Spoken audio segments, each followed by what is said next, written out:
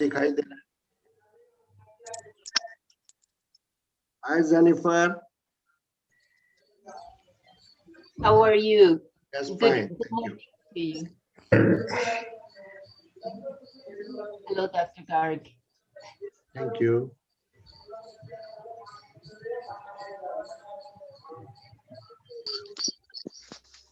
I see Dr. Kumar as well. Good morning to you. Yeah, please, we are ready. I'm giving countdown. 5, 4, 3, 2, 1. We are live.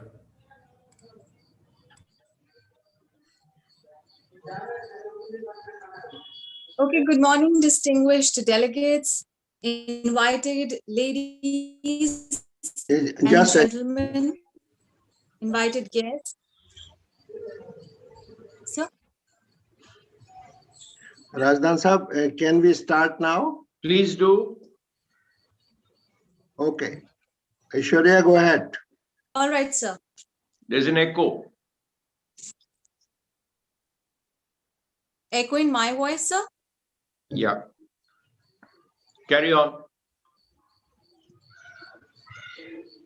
Good morning, distinguished delegates, invited guests, ladies and gentlemen. On behalf of Energy and Environment Foundation, I very warmly welcome you all to the 11th World PetroCoal Congress and the World Future Fuel Summit 2021. This Congress and Summit will run for 2 days, that is from 16th to 17th of February. I'm Aishwarya, and I shall be taking you through the various events of the Congress from now onwards through its curtain falling. As you all are aware that the World PetroCoal Congress is the world's only Congress on petroleum, coal, gas industries with a focus on synergy for energy. The 11th edition of the Congress focuses on innovation and technology for a green energy transition. And the World PetroCoal Congress is being held along with the World Future Fuel Summit 2021 that focuses this year on sustainable future fuel for global climate change challenges. Now, I would like to welcome the distinguished guests.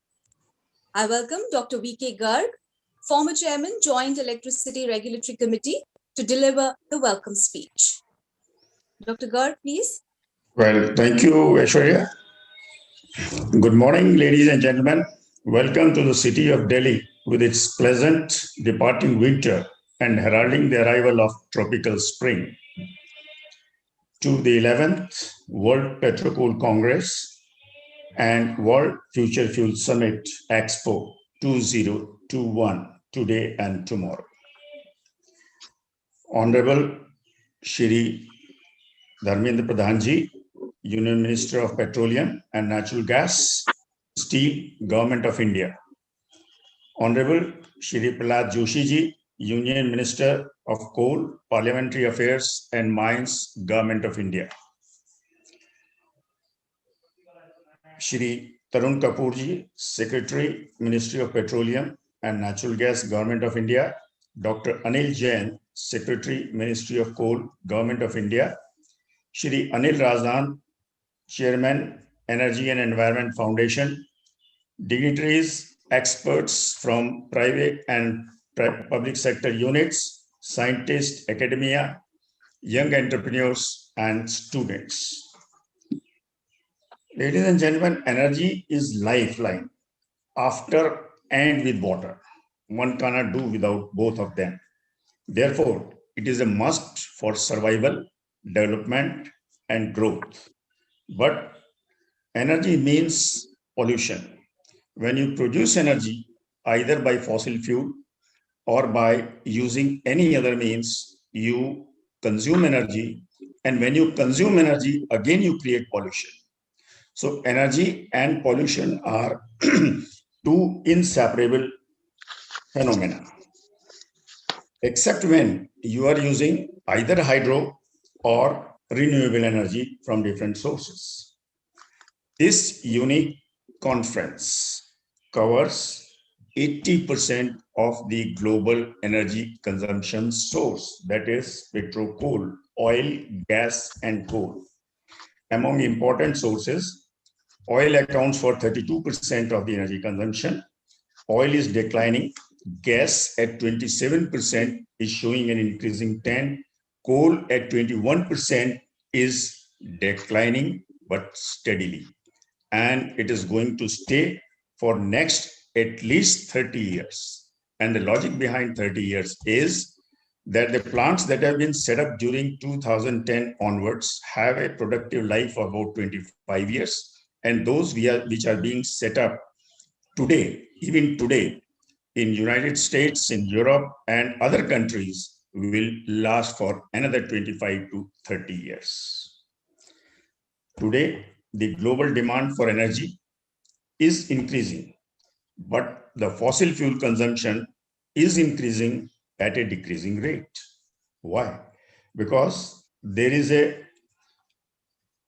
availability of alternative fuel sources of energy. Then the emphasis on the reduction in fossil fuel consumption to have the climate control to check global warming beyond 1.5 or 2, at best 2 degrees centigrades. Regional conflict among producers and consumers is making the consumers to think again to look for domestic energy sources. Economic development trends in different countries follow different pattern, and now they are shifting towards inwards, that is on the resource endowment available in the particular country, region, and area.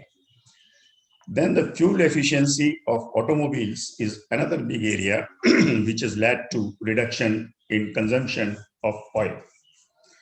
Energy intensity of industrial production is another important area which has registered a big improvement, that is in reduction in energy input per unit of output in the GDP has declined over the years and has declined sharply with the evolution of technology. But the demand, on the other hand, is on the increase because of increase in population, which is expected to be around $10 billion by 10 billion people by 2050. There is an increase in urbanization, resulting in increased pressure on local transportation, individual transportation, and local individual services and public services of health, education, sanitation, the international trade and growth. Global tourism and movement require more fuel and consumption of more fuel, and in that the fossil fuel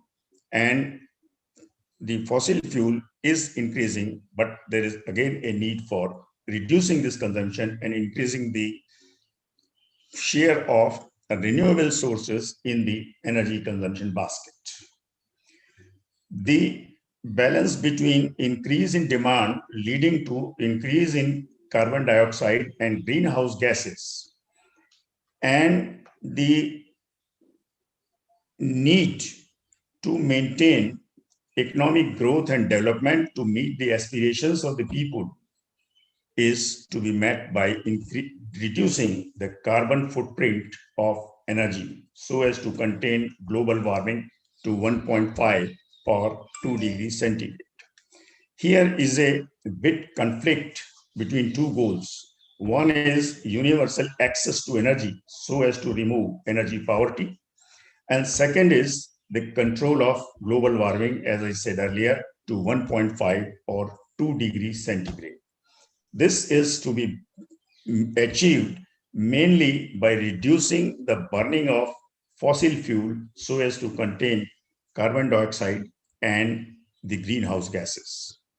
One of the alternatives is resort to hydro power, resort to nuclear power, but nuclear power has its own problem after Fukushima, and today nobody wants in his own country, and the not in my backyard syndrome has indicated that everybody wants to have the nuclear power, but without having a nuclear plant on its own territory. Then we are left with sunlight, wind, rain, tidal energy, waves energy, geothermal heat. And these sources of energy need to be harnessed. They were said to suffer from the intermittency and uncertainty about their availability at the place, time, and use. Therefore, the idea is to reduce this infirmity of the renewables and ensure that they are integrated into the grid through the storage devices to meet energy needs of industrial, commercial, agriculture, residential needs requiring heating, cooling, lighting. One of the specialties is that all these activities require heating up to 100 or 120 degrees centigrade. Therefore, the industries like sugar, pulp, paper, food processing, preservation, textiles, and services based on nanotechnology through chip and artificial intelligence can be very safely put on use on the renewable sources, stabilized through the storage activity. Let us look them individually. Coal accounts for 21% of global energy. Coal ruled for 2 centuries, followed by oil, which ruled in the 20th century, right, starting from $5 in 1920 to $39 in 1973. And thereafter, there is no looking back on oil. And despite becoming more and more expensive, its use is on the increase. Today, there are economies which use almost 70 to 80% of coal, and there are economies which use as low as 16% coal, like Germany and US. United States, which accounts for 4% population, 22% GDP, and 25% consumption of the world energy. Even within the United States, of the 28 thermal power stations, 14 are run on coal, 18 are run on coal, and 16 are run on gas. And this morning's reports indicate Texas on Monday, the 14 states had partial blackout, oil and gas production suspended because this is all based on oil, 30 gas pipelines declared forced outage, gas prices touched $210 per million BTU in Chicago. Physical gas in cylinder touched almost as high as $300 per cylinder. Spot gas price touched as high as $1,600. The electricity units touched as high as $9,000 per megawatt hour, which means $9 per unit. Shifting to RE has its own perils. In Japan, again, this year, LNG storage is for 15 to 20 days. It was due to severe winter, there was increase in demand, and LNG and oil storage was under severe strain. The spot LNG price in Japan touched $32 per million BTU against a $3 to $5 per million BTU. The resultant pressure was seen on power prices also.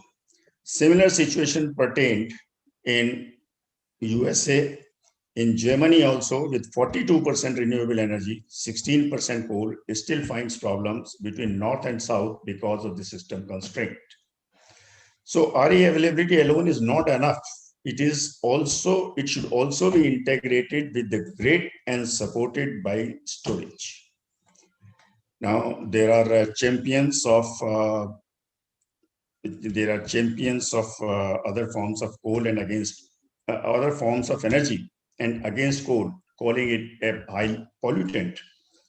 Japan and South Korea invested $1.9 billion in a power plant in Vietnam. Japan alone financed $4.8 billion worth of equipment for coal-based power plants in Vietnam, Indonesia, and Bangladesh. This is where the opposition to coal begins and ends. Ladies and gentlemen, coal besides energy is an important source of employment, income. Employment in mining, logistics, and shipping, and income by way of royalty and taxes to the state government, to the government of the area and the country and the district. The important resources which in particular countries use coal as an important source of income, energy, exports, and employment. For example, Indonesia, coal is one of the main exports. Poland, coal is one of the main exports. Australia is the fourth largest export item. South Africa, again, is an important export item. And the coal is last at least 2050 and beyond. As I explained earlier, the investments being made today will take 20 to 30 years or 25 to 30 years to recover the investment. The best way is to reduce carbon footprint of coal, improve technology, have thermal efficiency of processes like supercritical power generation, like ultra supercritical technology in power generation, CO2 capture, use of coal and gas as feedstock rather than as a fuel for manufacture of urea, fertilizer, for hydrogen for the hydrogen fuel cell, ammonia, sulfur flakes, and the coal to liquid technology, coal bed methane, and capture of CO2 and capture of carbon from the boiler effluent. Coal, oil, and gas all are finite extractive industries with fixed resources, hence cannot meet unlimited demand for unlimited time. Therefore, the world has come to think of renewables to generate power, water, and hydrogen fuel cells. The recently published India Energy Outlook 2021 establishes that India during the 21st century is going to have fastest growth and set the pace for energy trends, markets, composition of energy, direction of energy market, and technologies for the development of energy efficiency, pollution control, and control of CO2. Emission norms after a few years will be dictated by India because being the major consumer of energy. And India's energy economy, energy mix will determine the pace of development of India and the planet. With this in view, ladies and gentlemen, the Energy and Environment Foundation will announce the awards for individual excellence, for excellence towards processes, excellence award for industrial units as decided by the jury. Thank you. Ashwini?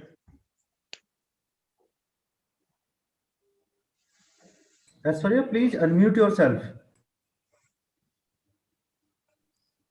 Oh, sorry. Thank you so much, sir, for the welcome speech. And as you all know, that the 11th World PetroCoal Congress and the World Future Fuel Summit 2021 is going to run for 2 days. And the conference will be inaugurated by Honorable Minister Mr. Dharmendra Pradhan, Honorable Union Minister for Petroleum and Natural Gas, Government of India will also have a special keynote address to be delivered by Honorable Minister, Honorable Prahlad Joshi ji, Honorable Union Minister of Coal, Mines and Parliamentary Affairs, Government of India. Now I invite on the virtual platform Mr. Anil Razdan, who's the Chairman of Energy and Environment Foundation. He's also former Secretary Power, Government of India, to deliver the theme address. Of course, Dr. Razdan has been the driving force really behind the various editions of the World PetroCoal Congress and also the World Future Fuel Summit. In fact, he's the visionary. And thank you so much, sir. We all take pride in having you with us and having you as the Chairman of Energy and Environment Foundation. Over to you, sir. Thank you. Well, at the outset, let me welcome our Honorable Minister for Petroleum and Natural Gas, a very dynamic Minister, Shri Dharmendra Pradhanji, and the Honorable Minister for Coal,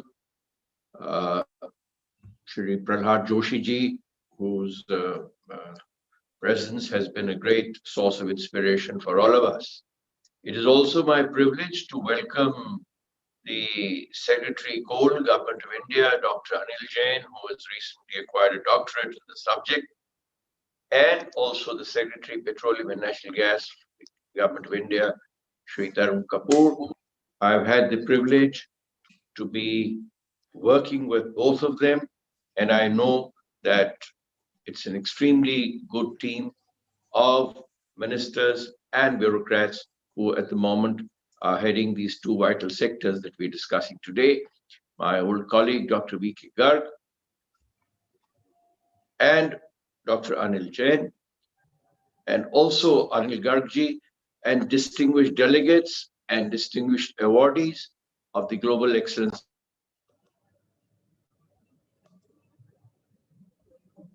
of a COVID pandemic and its economic shock, and also in an era of energy transition.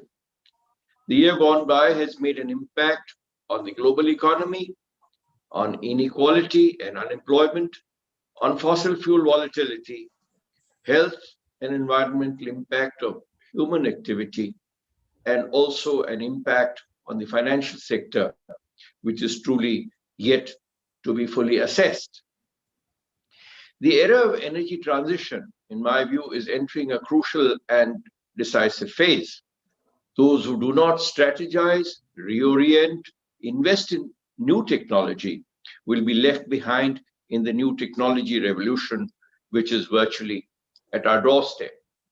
And this era is going to be a very crucial test for developing countries who are struggling to meet their development goals. And it's a real test for countries like emerging countries like India, I would say. Now, this, I think, is going to be an era of renewables, clean air, and back to the elements of nature. This talk of hydrogen as being the primary fuel in the future, besides sunlight and wind. But all this will require storage technology, and I shall allude to that a little later.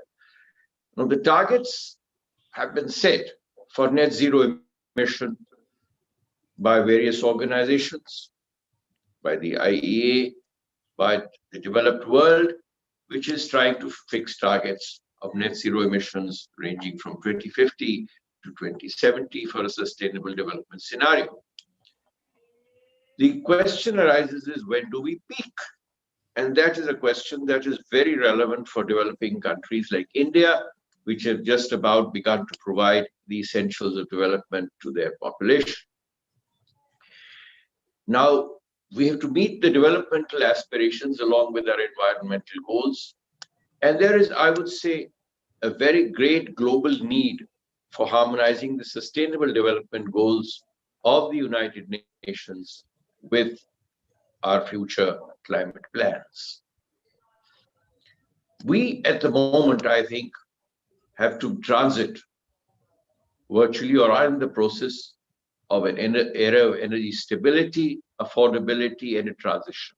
It is really a trilemma, I would say, for the developing world. And India is, I think, at the heart of this kind of a transition.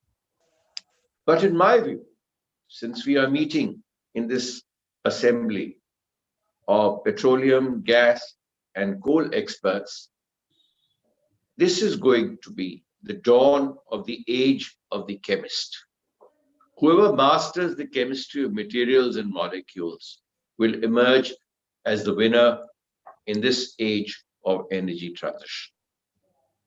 And I would say that the petroleum sector has the financial and technological muscle to forge ahead in this R&D and develop cleaner molecules for the benefit of mankind and for greater corporate growth and profitability.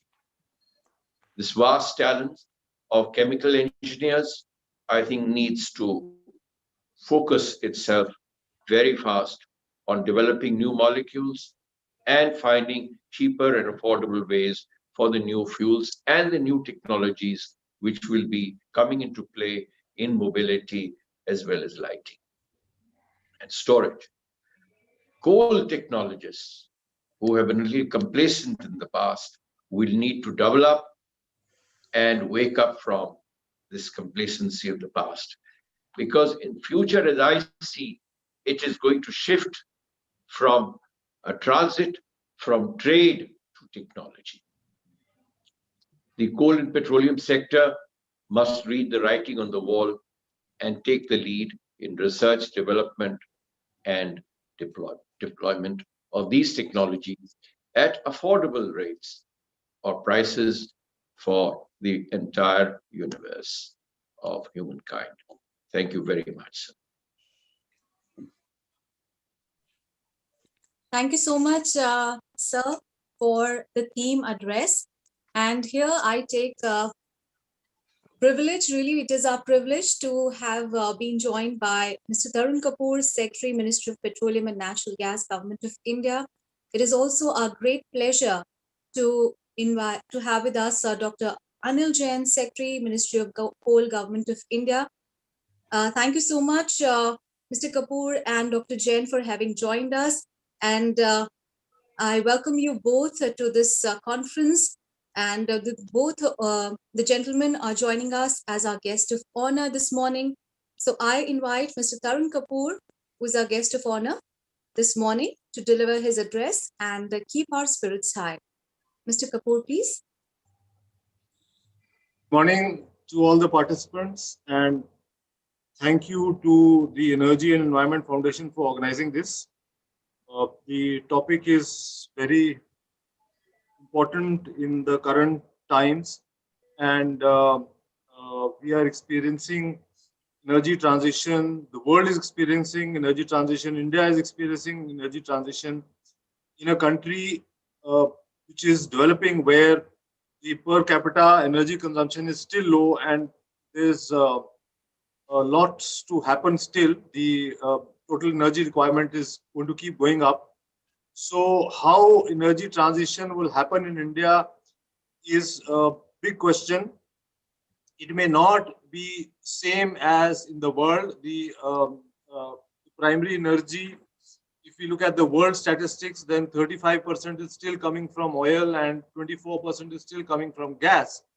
In India, gas is only at 6.3 or 6.4%, and coal is leading. But then we have to move towards renewables, that's for sure.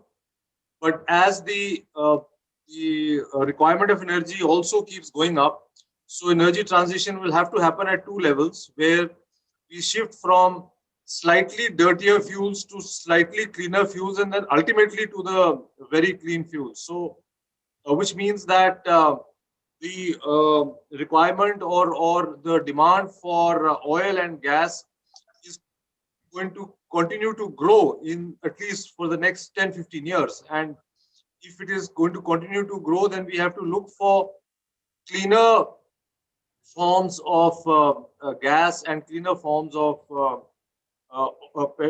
oil or crude products. So if we want to look at cleaner forms of gas, then we have done some pilots. There's been a pilot in Delhi where we've blended the natural gas with hydrogen 18%, and the results have been fantastic. So HCNG is being supplied in 50 buses. So there's a big scope to scale that up to a level where it could have a major impact in Delhi, in the pollution levels of Delhi. And on the petrol and diesel side, blending with the ethanol. So that's a very major program which we are undertaking at the moment. The this year's levels of blending would reach, we are targeting 8.5%.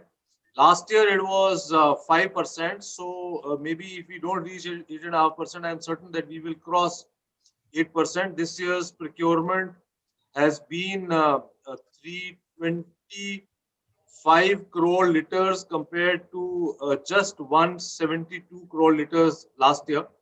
So there's a quantum jump. Government has allowed production of ethanol from maize and from FCI surplus rice for the first time. And again, what we've seen is that the emission levels go down drastically in blended petrol. We are just talking of E10, which means 10% blending. If we move to E20, which is our target, then the emission levels would go down even more. So we've also had some discussions with experts from Brazil, and they claim that their cities are much cleaner or less polluted compared to cities in India, primarily because they use a lot of ethanol. At 40, they are at 47% currently. So our target is now to reach that 20% blending. Earlier it was 2030. Now the Honorable Prime Minister has advanced this to 2025. So we would be introducing E20 much earlier than the earlier plan of 2030. So, and then on diesel also blending with biodiesel. Now that is a program which is taking a little more time because current the raw materials available for producing biodiesel are expensive. So the biodiesel which is being produced with the current technologies is available at say 65 rupees or around that. So which makes it a little more difficult. But then we are working on technologies on how to deal with that also. So on one side, cleaner fuels, BS6 is already there. There could be more advancements, and then India would probably be the first to take on. If there are even better norms which are introduced in the world, we would certainly want to be the first to take that on. So and then increasing the percentage of gas in our primary energy. The target is to reach 15% by 2030, and if we have to do that, then we have to we have 3-4 jobs at hand. First is we have to create infrastructure. So we have to have this trunk pipeline network. The requirement is 34,000 kilometers of trunk network, which will connect the entire country. Now the good thing is that almost every month some section of the trunk network is getting commissioned. So we are at around 18,400 kilometers now, and we hope to cover the entire country in the next, say, 3 years or so. And then the distribution network, for which again there are private organizations. NGRB has tendered out, and the network is being laid. So that also in the next 3 to 4 years, we expect that large parts of the country would have the distribution network also. And then some other enablers like the gas exchange, which started functioning recently, then relaxation or clarifications and some guidelines and rules so that free sale of gas is possible, and traders and those who import LNG are able to freely transport the gas. And on the other side, efforts to increase domestic gas production also. So the good news is that the domestic gas production is likely to increase by 50%. There's going to be a very major jump. There have been some discoveries. So natural gas production is also likely to go up. So we are very hopeful that we will move towards more and more use of natural gas. And therefore, the transition which I see for India is moving from, maybe the coal sector is there, maybe he may not like it, but then moving from a little bit of coal to more of oil, and from oil also movement to gas, which means that less of diesel and more of CNG, and then from CNG to HCNG, and finally to renewables. So that's the way the country's energy transition is going to happen. But then next 10-15 years, I think the hydrocarbons are here. So we have to We have to create the environment so that we have cleaner fuels available in the country. My good wishes for the 11th World PetroCoal Congress 2021, and thank you for inviting me. Thank you. Thank you so much, Mr. Kapoor, for your valuable inputs and throwing light on the subject. And it is also a great honor to have been joined in by Dr. Anil Jain, Secretary, Ministry of Coal, Government of India. And he is also our guest of honor today morning. So I now request Dr. Jain to please deliver the guest of honor address. Good morning. Am I audible? Yes, sir. Thank you. Thank you so much, Aishwarya.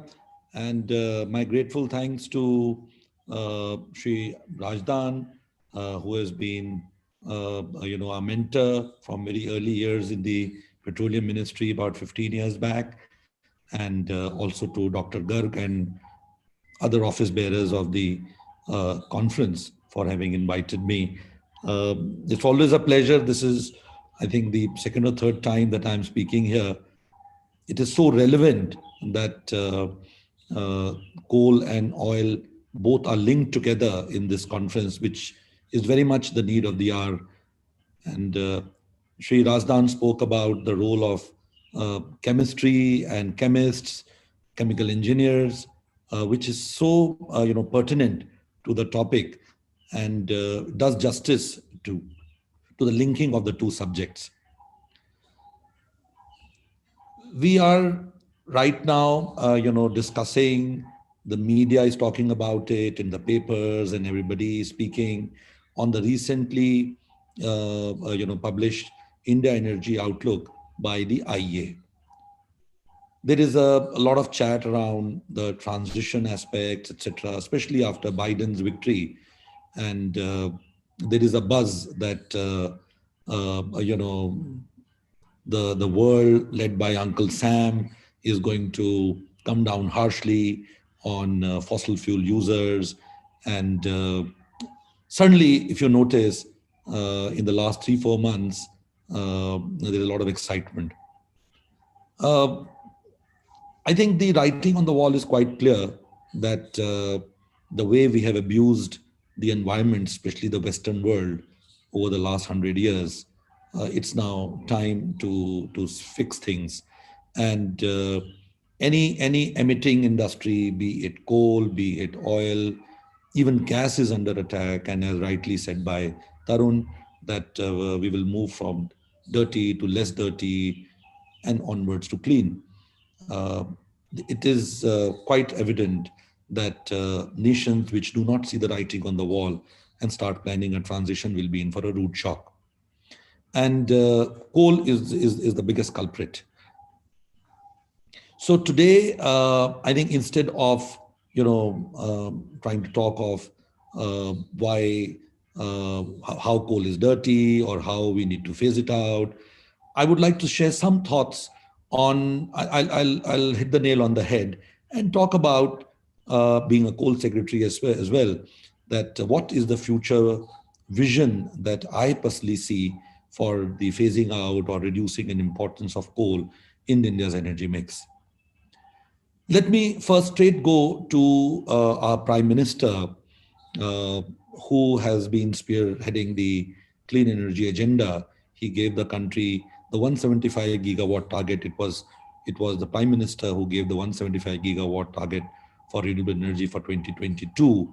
And then 2 years back, he created a big splash at the UN General Assembly when he spoke about India achieving a 450 gigawatt renewable energy target by 2030. The same dignitary has given a call in the quest for climate change to be around climate justice. When we talk of climate justice, it directly leads to the topic at hand today, a just transition. And this is what I want to talk about, that being Indians, being a country which has the 5th largest coal reserves in the world, being a country where fossil fuels put together, contribute to about 90% of the commercial primary energy, oil, gas, coal put together in commercial energy space meet 90% of this country's requirement. In the electricity space, coal meets around 66 to 70% of country's electricity requirement. Let us be very clear that renewable energy and clean energy today are coming in pretty fast and quick, largely on their own merit. Even if there was no policy, prescription for migrating, they have become cheaper. Renewable technologies have become cheaper. Renewable energies are solar. India has 300 clear, cloud-free sunny days. You can put up a solar plant on your rooftop, maybe in Nagaland or in Kerala or in Jammu Kashmir, whereas coal, oil, and gas tend to be location specific. So there is no doubt that clean energy is coming in strides in a rapid way. But at the same time, the coal story of India or the oil story of India, it cannot just be written off because it will have huge implications for the country. Having given you the numbers, let us make sure that we do not write the epitaph of coal too early and damage the country's economic and energy security interests. There's a lot of chat around, continuing our dependence on these fuels to our peril. And I fully justify that we must be cognizant of a transition agenda. But today, what I fear that suddenly, we are writing off a source of energy which meets a huge share of the country's electricity. And at the end of the day, solar only meets 4% of country electricity supply, and wind an equal amount of 4%. And I think another 2% comes from small hydro and others.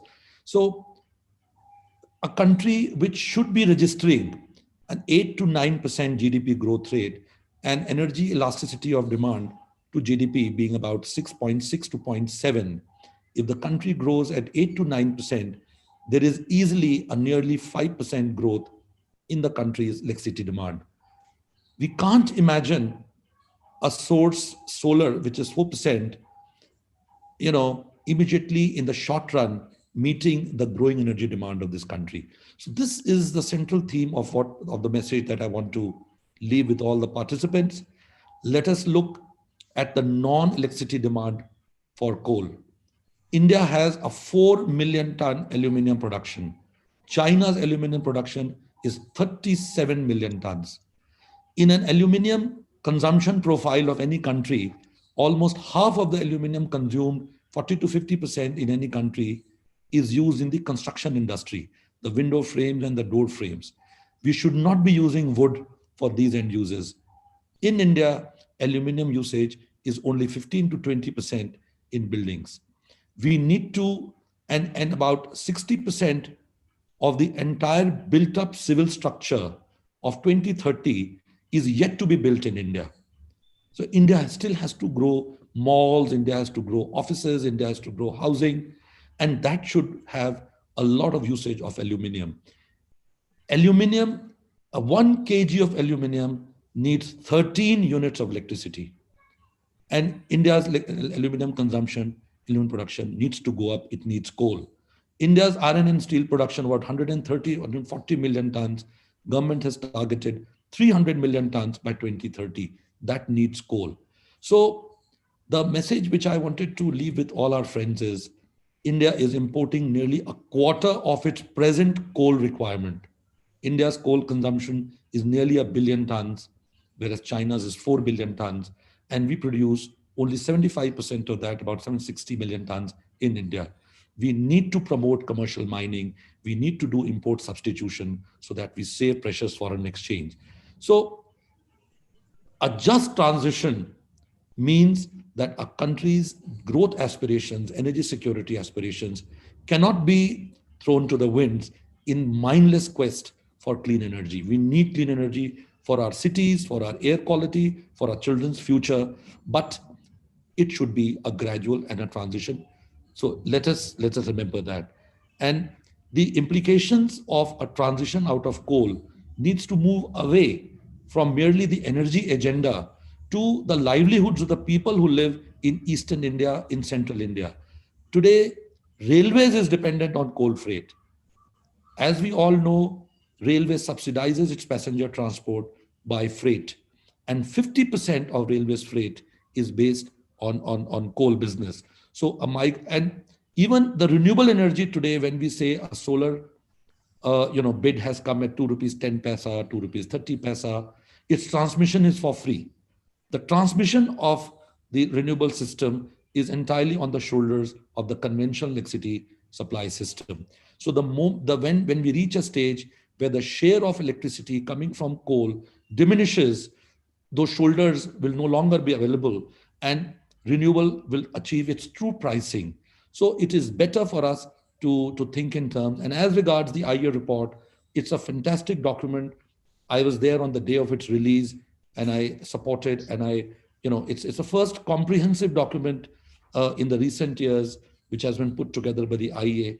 But let us not forget that the IEA projections are to some extent sometimes very hypothetical. In this sustainable development scenario, IEA has said that the contribution of coal-based power in 2030 will be lesser by 30% from what it is today. Can you imagine the greenfield power plant which have been set up in the country in the last 10 years to be suddenly phased out? All the money that the banks have put into it, all the investment that has gone into it to come a cropper. So we have to have an Indian position. We have to have an Indian strategy. And we do all agree that there has to be a climate transition. But let's remember, the Prime Minister in his wisdom has spoken about a just transition. And that is what we all need to achieve. Thank you very much. Thank you. Thank you. Thank you so much, sir. Thank you so much for your valuable insights and your perspective into the energy sector in the contemporary times and putting things in perspective for us. Thank you so much for having joined us. And ladies and gentlemen, we are now stepping on to the gala event of the day, namely giving away of the Energy and Environment Foundation Global Excellence Awards 2021. These annual awards were introduced for the first time in 2011 by the Energy and Environment Foundation to celebrate excellence, innovation, and best practices in the energy and environment sectors. And the goal of the Energy and Environment Foundation is to honor and recognize those who have made outstanding contributions and demonstrated excellence, creativity, innovation, and applied best practices in the energy sector. And in the past, the Energy and Environment Foundation Global Excellence Awards have been conferred to the best in the industry. And this time as well, we are going to give away the awards to the best. And it is time to announce the Energy and Environment Foundation Global Excellence Awards 2021 in coal, LNG, hydrogen, biofuel sectors. And awardees are requested to give 1 minute brief acceptance speech. And may I now request Chief Guest, Honorable Mr. Dharmendra Pradhan, Union Minister of Petroleum and Natural Gas and Steel, Government of India, to honor the outstanding eminent personalities of the energy sector by presenting the prestigious Energy and Environment Foundation Global Excellence Awards 2021. So let me announce the names. The prestigious Excellence Award is being awarded to, let me talk about first the Energy and Environment Foundation Global Excellence Award 2021 in the coal sector, and it is being given away to Dr. Anil Kumar Jain, Secretary, Ministry of Coal, Government of India. Can we have a big virtual round of applause? Of course, Dr. Jain is a member of the Indian Administrative Service in the Government of India, and he has over 3 decades of administrative experience in the field and policy formulation levels in various ministries and departments in the state and the central government. And Energy and Environment Foundation recognizes his excellent contribution in the coal sector and confers him Energy and Environment Foundation Global Excellence Award 2021 in the coal sector. Dr. Anil Kumar Jain, please. Congratulations, sir. Thank you. Thank you very much.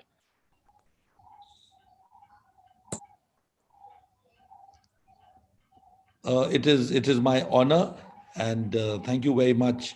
Very early in my years to receive this award, which has otherwise gone to very senior and elderly people. I really appreciate the recognition. Thank you very much. Congratulations to you, sir. And it is time for the next award, and that is Energy and Environment Foundation Global Excellence Award 2021 in LNG. And the award is being conferred to Mr. Michael Smith, Chairman, CEO, and Founder, Freeport LNG Development, USA. Talking about Mr. Smith, he founded the Freeport LNG Development LP in 2002. He's the company's chairman and the chief executive officer, and is responsible for the development of LNG liquefaction train, which is expected to start in 2024. The Energy and Environment Foundation recognizes his excellent contribution in the LNG sector and confers him the Energy and Environment Foundation Global Excellence Award 2021 in the LNG sector. Congratulations, Mr. Smith. Big virtual round of applause to you, sir.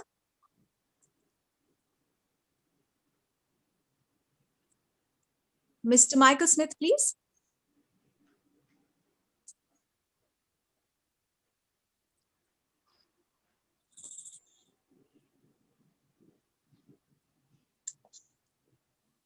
All right, it's Maybe time. too early for him. Yeah. All right, let's move on and talk about Energy and Environment Foundation Global Excellence Award 2021 in the hydrogen sector. And it is being given away to Dr. John W. Sheffield, Professor of Engineering Technology, Purdue University, USA. He's the Professor of Engineering Technology at the university, and for more than 42 years, he has served as an editor of the International Journal of Hydrogen Energy. He and his team have done various innovations, and Dr. Sheffield has made significant contribution in the field of hydrogen technology. And Energy and Environment Foundation recognizes his excellent contribution in the hydrogen sector and confers him the Energy and Environment Foundation Global Excellence Award 2021 in the hydrogen sector. Dr. John W. Sheffield, please. Congratulations, sir. Thank you. Thank you all for this Energy and Environment Foundation Global Excellence Award 2021 in hydrogen energy. Upon reflection, I'd wish to share with you that the most famous of the 25 astronauts of Purdue University was Neil Armstrong, who, upon taking his first steps on the moon, said, "That's one small step for man, one giant leap for mankind." Today, I'd like to say, maybe this is one small step for hydrogen and one giant leap for humanity. Thank you very much for this honor. Congratulations, sir, and thank you so much. It is a great honor for having you with us. And it is now time for me to announce the Energy and Environment Foundation Global Excellence Award 2021 in the hydrogen sector. And the award is being given away to Professor Makoto Ryo Harada from Tokai University. And Professor Harada is associated with the research institutes, among them the Department of Human Development, Course of Environment and Resources, Tokai University, as well as the National Defense Academy of Japan, Department of Applied Chemistry, Japan. And he has made significant contribution and outstanding contribution in hydrogen technology. So Energy and Environment Foundation recognizes his excellent contribution in the hydrogen sector and confers him Energy and Environment Foundation Global Excellence Award 2021 in the hydrogen sector. Professor Makoto Ryo Harada, please. Congratulations, sir. Thank you. Can you hold my voice? Okay? No? Yes. Yes? Okay. Oh, I'm very pleased to receive this very precious and very important award. I would like to thank to the selection committee members. I would like to continue to research hydrogen energy and contribute to the Hydrogen Technologies Society. Thank you so much. Okay. Thank you, sir. And it is indeed our great pleasure because the award serves as a recognition and tribute to our winners' professionalism and commitment to demonstrate excellence in the energy sector. And now let me announce the Energy and Environment Foundation Global Excellence Award 2024. And it is our great privilege to give away the award to Dr. Jennifer Holmgreen, CEO, Lanza Technology, USA. And talking about Dr.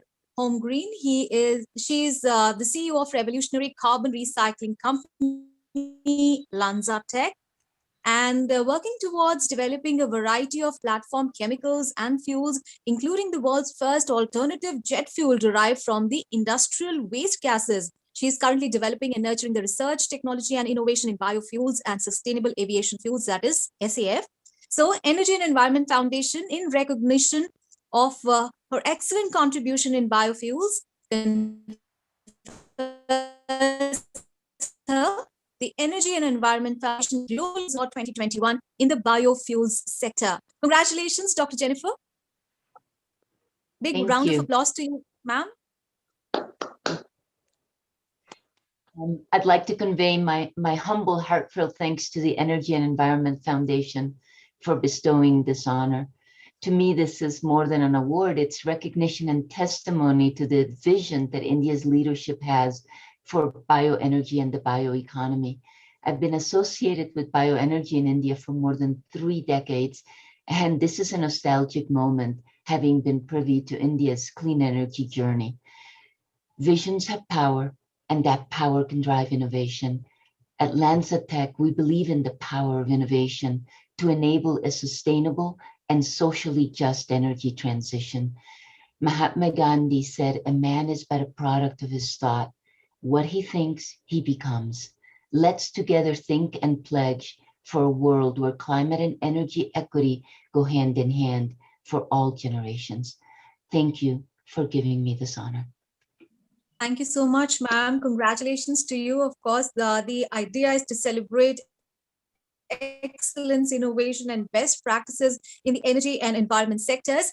And let me now announce the Energy and Environment Foundation Global Excellence Award 2021 in the Sustainable Aviation Biofuels sector. And the award is being given away to Mr. Sean Newsom, Director, Environmental Strategy, Boeing Commercial Airplanes, USA. Mr. Sean is the Director of Environmental Strategy at Boeing Commercial Airplanes, and his expertise in biofuel development stems from over 20 years at the Boeing company. He has made significant contribution in the sustainable aviation fuels and addresses the key industry-wide environmental issues, including the aircraft emissions and community noise reduction. So Energy and Environment Foundation recognizes his excellent contribution in the sustainable aviation fuel sector and confers on him the Energy and Environment Foundation Global Excellence Award 2021 in the Sustainable Aviation Fuels sector. Mr. Sean, congratulations to you, sir. Thank you very much. I'm honored to receive the Energy and Environment Foundation's Global Excellence Award on behalf of Boeing. One of the foundation's guiding principles is collaboration. My colleagues and I also believe that working together is fundamental to efforts to improve the sustainability of flying. We at Boeing are committed to building on decades of innovation to further improve efficiency and ultimately decarbonize aviation. We look forward to furthering that collaboration and innovation at this summit in India and beyond. Thank you. Thank you so much, sir, and congratulations to all the awardees. Of course, the idea is to celebrate excellence, innovation, and best practices in the energy sector and as well the environment sector. Thank you to our chief guest, Honorable Union Minister, Mr. Dharmendra Pradhan, for giving away these prestigious awards. And I now request the Honorable Minister, Mr. Dharmendra Pradhan, Union Minister of Petroleum and Natural Gas and Steel, Government of India, to please deliver the inaugural address. Minister, sir. Mr. Anil Rajdan, Chairman, Energy and Environment Foundation. Dr. Anil Kumar Garg, President, World PetroCoal Congress 2021. Mr. Anil Kumar Jain, Secretary, Minister of Coal, Government of India. Mr. Tarun Kapoor, Secretary, Petroleum and Natural Gas. Dr. V.K. Garg, former Chairman, Joint Electricity Regulatory Commission and CMD, PFC. Distinguished participants, friends from the media, ladies and gentlemen, Namaste. I'm delighted to join this year also at the joint conference of the 11th World PetroCoal Congress and World Future Fuel Summit today. It is gratifying to note that the World PetroCoal Congress is emerging as the only event of its kind dealing with petroleum, coal, gas industry with focus on synergy and energy. The themes of the event with the focus of innovation and technology for a green energy transition on one hand and a sustainable future fuel are very apt and timely. Friends, we all are talking about energy transition. Entire global community is concerned about climate challenges, and the community we have gathered today, primarily fossil fuel family, whether it is coal, crude oil, petroleum products, or gas. Now we are little bit in a difficult phase, but in India, rightly Mr. Jain mentioned in his speech, looking into our own requirement, our own pathway, we have to very clear on certain things. Yes, there is a concern, there is a debate, how to move ahead. If I put some basic facts in front of the gathering, what is the situation today in India and in a global perspective? India is the number 3 energy consumer, primary energy consumer of the globe today. Our energy consumption is 1/3 of the global average. These are the two different statistics. Today we are number 3 energy consumer. Still, our energy consumption is very minimal, very low in comparison to other developed countries. India is an aspirational society. All the global prediction, I am not going to debate what kind of fuel will be there by next few decades. But I am confident about one thing, being an aspirational society, in future, India's energy consumption is bound to grow. How do we navigate ourselves? How do we move ahead? Prime Minister Modi, 5 years ago, in the COP21 summit at Paris, categorically stated India's position. Though we are not one among the pollutant country of the world, still being a responsible global leader, global citizen, India will fulfill its own commitment, contribute towards global climate challenges.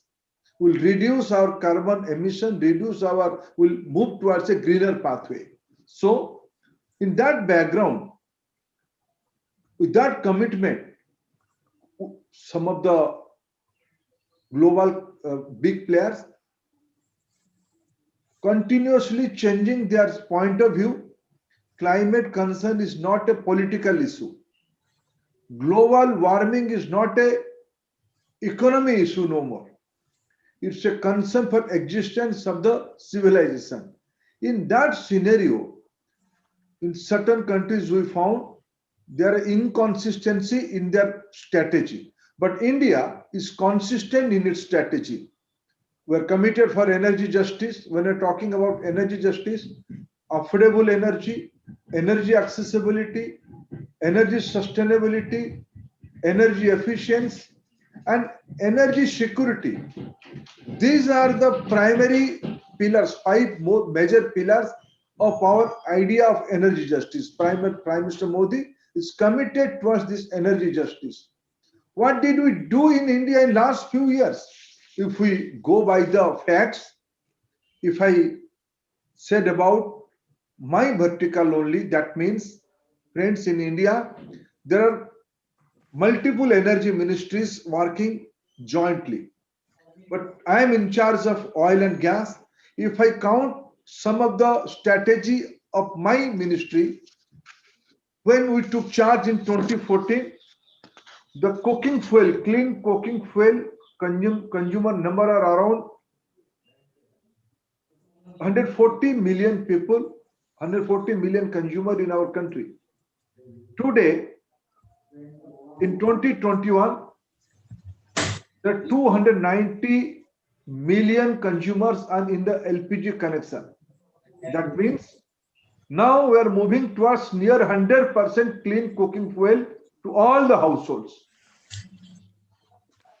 The LPG coverage is now 99.5%. Within that, 80 million LPG consumer we have given connection through budgetary support. In India, we joined the elite club of Euro 6 standard of transportation fuel. In 2020, April onward, we're supplying BS 6 standard of transportation fuel, in which fuel the ppm level is around 10%. This is our commitment towards cleaner fuel. India is committed for a gas-based economy. India is investing 60 billion worth of investment are on the ground today. We're developing more pipelines.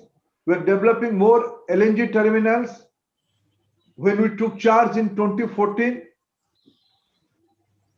66 districts were covered with the pipe natural gas connections. Today, the number is more than 400. And with this budget announcement, another 100 districts will be covered very soon. That means the entire country will be networked with pipe natural gas. That means CNG connection to vehicles, PNG connection to industry and households. When we took charge in 2014, 25 lakhs households were connected with PNG connections. Today, the number is 70 lakhs. This is not strategy, this is achieved figures.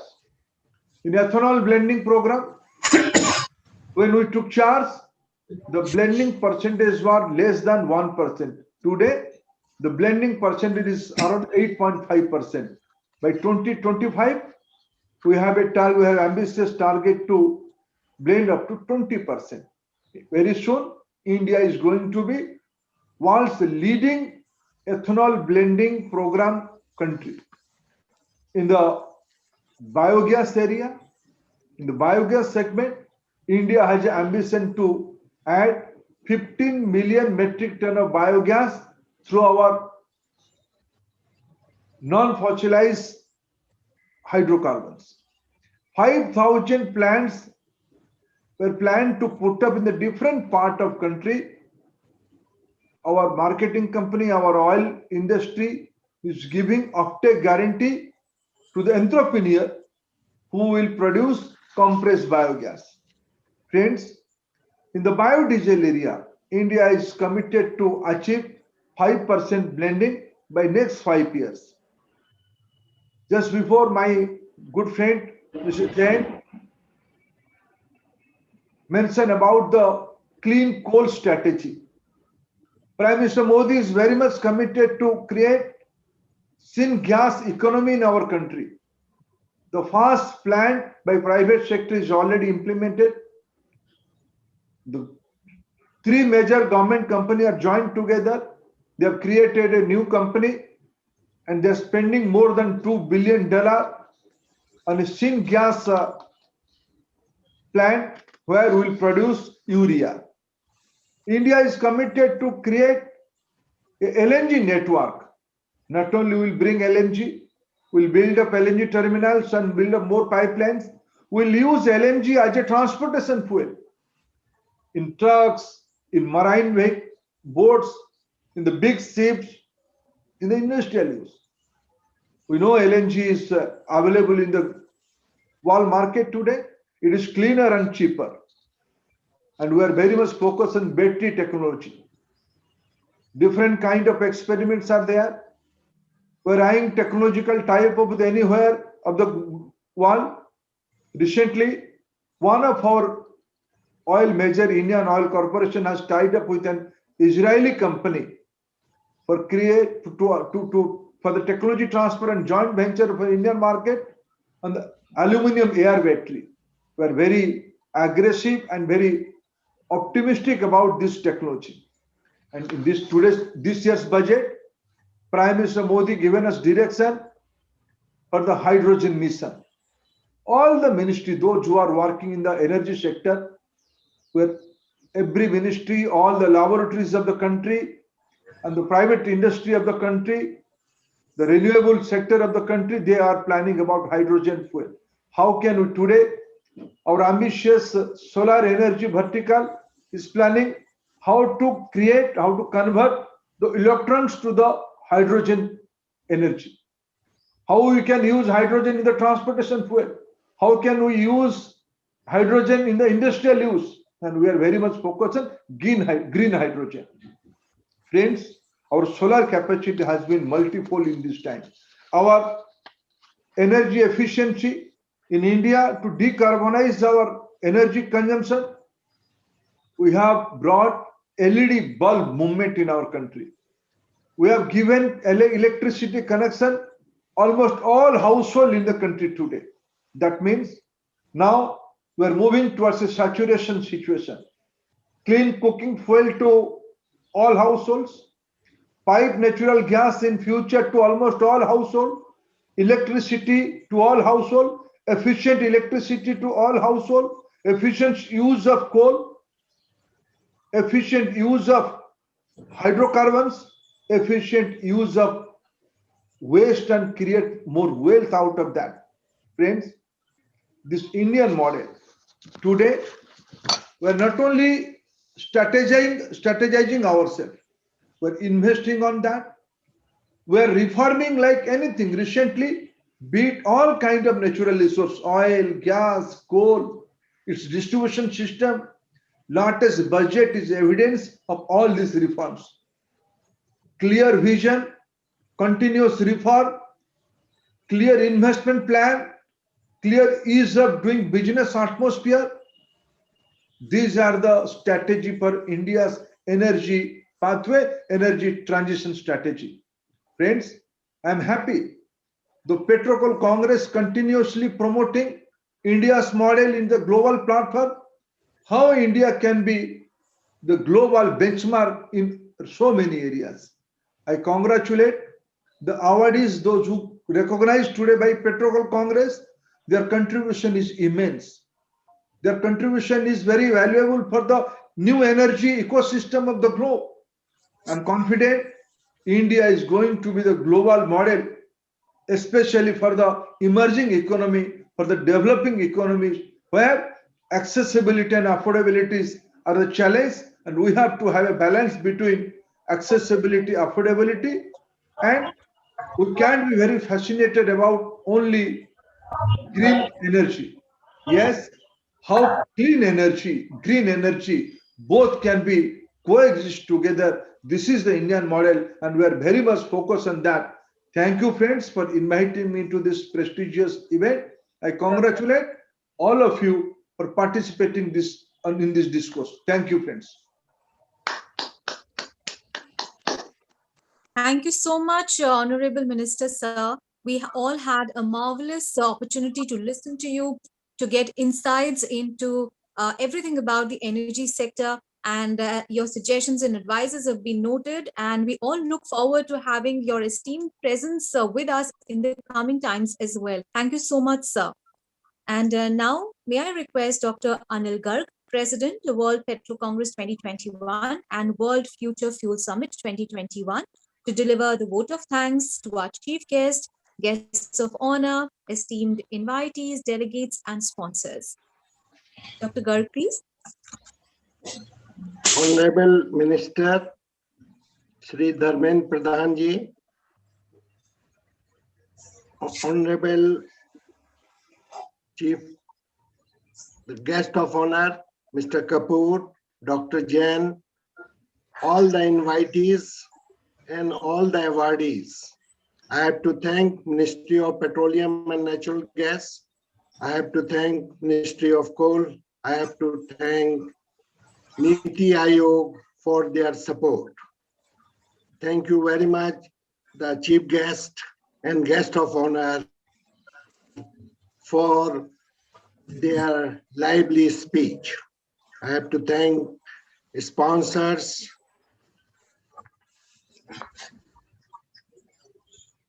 Oil India, EIL, and others for their support. Thank you, all the participants. Thank you, Mr. Anil Razdan, for their visionary views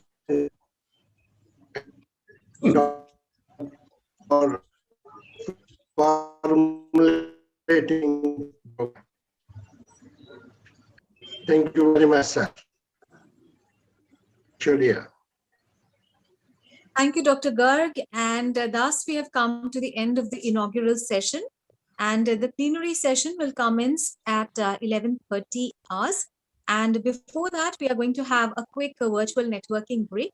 Thank you so much, all of you, and looking forward to the plenary session and looking forward for all of you to join us back in the plenary session. Thank you, everybody.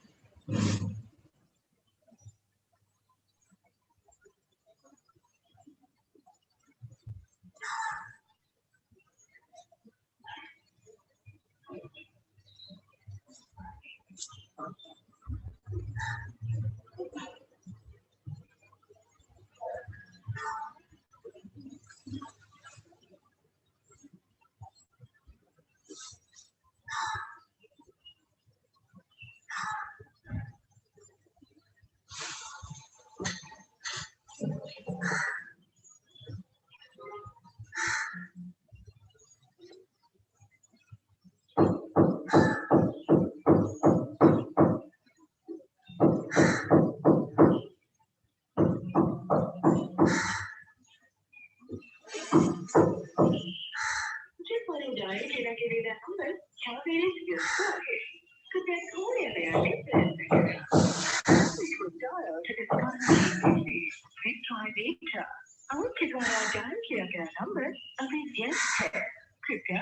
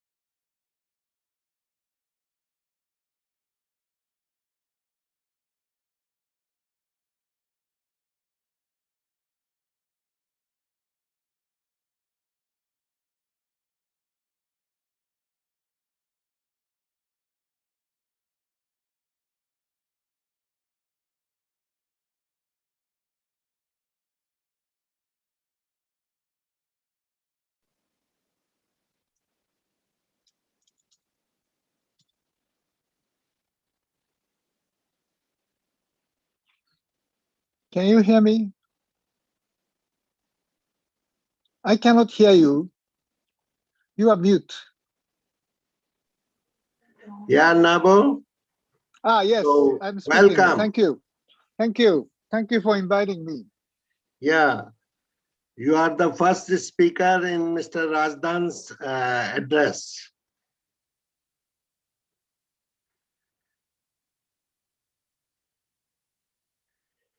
Yes, Dr. Reddy. Good morning. How are you? Good morning. Just fine. Thank you.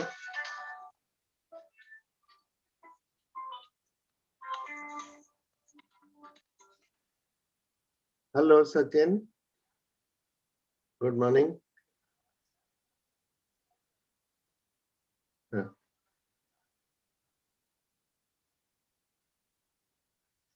Right.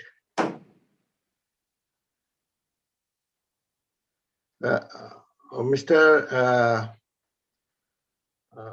Shubham Garg. Okay. Thank you.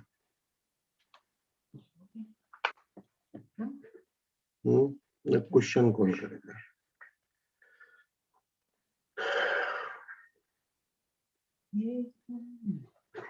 अब मैं तुम्हारा देख लेता हूँ.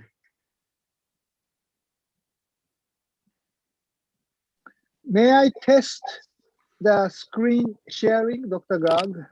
Yeah, by all means, you can test. Okay. This is time.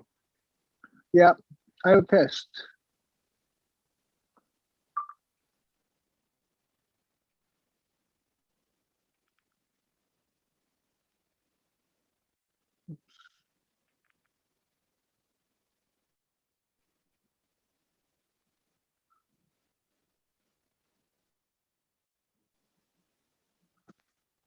Can you hear me? Can you see? Can you see the screen? Yes, yes, we can see. Oh, you can see. Okay. So you can see the movement. Yes, it is seen. Okay, good. Very good. I will stop here.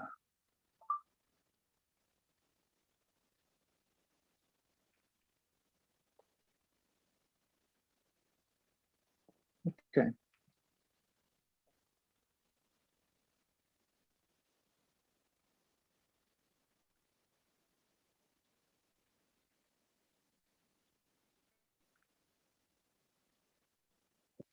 Good.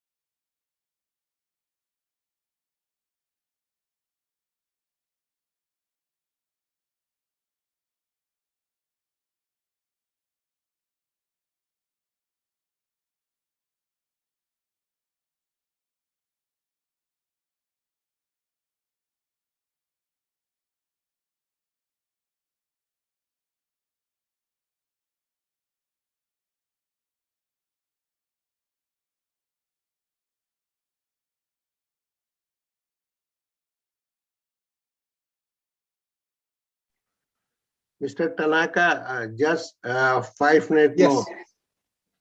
Dr. Reddy, 5 minutes more. It's fine. That no problem. Okay, thank you.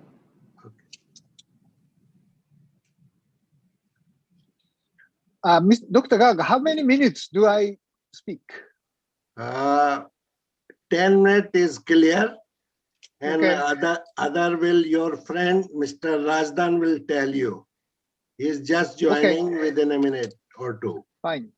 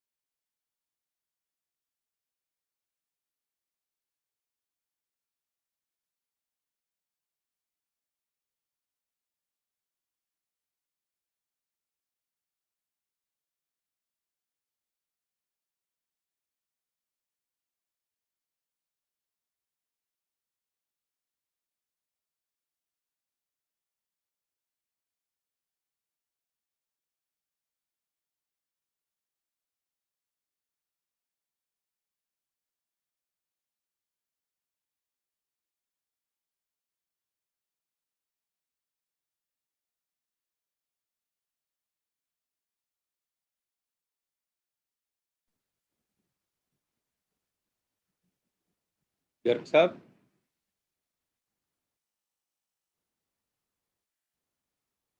Yes, my dear. Ready, sir? दूसरा number पे मैं दे सकता हूँ क्या चीज? After second number में I give ये टनाका का पहले है सबसे पहले। हाँ, राजदान उसके बाद साहब में। से बात कर लीजिए आप। हाँ? राजदान साहब आ गए हैं, उनसे बात कर लें please. Good morning sir. Good morning, good morning. I am Lakshma Reddy speaking, sir. I have a small request to you. I would like to finish early, sir. I have, if it is possible for me, if you can accommodate me after the first speaker. Okay, we have my esteemed colleague, Nobu Tanaka, a very senior No energy problem for me. practitioner. Hi, Nobu, good morning. Good morning, Anil. How are Sorry, you? I was having a little connectivity issue. I just managed Sir, your voice is the not other clear, sir. device to get on. Now both are functioning, so I have to switch off one.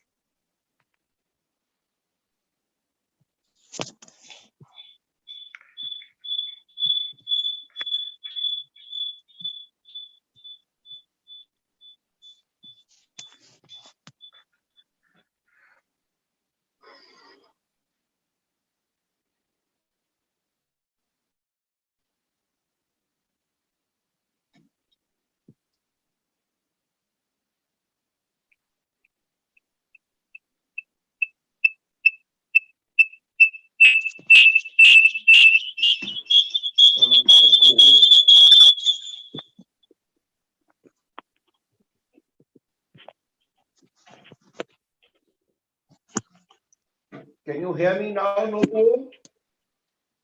Yes, I can hear you. Dr. Lakshman Reddy, let's I can hear you. a roll call. Who are there? Dr. Iman Nasiri,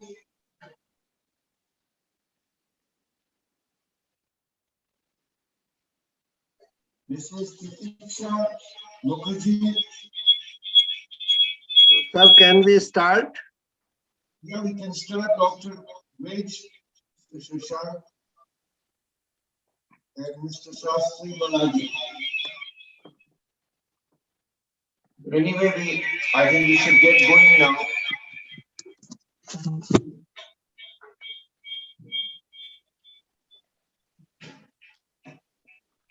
Did you hear me still? Yes, we can hear you, but there's some echo. Yeah, there is an echo. That's what I was trying to get rid of.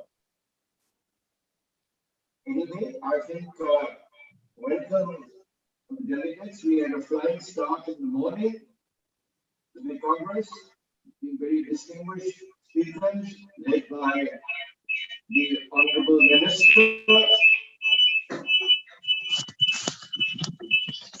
We only hope that we can carry on this very, very enlightening discussion forward.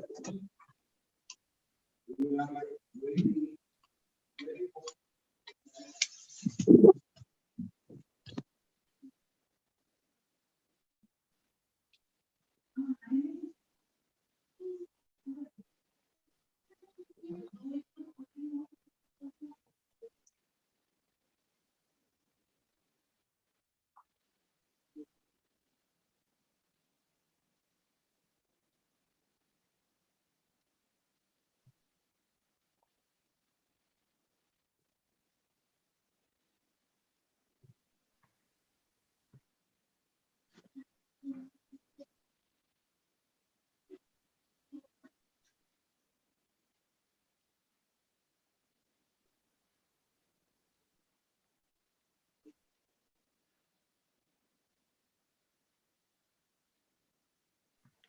Yes, Mr. Razdan. Can Tanaka start? Mr. Tanaka?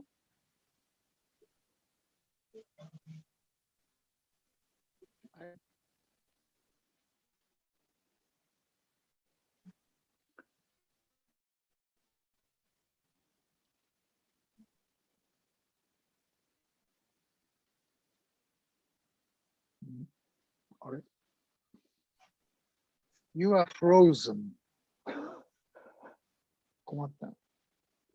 Can you hear me?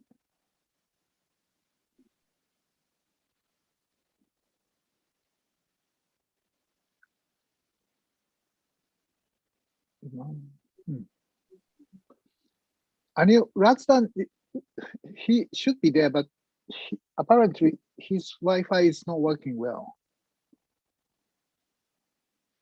I cannot hear you, Dr. Garg. So with the permission of chair,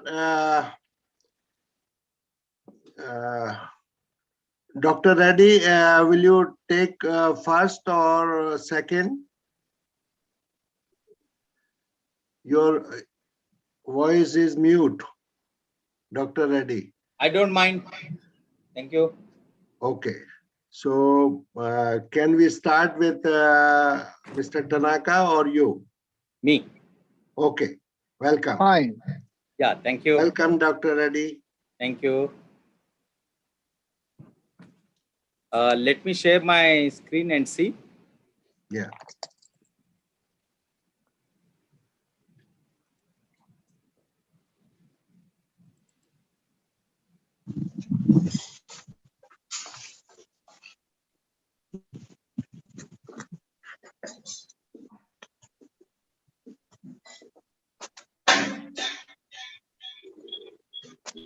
You are able to see me?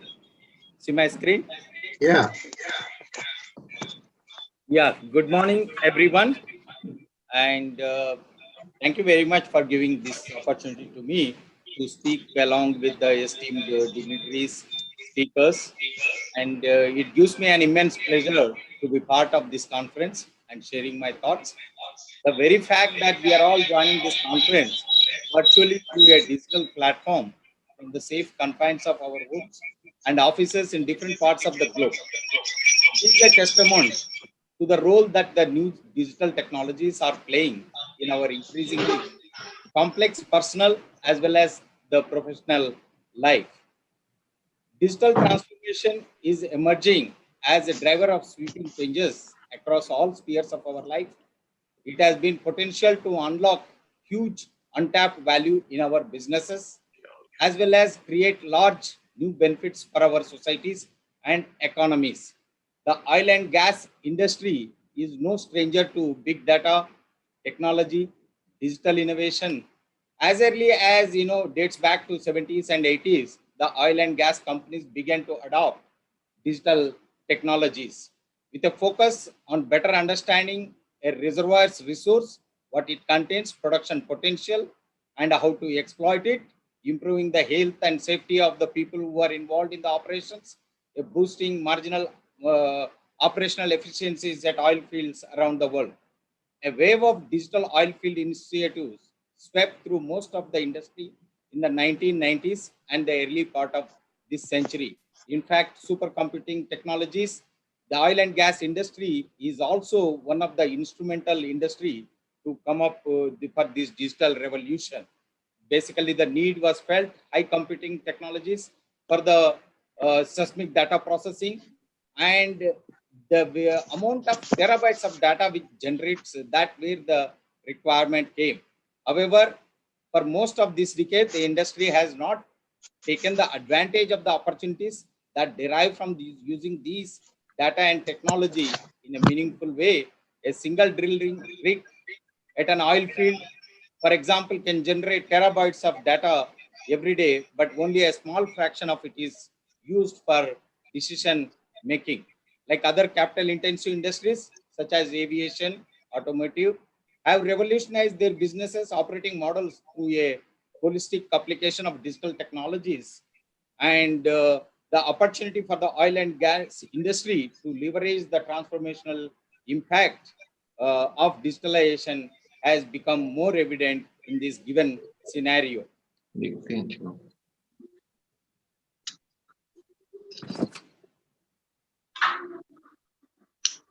Just a minute, my slide is not moving. Let me check.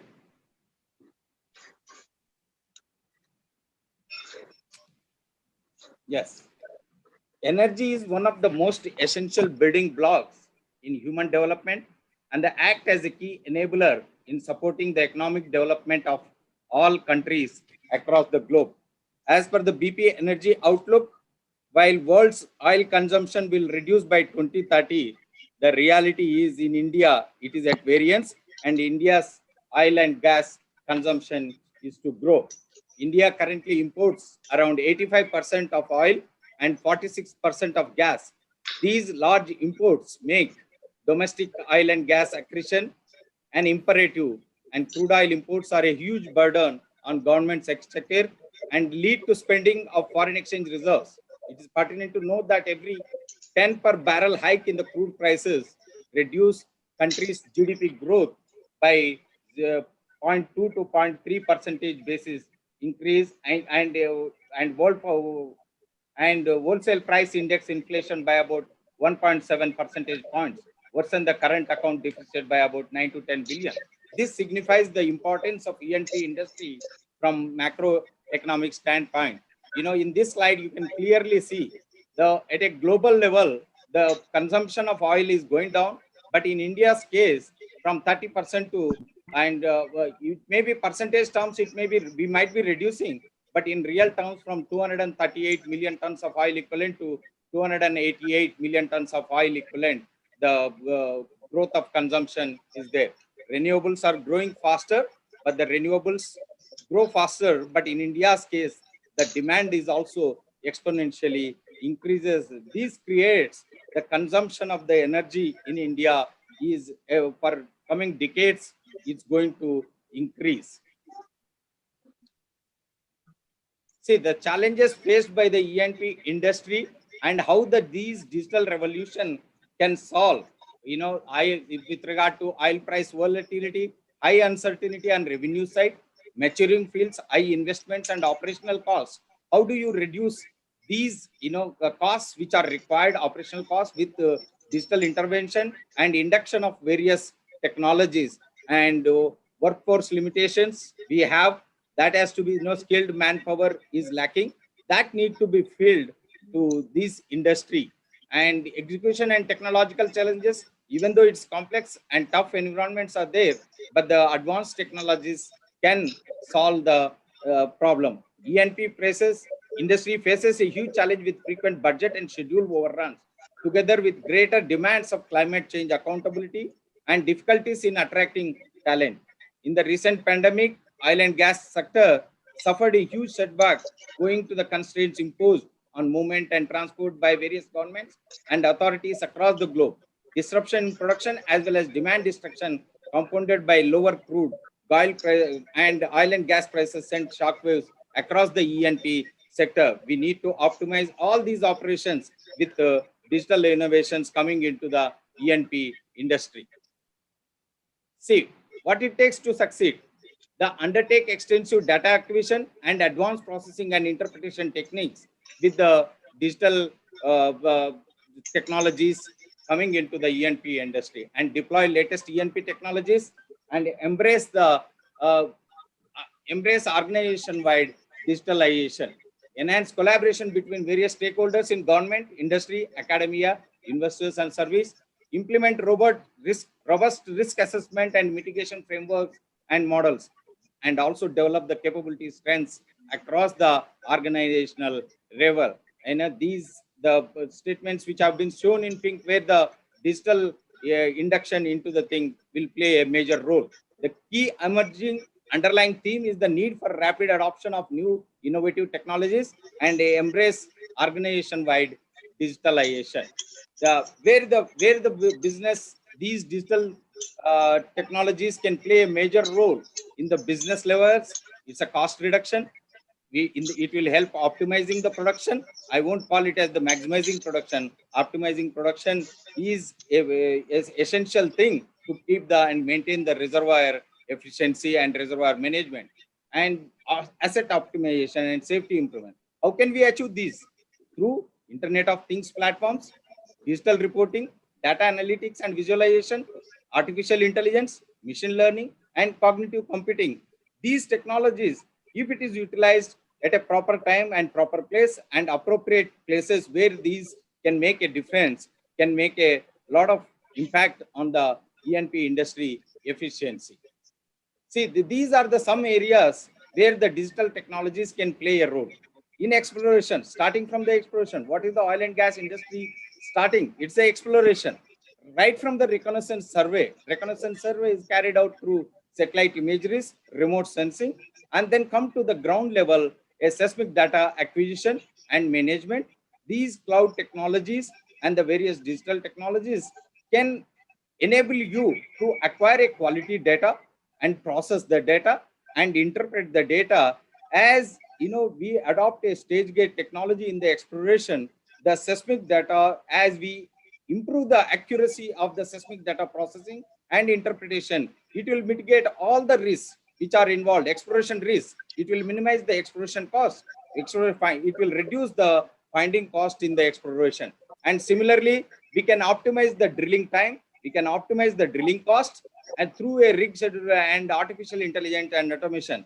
I have seen, you know, fifth generation rigs which are drilling in the deeper offshore parts and deep water rigs.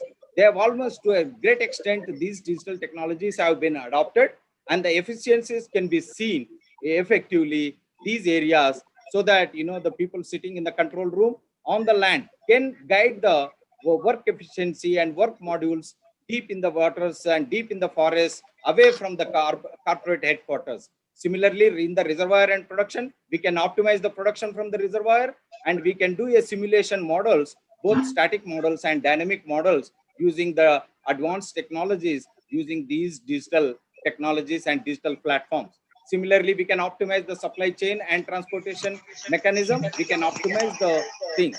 And in O&M also, where the pipelines are there, integrity of the pipelines, integrity of the refineries, and we can increase the efficiency through these things. Similarly, the technology enablement landscape, what is that? Develop futuristic strategies, embrace digital technologies across operations through IoT, big data analytics, artificial intelligence, cloud, blockchain, and all the whatever is that, you know, it is a transforming day by day these technologies. Similarly, we can use the optimize the capex programs through a computing technologies. Similarly, value chain integration, dynamic optimizing the through Internet of Things and technologies, and you can use the artificial intelligence and machine learning technologies for applications across value chain. We can have a center of excellency, and only thing is we need to develop the cyber security so that nobody can hack and create havoc in our complete system of the oil and gas chain. Where is the unlocking value? You know, you see, if you adopt the digital technology in the exploration area, 50 to 60% reduction in data interpretation time. What used to take 1.5 years to 2 years, maybe you can finish, and we can generate a drillable prospects, and we can generate a drillable projects with reduced geological risk, with the precision of interpreting these seismic data, and that's where the complete time reduction takes place. You know, we can finish it off maybe in 9 months time, what can be done in 2 years time.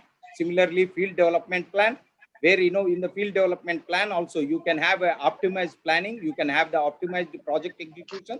Similarly, in drilling also 20 to 30% well delivery will be there, and it will be more productive. And operations and production, where the, you know, you can increase to 3 to 5% increased production and 20 to 40% reduction in maintenance cost. See, at DGH, in MOPNG, the section where I am heading, I am the as the ADG exploration. We have, you know, a nice setup. What is required for a investor to come in and look into the Indian sedimentary basins? So basically, you know, earlier used to have the data. A lot of data was generated. There a lot of legacy data was there, but where it is stored, the data has to be available at one place. That is the reason why National Data Repository has been established in the Directorate General of Hydrocarbon in the Ministry of under the Ministry of Petroleum and Natural Gas, wherein, you know, we have 2.6 million line kilometers of 2D data is populated, and thousands of wells reports are populated there. Various interpretation reports are populated, and with 0.897 million SKM of 3D data populated. This has become a fulcrum where an investor can choose the block, and then you choose his own area to explore and exploit the oil and gas deposit, and then in an optimum way which can be produced. The government of India has taken a landmark you know, assessment program, that is hydrocarbon assessment study, which was done 15 years back. Then in 2017, we took up the hydrocarbon resource assessment study with the data available up to 2015. And during this assessment, hydrocarbon resources assessment has taken place, and there was an increase of 49.1% increase over the earlier estimates that we have established about 42 billion tons of oil equivalent of gas. And another flagship program which has been carried out, National Seismic Program, including we yet to start an Andaman survey through which the government is acquiring 63,243 line kilometer. These interpretation reports will be populated on NDR, and it will be a window, and we are also trying to create a cloud technology so that investors sitting in Houston can look into the geoscientific data of the Indian sedimentary basins, make his informed decision to come in and invest in the Indian sedimentary basins. Several no-go areas across the East Coast have been released for the various purposes and other things. Government is also taking measures to expedite PEL and PML grant to award the data. We are ensuring to populate a quality data using these digital technologies, and virtually extensively used in the NDR process. We have several companies utilizing this facility and doing the thing.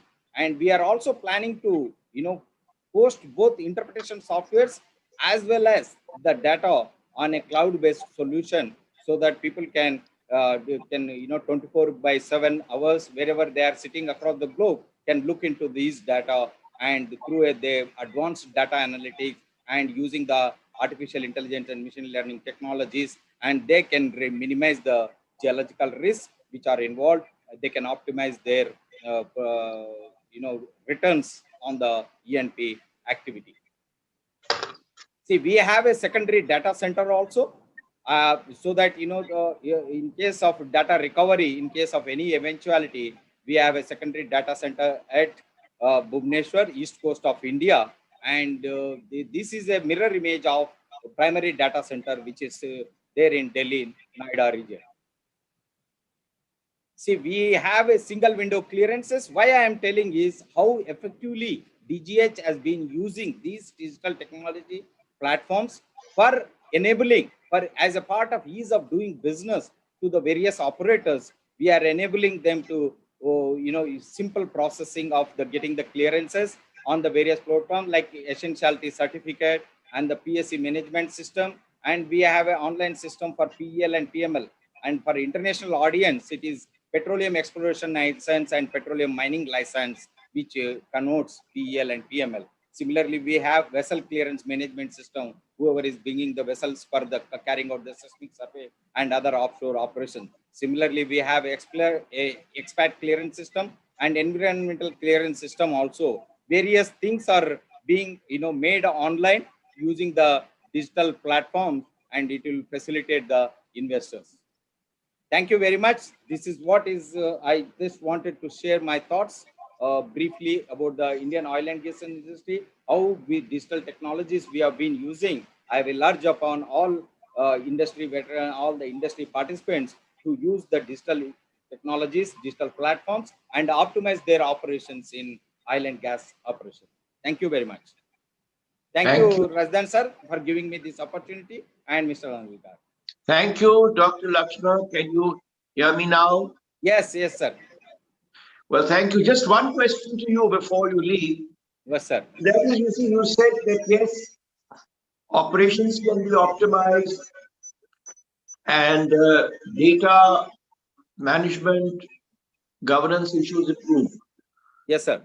But do you think this also increases the chance of sabotage risk?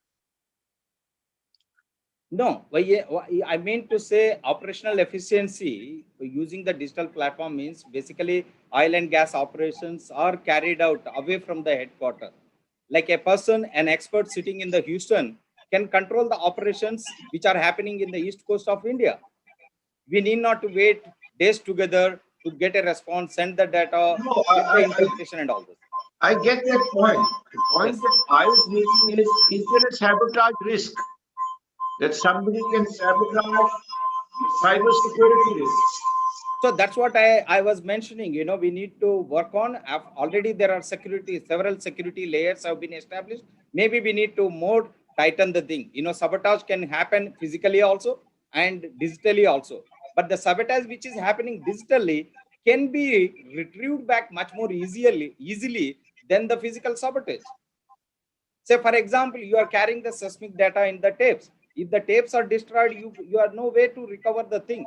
Whereas the cloud, if somebody hacks and takes the thing, there is another set of data at the backup. Recouping into normal operations will be much more easier when you are using the digital platforms than the physical platforms. Thank you. Thank you, sir. Thank you, sir. Now, it's my pleasure to invite very senior old colleague, Mr. Nobuo Tanaka, to kindly give his address to the assembly. The former executive director of the Okay. EEA.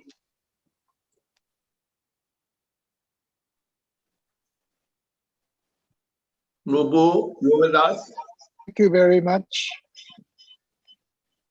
Okay.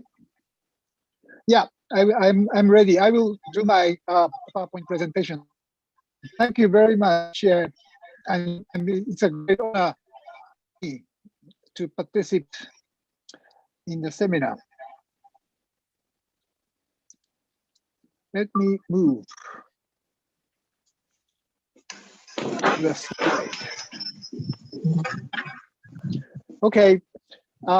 Can you see the slides now? I suppose so.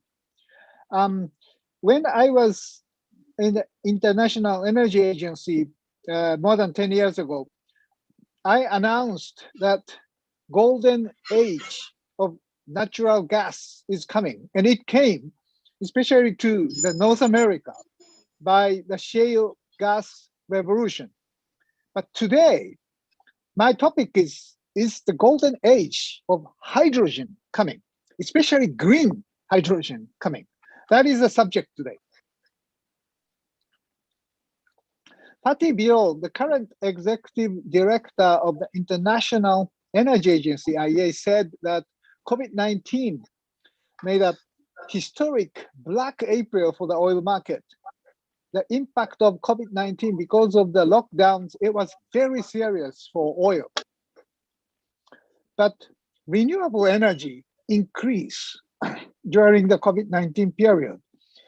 So sole winner of COVID-19 is a renewable. But Fatih is recently said that he is much more optimistic than ever about the world's ability to reach the goals of Paris Agreement. Even 1.5 degree seems less remote than a year ago. Why?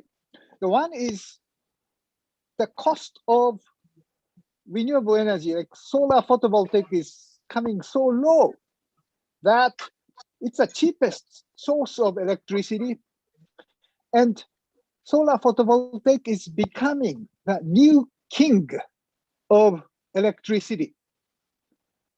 The second reason is that many governments are committed to the carbon neutral. More than 100 countries, and recently Japan joined these countries.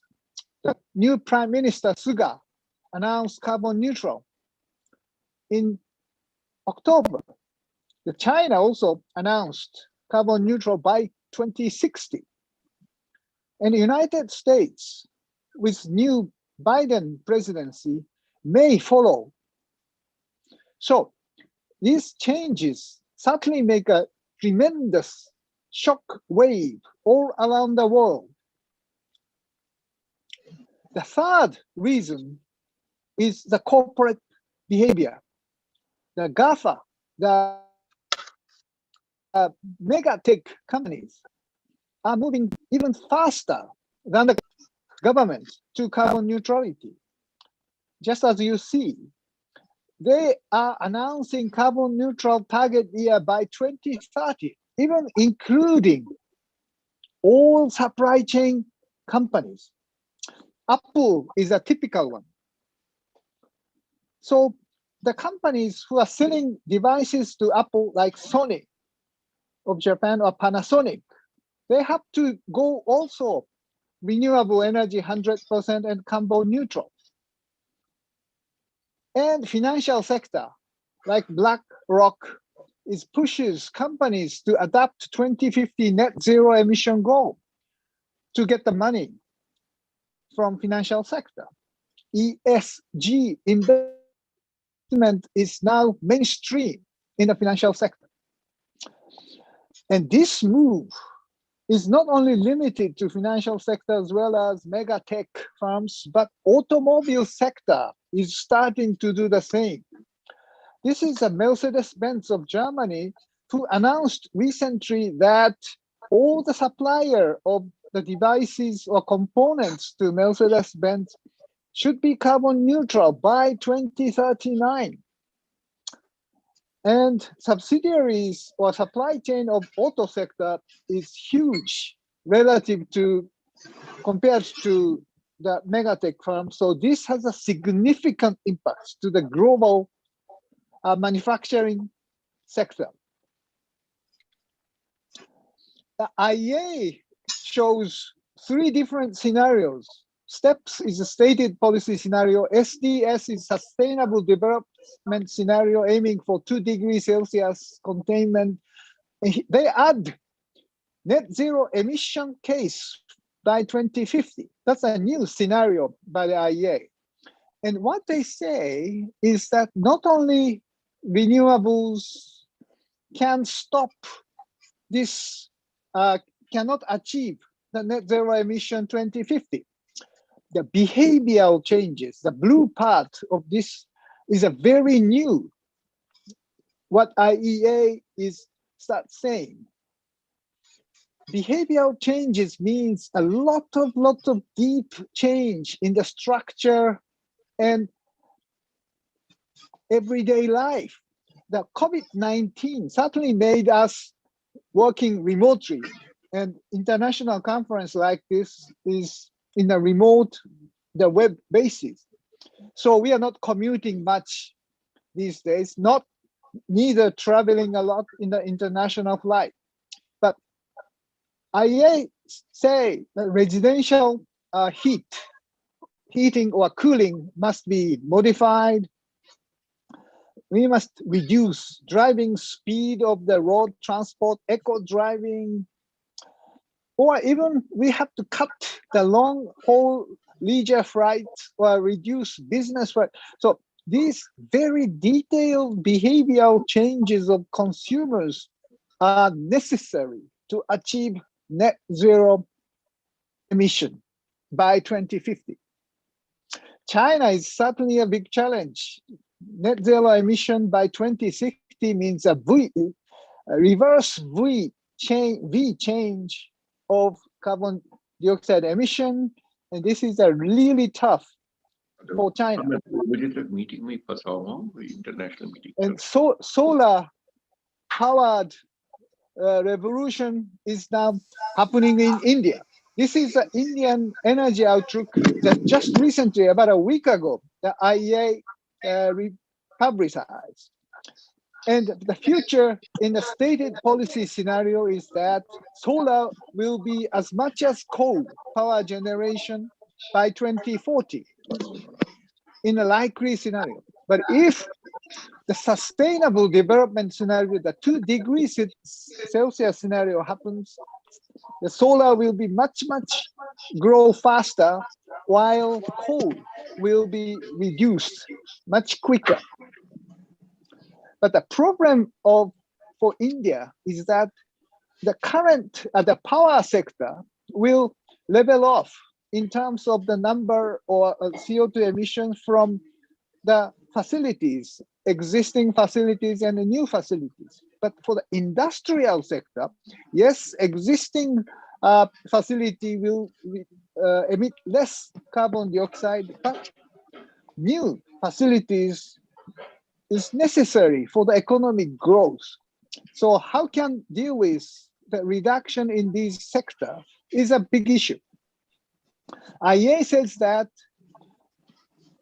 the current infrastructure is still needs to emit carbon dioxide into the long future by 2050, especially coal power sector or steel, cement, or these hard to abate sector are the issue.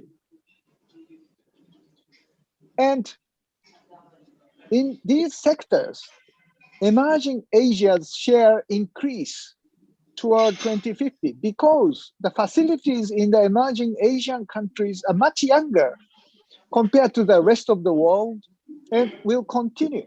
So how to avoid the stranded assetization of this existing infrastructure in Asia is certainly the big issue to achieve carbon neutral by 2050. IEA thinks all the technologies, all the reforms, innovations are necessary, but they focus the hydrogen as a common solution for many difficult, hard to abate industrial sectors. Japan certainly led the hydrogen economy by Toyota's Mirai fuel cell vehicle since 2014. But focusing too much on the fuel cell vehicle limit the Japanese industrial application of hydrogen so far.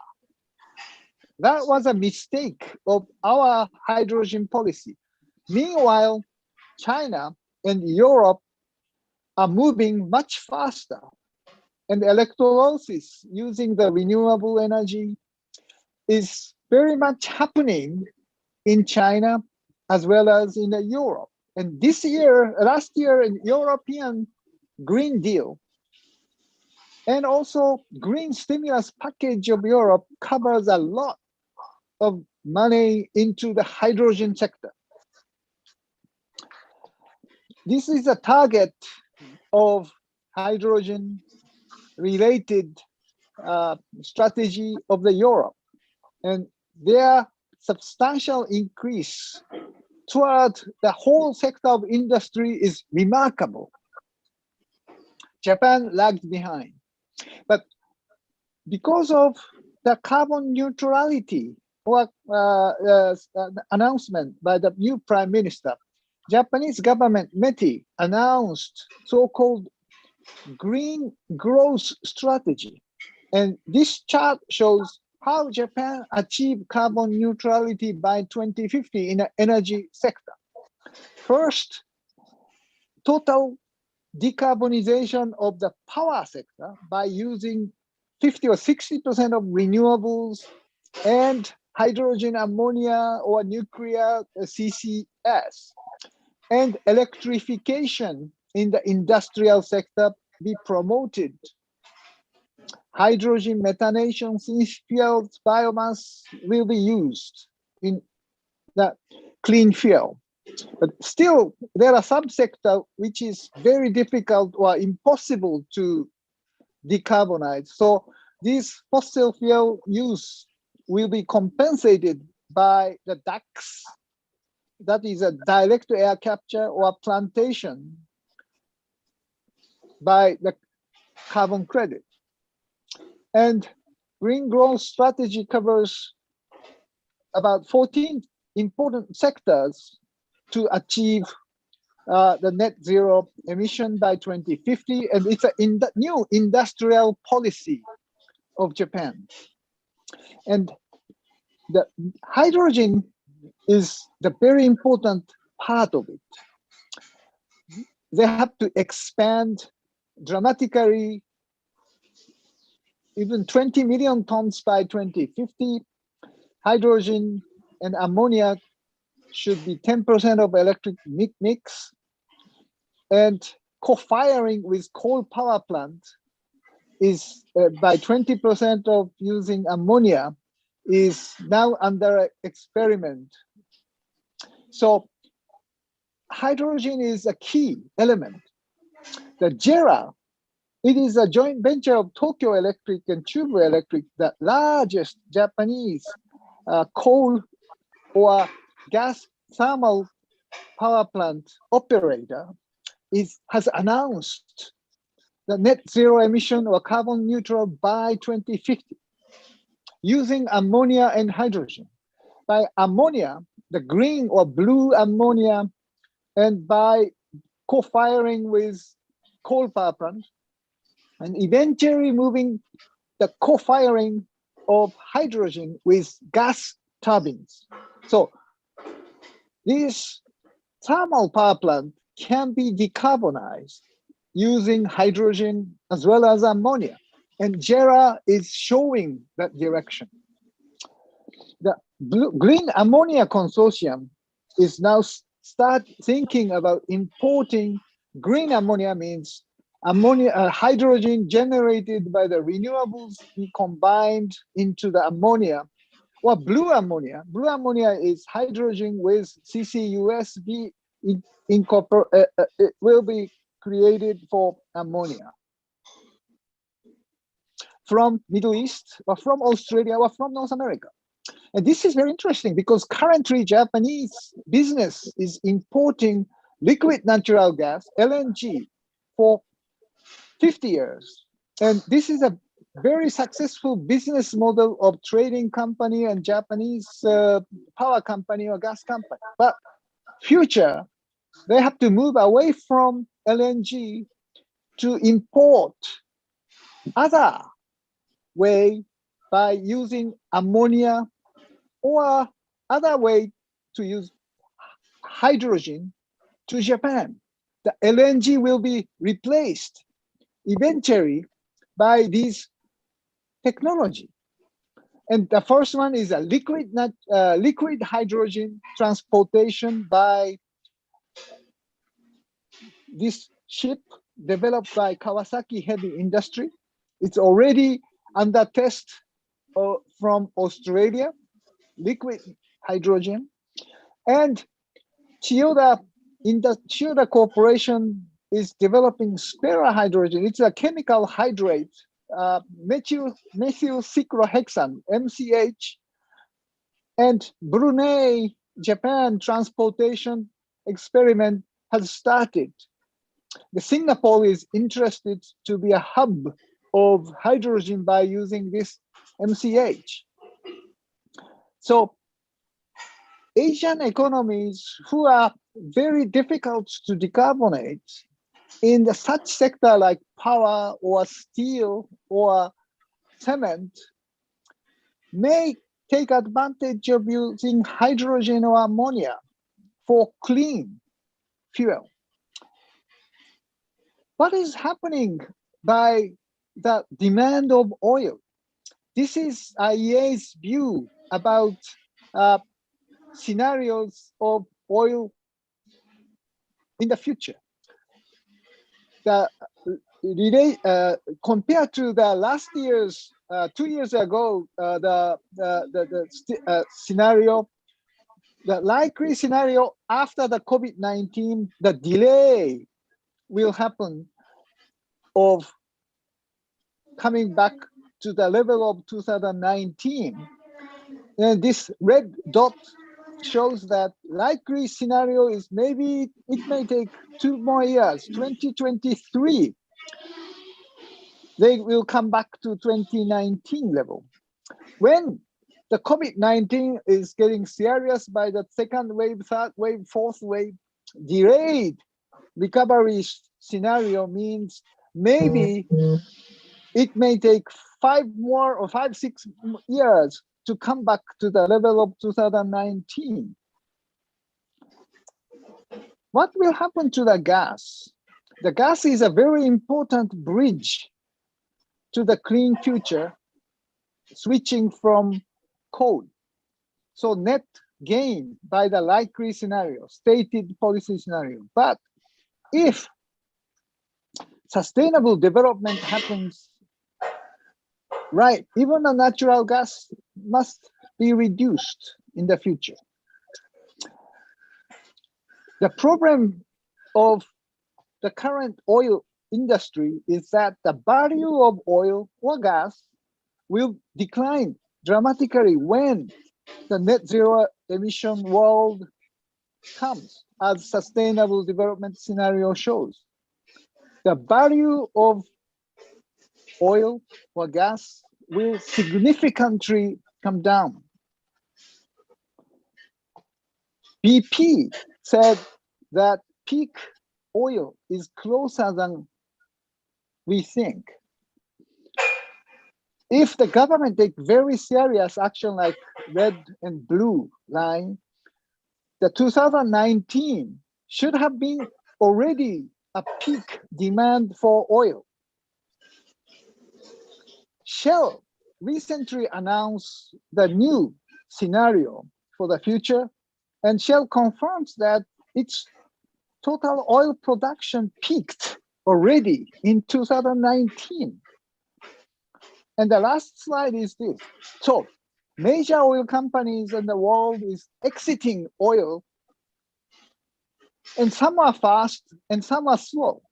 The European companies are moving very fast while American corporations are delaying, and in the major oil companies in the developing world, natural gas of India is one of the second from the bottom. The slowest is the Gazprom, but the challenge for the oil companies, petroleum sectors is very serious in the net zero emission world.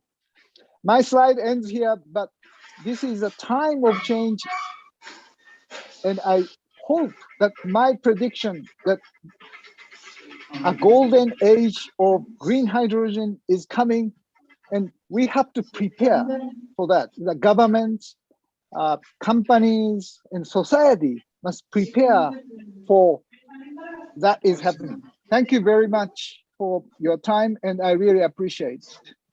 Thank you, Nobu, for this very enlightening update on where the world is moving. And it's very heartening to learn that Japan is moving fast towards the hydrogen economy. But just to get your thoughts on digitalization, do you think the digitization of the hydrocarbon sector is going to hasten this transition? Or I agree. Yes, it is in the hydrocarbon sector is probably going to lead to, in any case, lower carbon emissions, increased efficiency in the time. Digitalization, Anil, Yeah. Please go ahead.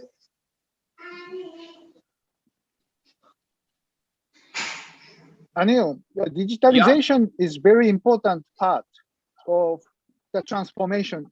Digital transformation of oil energy sector and sustainability transformation happens at the same time, and they are accelerated by the COVID-19, in my view. So digitalization, digital transformation is very important to reduce the oil energy demand and make it more energy efficient. And at the same time, it may reduce carbon dioxide emission. So many of the megatech firms, they are digital transformation driver. And they are also at the same time achieving the sustainable targets by committing carbon neutrality. So this trend or transformation of digitalization and sustainable future are coming together, in my view. And those who commit in both of these directions will gain most in the coming decade.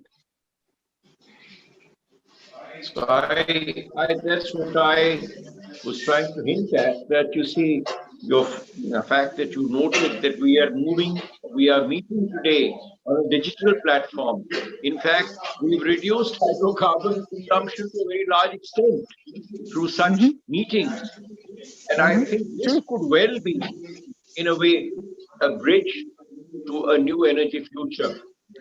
where we are Right. learning somehow through digital technology to reduce our emissions of carbon dioxide, etc., and move forward. Thank you very much, Novo, for this very learned Thank you. discussion, and we only hope that developing countries in Japan and similar countries can move together. Thank you very much. Now, if we have Dr. Iman Naseri with us, he is listed as Yeah. ex-speaker. He's MD Middle East of Hello. FPU. Hi. FPE. Yes, Dr. Iman Naseri, please go ahead. Thank you so much. Um,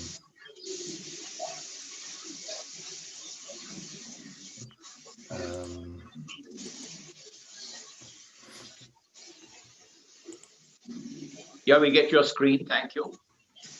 okay, great. Good morning, everyone. I wanted to make a presentation on the challenges oil market is facing today by COVID-19 at the beginning of the energy transition era, and what could possibly face energy market in terms of oil market in terms of challenges of this energy transition. And I would like to thank Mr. Tanaka, the former executive director of IEA, for his great presentation, as I may make a few references to his presentation during my presentation. So the main topics and highlights of my presentation will start with a short commentary on how we at FGE see the oil market recovery from COVID, and the future of oil, where do we go, and then I will spend some time on energy transition and its own challenges. Specifically, I would like to highlight a few points about the transportation sector, and I would like to end my comments with our long-term oil price forecast. So, in the Thank short you, term, Dr. Naseri. Could I yes, just request the audio controller to put others on mute, because we are getting some extraneous noise. sorry, what should I do here? No, I'm asking the Okay, audio controller to wait everyone else.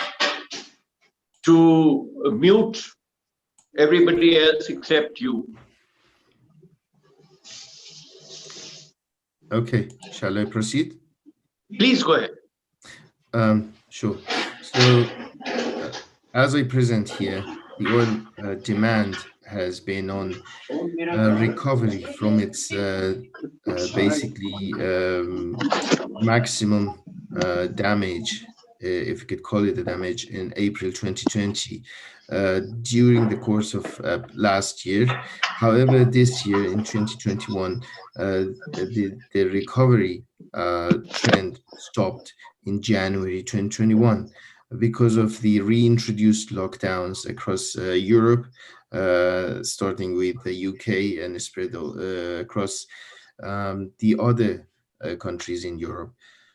However, in February, the current month, the recovery, the trajectory has begun rather faster, perhaps exacerbated by the very cold snap that has hit North America and Europe. So the demand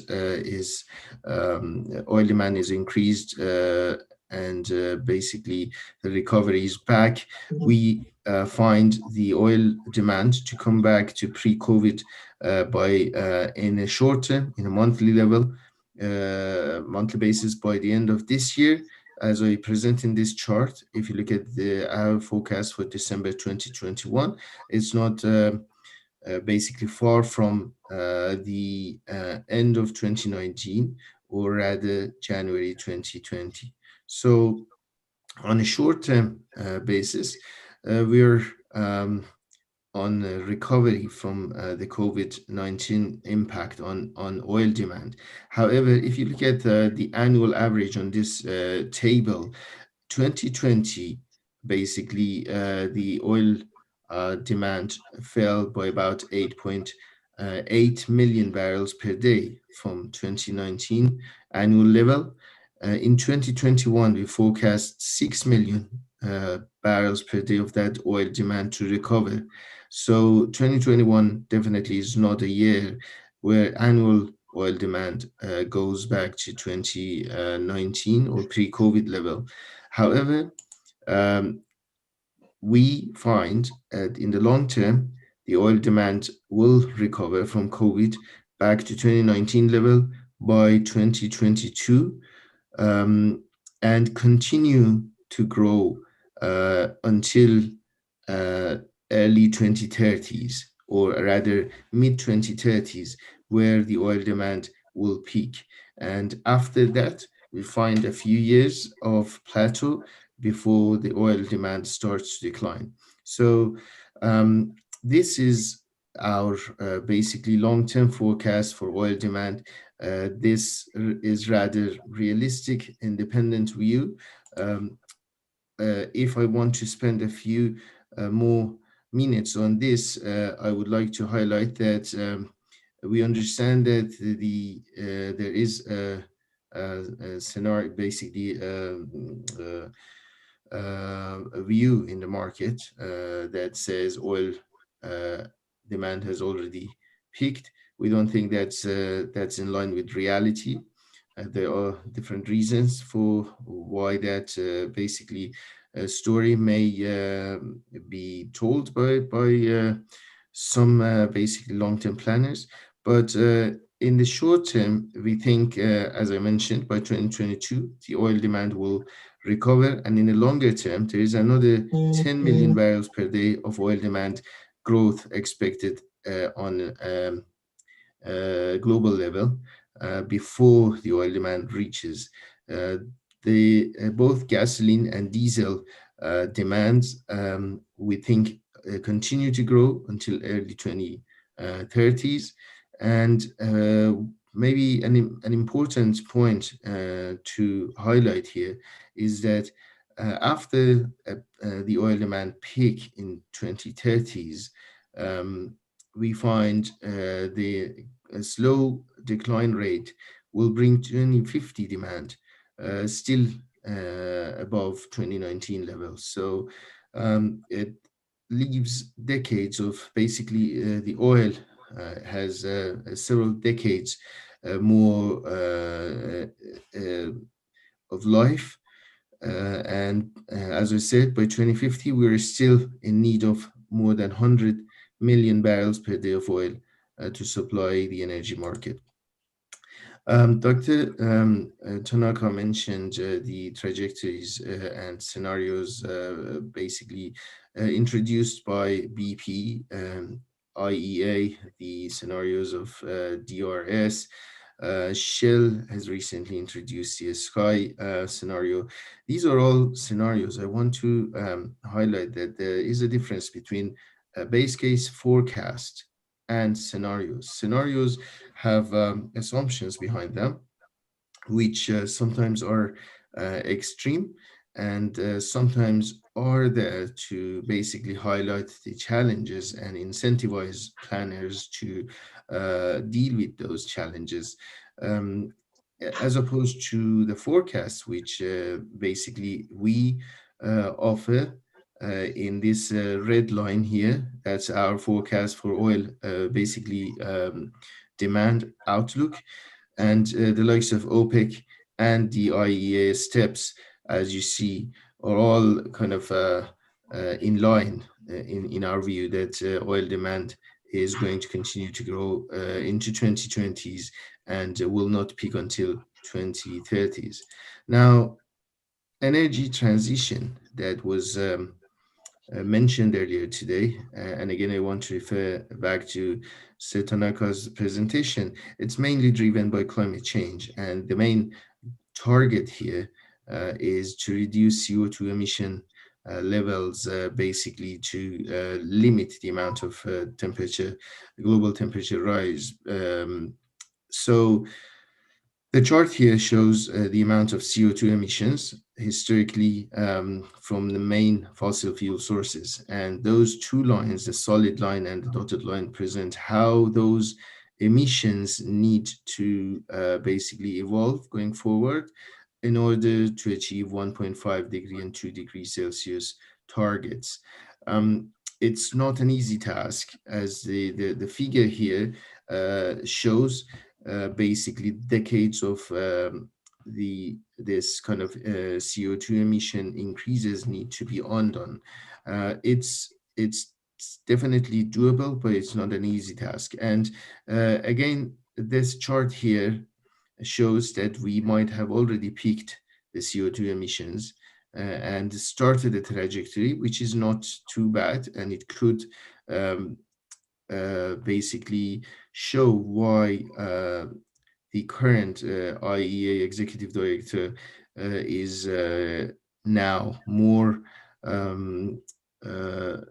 hopeful and positive about potentially meeting a 1.5 degree scenario, because the trajectory seems to be in line with how that dotted line continues. But we should always remember that the beginning of every path is much easier because of the low-hanging fruits than the rest. So I wanted to present a few facts about this energy transition, and which could pose challenges for this goal to achieve. First of all, these three main fossil fuels, if you look at the sectoral breakdown of their use, you notice that oil is the most versatile fuel and is used in many sectors in different forms, which makes the substitution a lot harder, because you have to come up with different solutions and different alternatives for every sector and every form of oil being used in those sectors. When you consider coal, it's much easier basically to regulate and target, for example, the power sector, which basically is 60% of the coal consumption in power sector. And together with industry, we're talking about more than 90% of the coal consumption. Similarly, gas, it's less versatile than oil is. But another challenge here is basically, if you look at the global primary energy consumption and power generation, you will note that still heavily dominated by fossil fuels. And if you look at the size of those basically blue, yellow, and green segments in each of those, you will note that we have a long way to go if we want to have those regions dominate the whole chart in the years ahead. Another fact here is that when you're talking about energy transition, it's much easier to do the energy transition, to plan and target, if your energy consumption is not growing. Mr. Tanaka also mentioned that European oil companies have basically are ahead of Americans, for example, or even Asian companies and the Middle Eastern companies in terms of targeting and planning the net zero emission. It's only because if you look at the Europe primary energy consumption, you will realize that it's already peaked and it's not growing, and it's much smaller in terms of size than, let's say, non-OECD Asia primary energy consumption profile, which is rapidly rising and is much, much larger than those of Europe. So targeting energy transition is easier task in Europe than the likes of non-OECD Asia. Another point to make here is that we have charted the trajectory of how oil and gas reached 5% and 20% of global primary energy consumption, and how many years it took. So if you look at the dark blue line, you will note that it took nearly 20 years for oil to reach 5% of total energy consumption, and another 30 years, so nearly 50 years for oil to reach 20%. If you look at the gas, which is a cleaner source of energy because of its technical basically difficulties in terms of form of transportation and everything else, it took nearly 30 years for gas to reach 5% share in the global energy basket, and another 50 years, nearly 8 years total to get to 20%. Nuclear, it took much faster, 15 years to get to 5%, but it's far from 20%. And if you look at the renewables, which are heavily dominated by wind and solar, it seems to be following the path of nuclear, but that only tells us how many more years it may take for those wind and solar to overtake the share from fossil fuels. Mr. Tanaka also showed a map like this, which showed the countries that have announced net zero targets. It's significant in terms of number of countries, but it shows how many more countries need to still build those targets in law. And basically, still we have a significant amount of energy consumption in globally to be covered by those targets. And these are yet setting targets, implementing them is another step. A few words on transportation sector. I have to mention that electrification has played a role in turning the point, basically the trajectory of CO2 emissions downward, but it has limited use when you go beyond certain size, beyond buses and light trucks. It's very, very hard, if not impossible, to electrify, let's say, heavy-duty transportation, air, and shipping. For basically diesel truck to be converted into an electric truck, you basically need to lose most, if not all, of your payload to carry a battery to give you the same sort of range.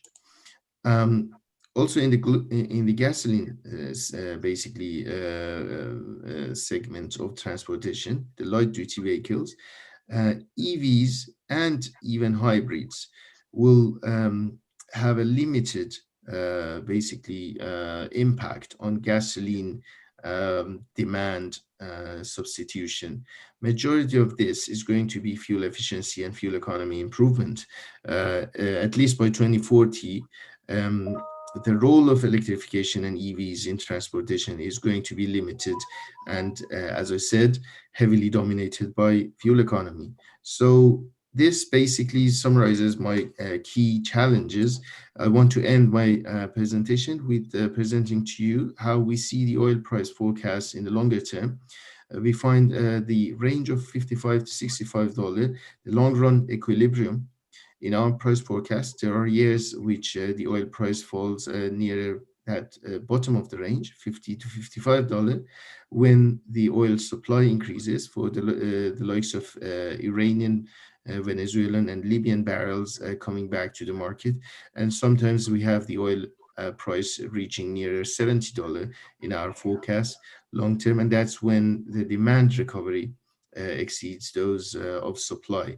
However, we think there is a natural ceiling and floor to the prices of $25 to $40 as the floor and $100 as a ceiling. The reason for these two high and low scenarios are the trigger points that basically come to action, the likes of OPEC cuts, as well as basically demand elasticity, which bring back the market towards equilibrium price of, let's say, $60 on average. So with that, I want to thank Dr. Garg, Dr. Anil, and the conference for giving me the opportunity to present my view and FG's view. Thank you. Thank you, Dr. Iman, for your very, I should say, realistic scenario, which you have presented. And I think you see one thing which globally we are not taking into account is that can the developing countries afford this energy transition? Or is it only dates being announced by the OECD countries plus China? I think that's a factor that researchers like you would probably do well to Yes, look I into. agree with you that affordability of these targets is a big challenge as well, which I might have added to my list. Thank you. Thank you very much, sir. I will now request if Mr. Manish Chawla has joined us. Yes, Manish, you're MD of Clean Tech and Petroleum BM Corporation, USA.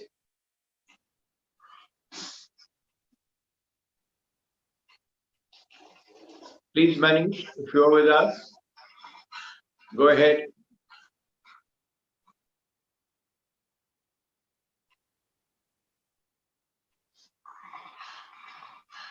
Manish, are you with us?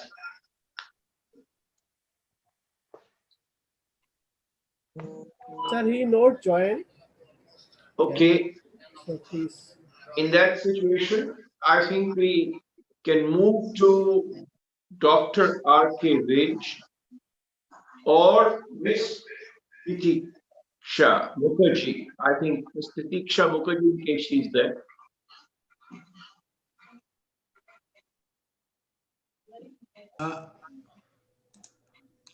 Yes, Dr. Vij, you want to come on? Yes, sir. Good afternoon. Good afternoon, sir. And thank you very much for giving me this opportunity. I'm really delighted and thankful to the energy and environment, all of you. My topic is artificial intelligence, machine learning, and deep learning for oil and gas industry. I have worked for oil and gas industry for 4 decades, and as of now, I'm in academic institute. I'm disseminating the knowledge. During these last 4 decades, we have seen the development of digital oil field and digital technologies. But the way we have seen in last 1 year during COVID period is unprecedented. In spite of the fact that what has happened during COVID period, there are so many back things which have pushed us in the back seat. But one thing which has worked is digital oil technology and the online thing.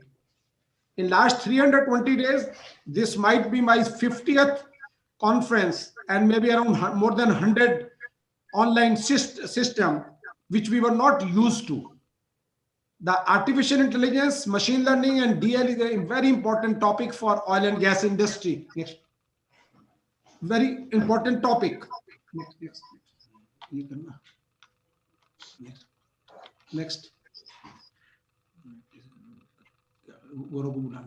Hello. Yeah. 1 minute. In petroleum sector, as you've seen, that as we have seen in the morning also in the inaugural session, that oil and gas will continue to dominate the future for coming at least 30 years up to 2050. Oil and gas will comprise of more than 50%. Renewable will improve definitely, but oil and gas will play an important role. The dominant energy in oil and gas and what we see today in the world across over, the activities which are going on, more than 1,500 rigs are working, new fields are being put on production, and existing fields are requiring the attention. Oil and gas industry is producing from matured field, as we are aware, in most of the part of the world and in India too. Once we are telling the matured field, maturity can be of the vintage, maturity can be of the amount of oil and gas which we have recovered. How to integrate the digital oil things in this environment? The challenge for us is that we want to monitor these surface facilities. We want that oil giants, we are aware that oil giants are heavily investing in oil and gas sector, a huge investment. And management is becoming a difficult task and obstacle in the present environment. And in COVID, we have seen, in spite of the fact that various industries have seen a much backtrack, but oil and gas productions have not suffered significantly. The reason being that we have adopted the online system, And whatever the technologies available with these oil industry, oil operators, they have used this technology in a fast track, and we could maintain the production to a very high level. In India, we could maintain the production of up to 90% or 85%. This speaks of the use of these technologies in oil and gas industry. If we see the market trend, the easy oil is no more, as we are telling from last 10-20 years. And in offshore, we are making a huge investment, whether it's a Gulf of Mexico, India, deep India, in eastern offshore, in western offshore, in Brazil, in most part of the country, we are making offshore investment is a huge. There is an increasing partnership on the joint ventureship between the E&P operator and the service provider. The link is loose, but definitely we need the technology, and E&P operator need the technology. Growing consolidation have taken place in digital oil field across the globe, and in developing country, the progress is much more as compared to country like India.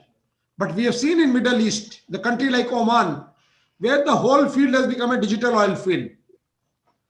They have taken the actions in last 3-4 years, and the result is that this has helped in during this last year, it has helped in a very big way.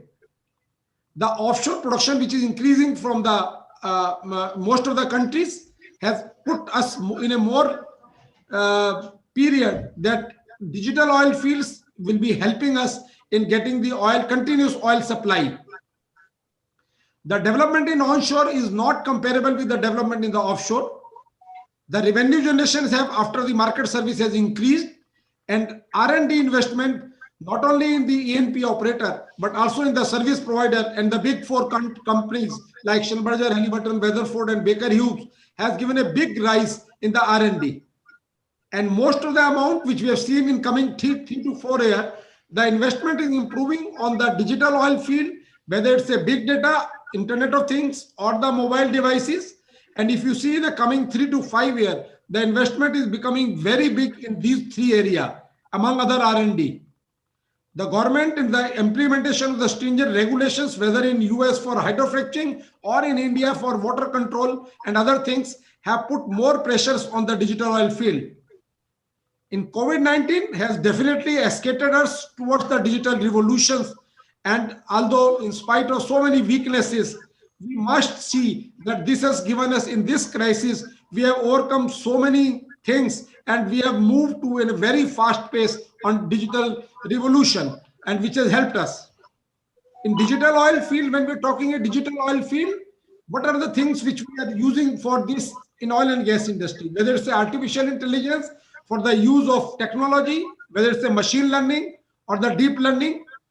In spite of the large data which has been generated, whether it's the geological, geophysical, or the reservoir or production data, the management of data has become a big problem. And for taking a decision in uncertainty, until unless we take the first time right decision, then it is the company will not be benefited. The data pool which is having over the years, the team concept had definitely improved, and the professional silos have removed. The digital twin technology or the augmented reality has pushed us towards this oil and gas field operation. The use of big data analysis, although it has gone to the most of the industry in Internet of Things and big data, but as per my experience, it has not touched oil and gas industry, which it should have. Not only in India, but in other parts of the country also. The cloud computing and other things have given us an edge in oil and gas industry, and this, because of this integration of data, the decision making has improved. Our operating cost and the capital cost has reduced, and in whatever decisions we are taking in these uncertainties have further improved our confidence level. And this has become a very boon for us in oil and gas industry. Once the digital oil field is there, so we are able to take the decision at a right time, at a lower cost, lower operating cost, and with more confidence within the uncertainties. So this has helped us. The machine learning has improved our understanding. And just you see one example, a large machine learning needs a large amount of data.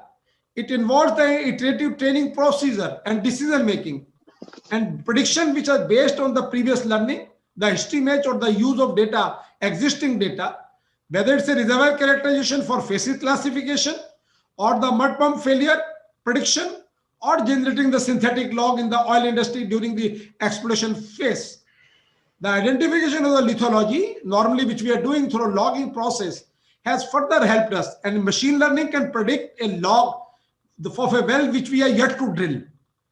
The machine learning, the tuning of this data for an existing well has given us an edge. And these things have started happening in actual in our oil and gas field industry. Coming to the artificial lift intelligence, it can predict and alert the field personnel for the impending hazard. As you know that oil and gas industry, it's a hazardous industry. And in spite of the high-tech nature, in spite of the capital nature of the industry, the hazard and the safety of utmost importance. Artificial intelligence can predict the best strategic solution from the all available possible solutions.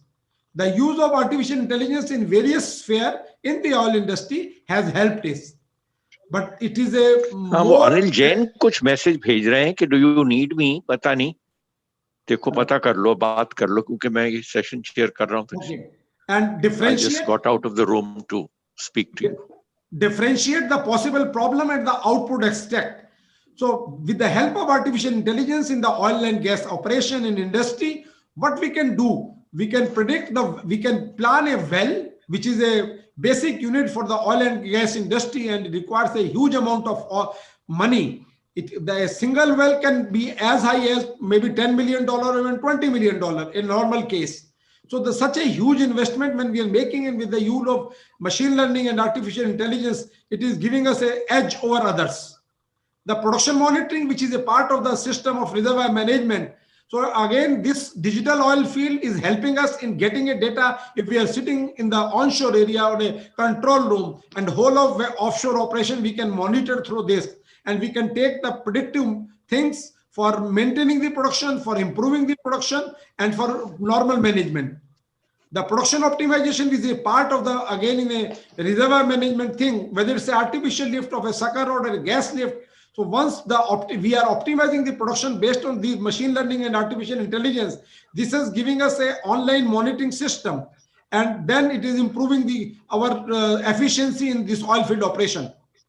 The automation of artificial lift has already taken place, and we are doing now the artificial lifting being monitored with the help of these artificial intelligence.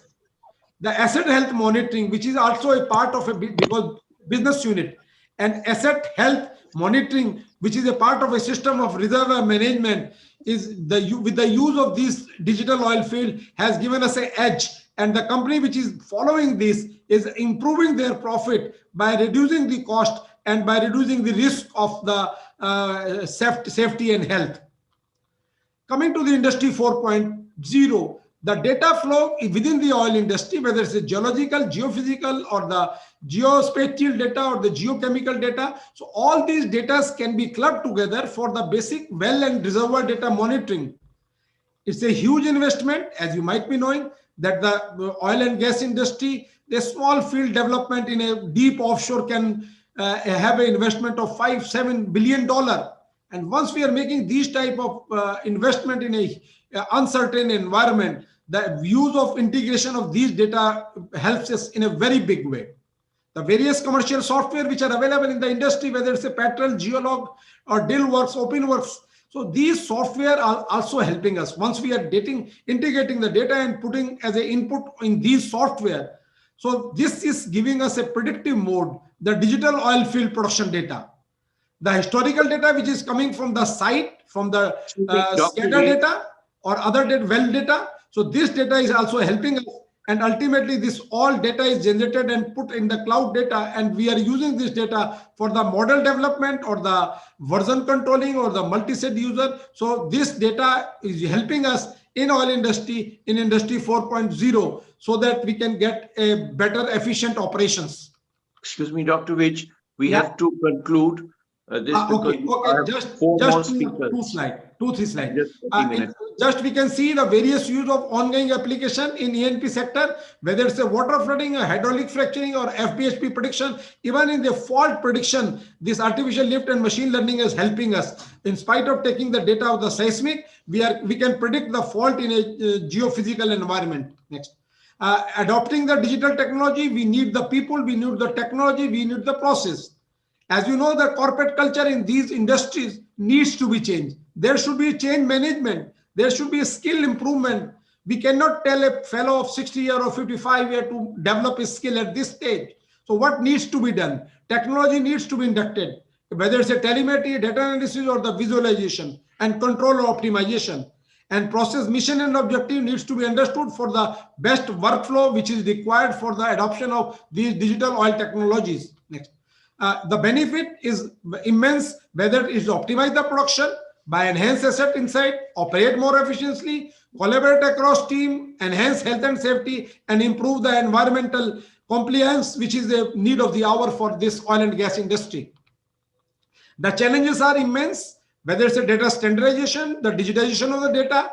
We cannot take this data like we are having Russian logs of 1960. Can we put this data into a digital platform? So these are the challenges. National depository, the weak server, camouflage flood data, reliability of the data, high-speed internet connectivity in the fields of in India, like in Northeast or in Nagaland forest, whether we can have an internet connectivity or in the remote offshore.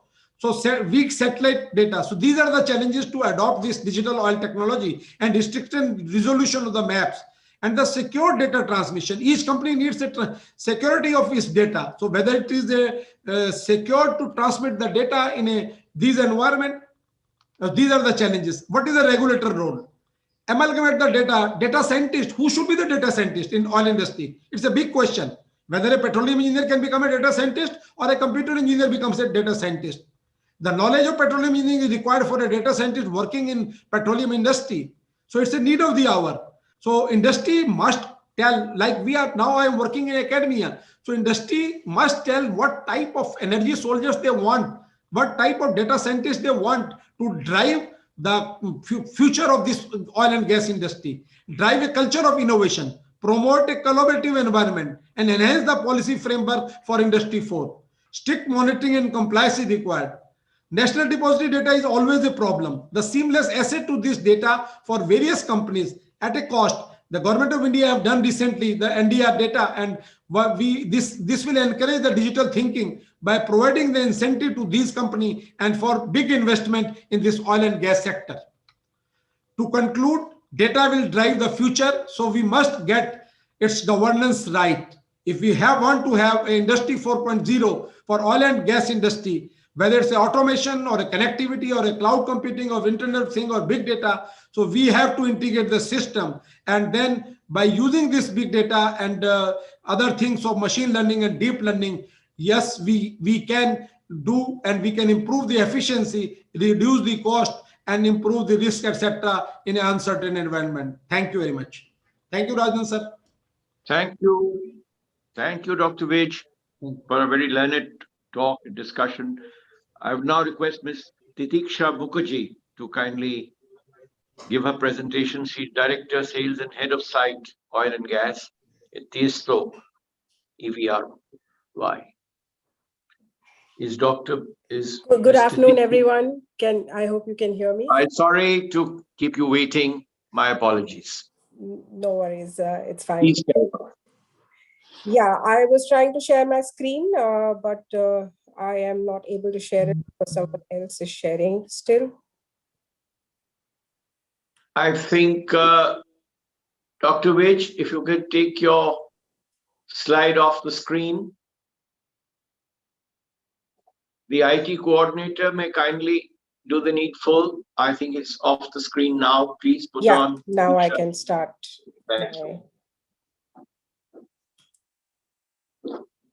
Thank you. Please go ahead, Titiksha. Yeah.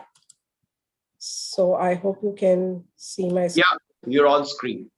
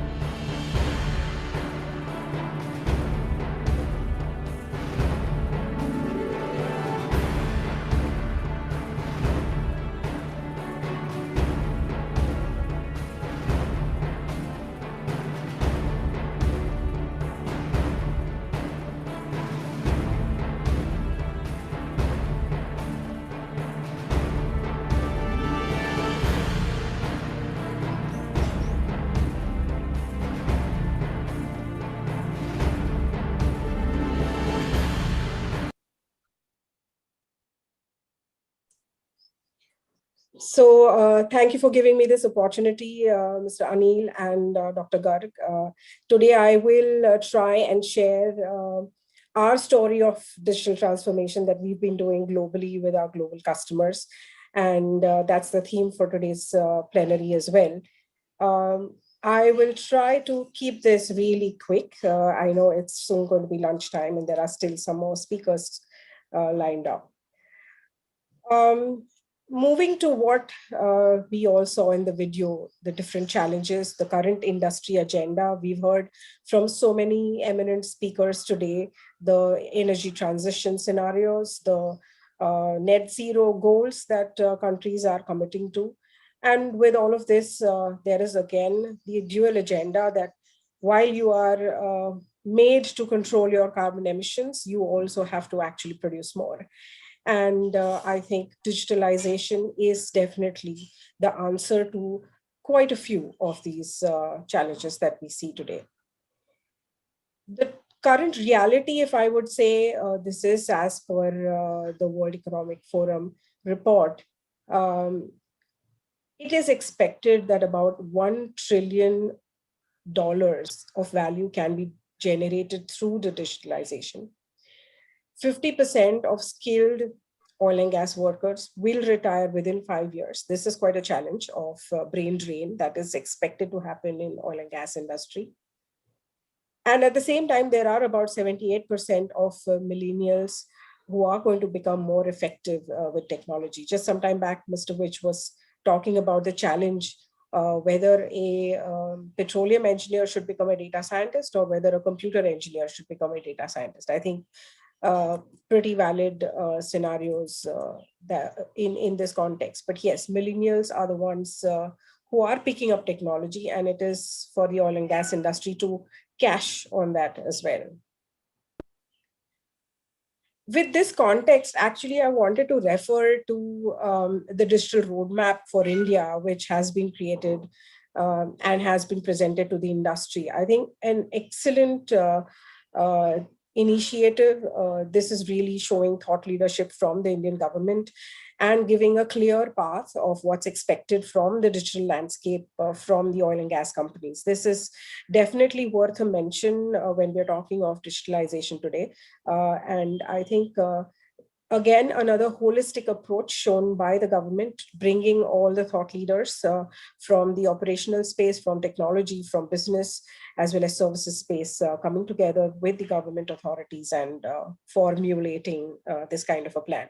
Really very pleasing to see this progress. So who are we?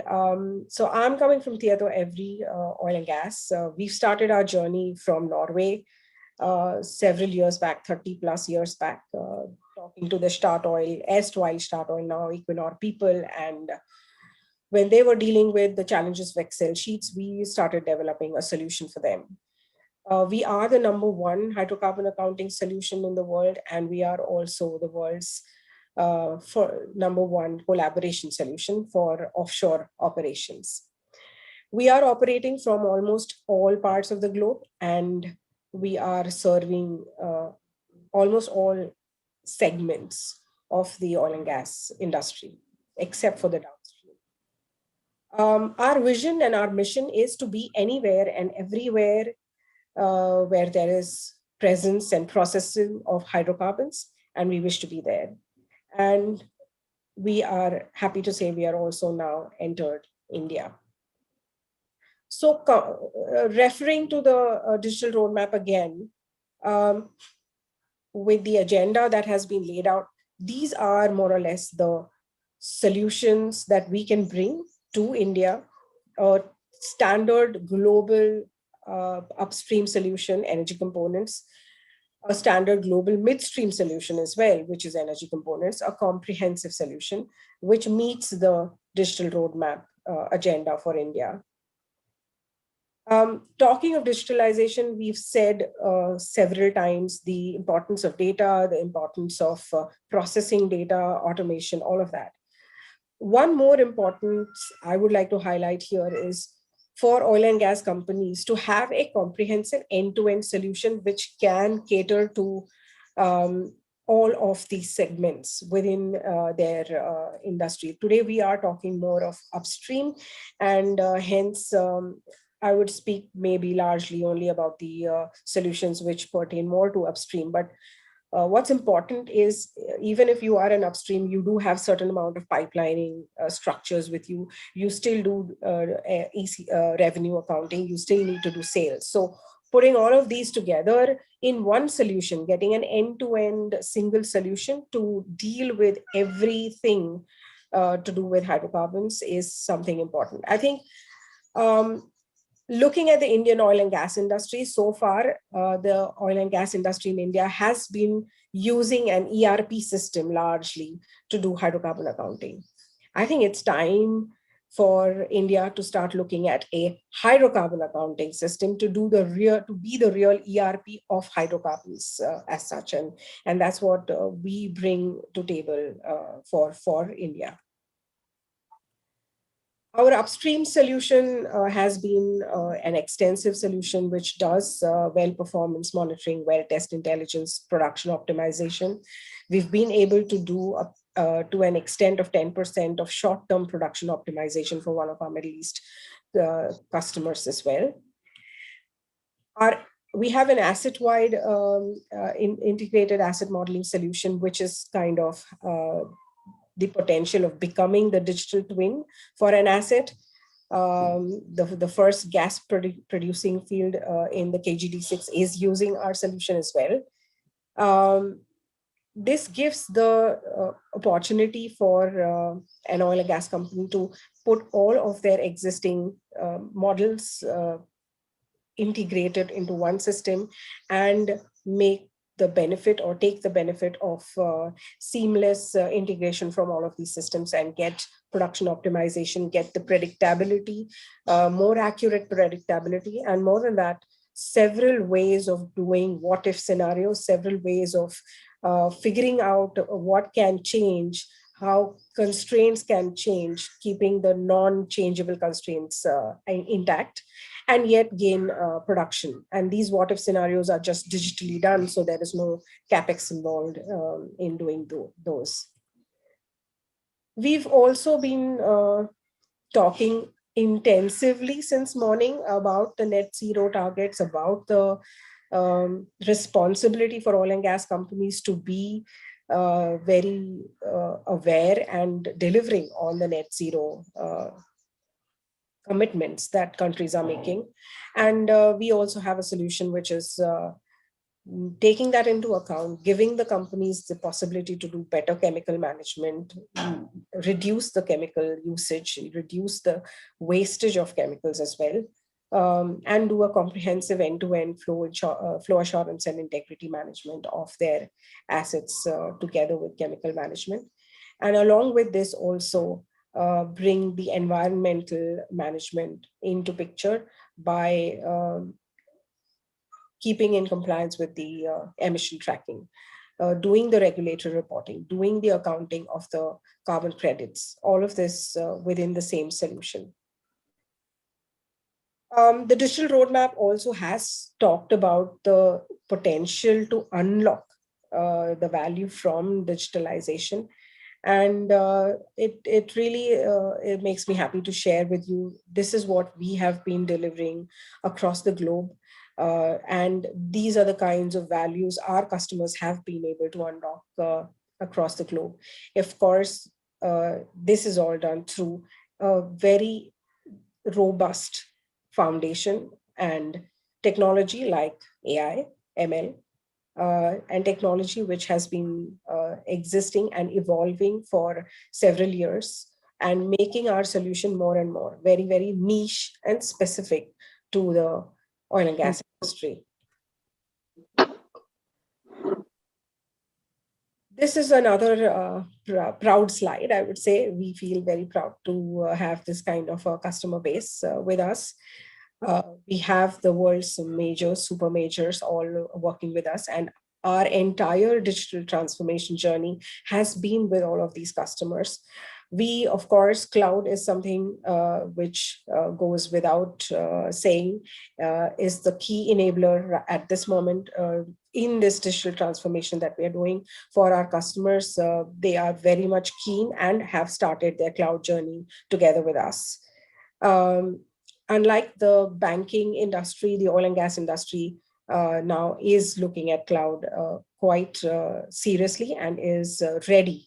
It is quite cloud ready, with most of our super majors having had their own cloud strategies in place, and we are supporting them in their cloud strategy.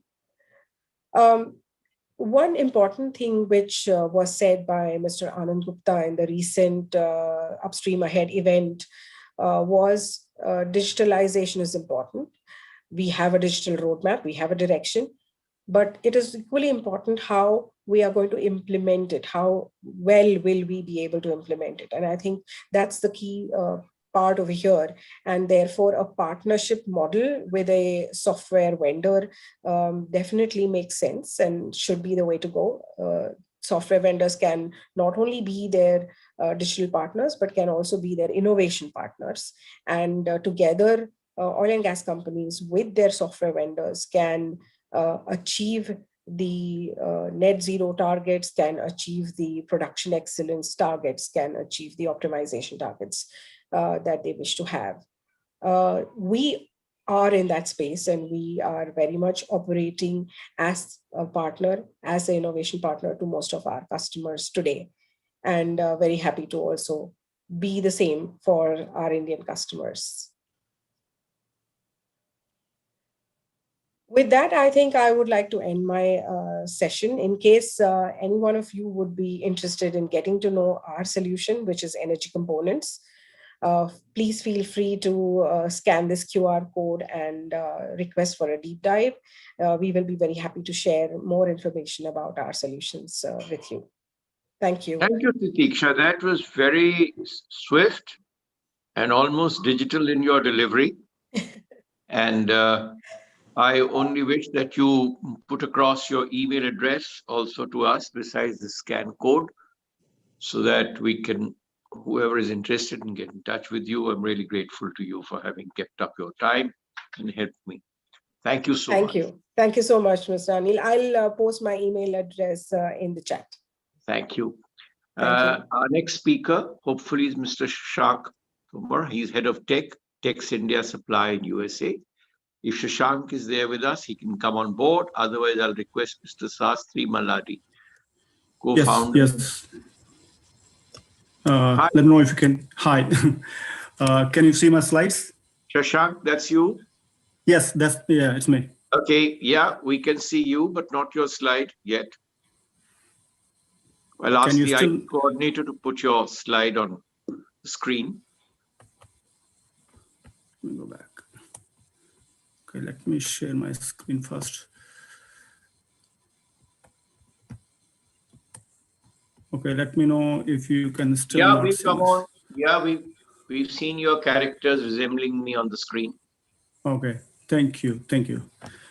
So first of all, thank you very much. I appreciate the opportunity to be part of this this conference. Looks like we have a very good roster of speakers. It's a great opportunity to hear from them and kind of share my ideas. So I'm going to talk more from the perspective of a person who has been in the industry as part of. I work with Schlumberger, and I'm doing some of the things that people talked about. So more of a practitioner view of these opportunities, if you will. Before I go forward, I just want to put a few disclaimers that the views are mine, and any of the content that we have here, they are of course for consumption of the audience here, but any further distribution should be kind of go through me first. Okay. And I'm going to mention names of some of the companies. You can find them on the slides. I do not have any material investment in them. There is no way I'm endorsing any of those companies. So something about me, of course, when we go through this presentation, it's better to know who the person is. I grew up in India. I studied in India, did my bachelor's and master's from India, and then I moved to the United States.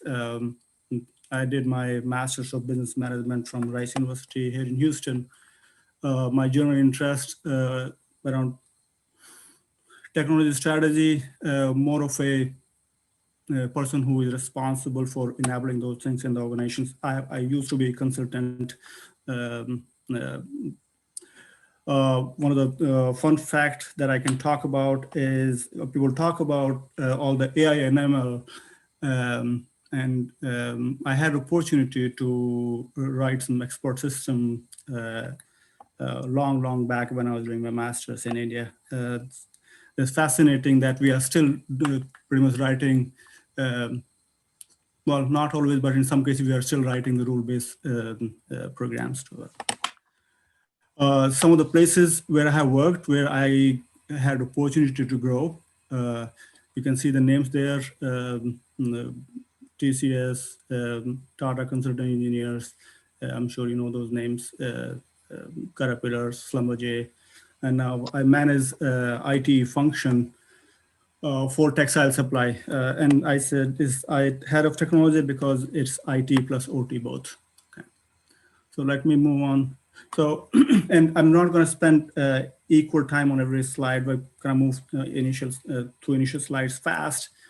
So everybody agrees that energy industry is being disrupted. You can see this is from Wall Street Journal just a few days back, actually. Global production of lithium-ion cells by users. That usage is ramping up quite fast. And one of the reasons why it's ramping up fast is because the economics always rules. The price of lithium-ion batteries has been plunging. So one question, are you guys able to follow me clearly? Can you just say yes or no? Yeah, go ahead. Maybe a little faster. Thank you. So even though there is a lot of anxiety in the industry, but it is really so gloom and doom, my quick take is that COVID gave us a pretty good view. It was like in 2020, everybody was driving battery operated cars, basically. That's how I see. So you can see when in the worst case scenario, we went from almost 100 million a day of production to around 85 something. So of course, challenges are there, but I think we have some time to recover and be part of this solution that all of the learned speakers talked about. Okay. So what energy industry, energy companies are doing, either buying or they're shedding assets, basically low quality assets, which are not as profitable. Okay. Or they are infusing new technology to gain efficiencies, either with new business or current business. Okay. There's a big push for addition of digital products to their portfolio of services and products. I'm sure India is, we have a lot of work going on that in India. But when we talk about the changes, are these so easy? And that's where things are really interesting. And we're going to talk about something. This is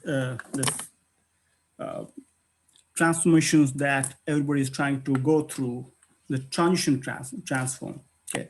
Incremental transformations are, of course, a little simpler, but when we are making architectural changes to your portfolio, you're adding something significant or letting go something significant, what happens?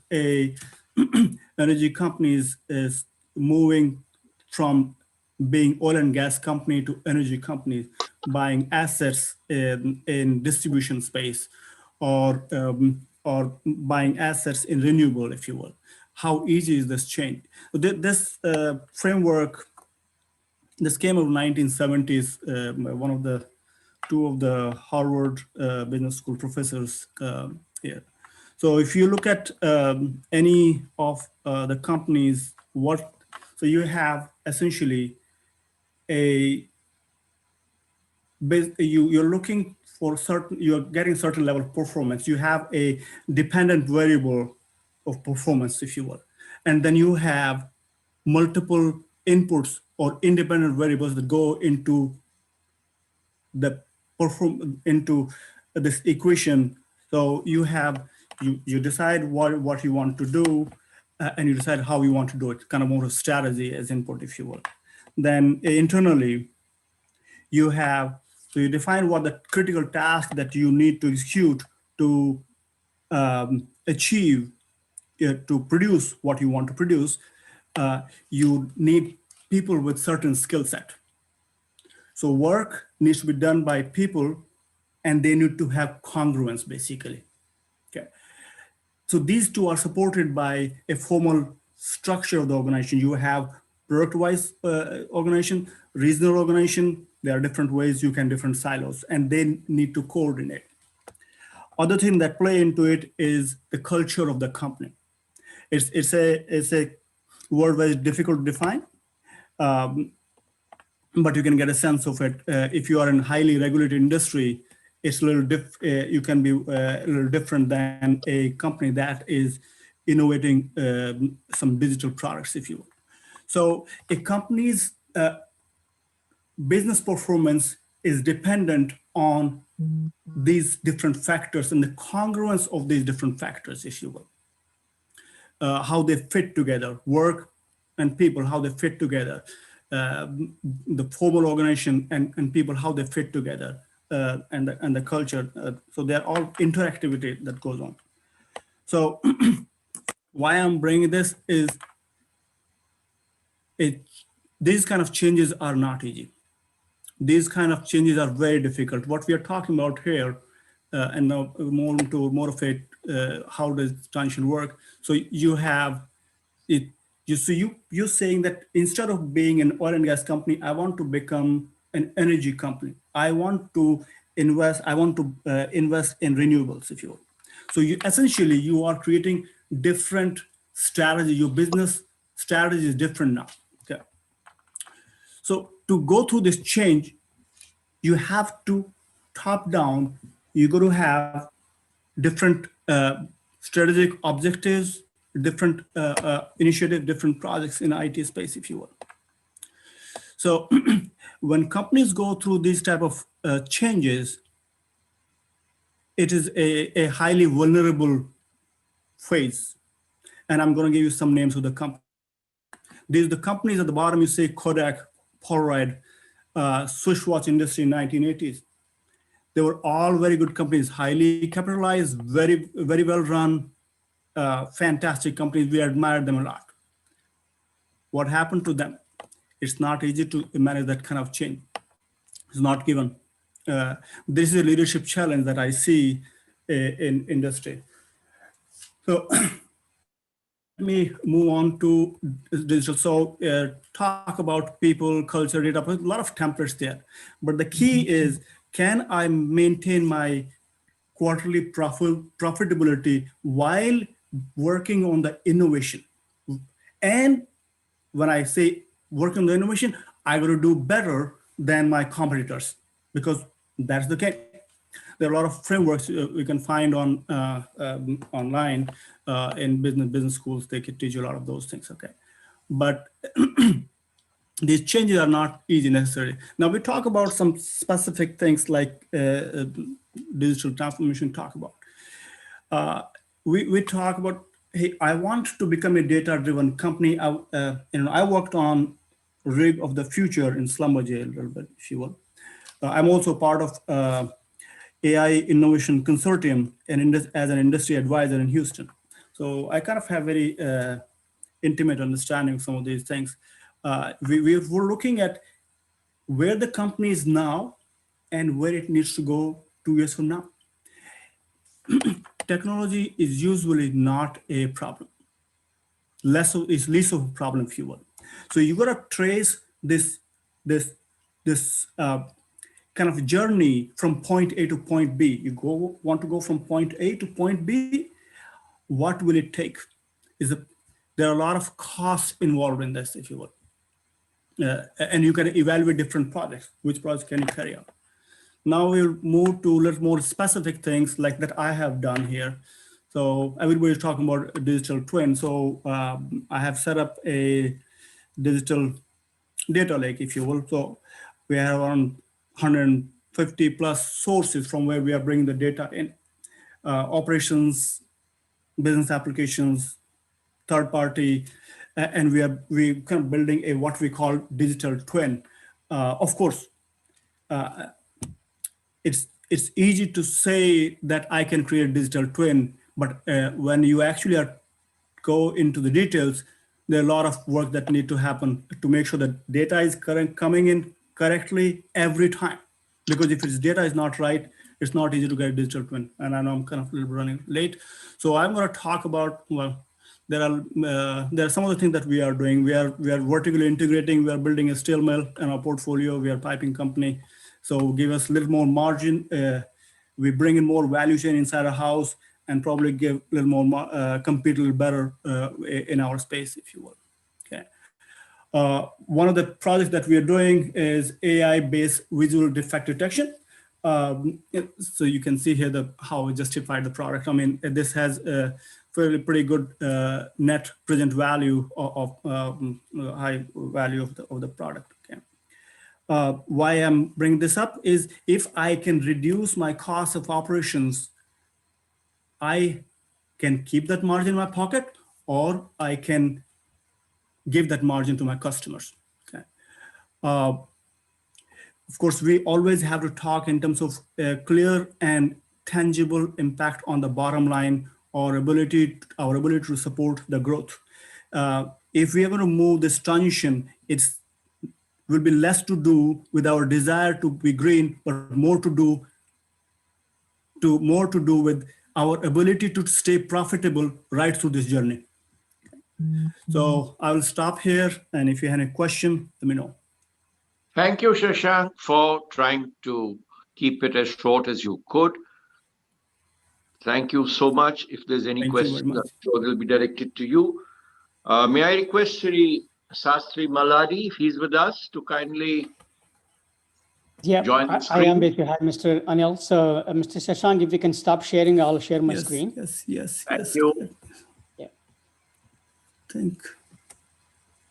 I think do you still see my screen? I do. I think you should. Okay, I think it'll go down. Yeah. It'll go Okay, down. now it goes away. Yeah. Let me share my screen.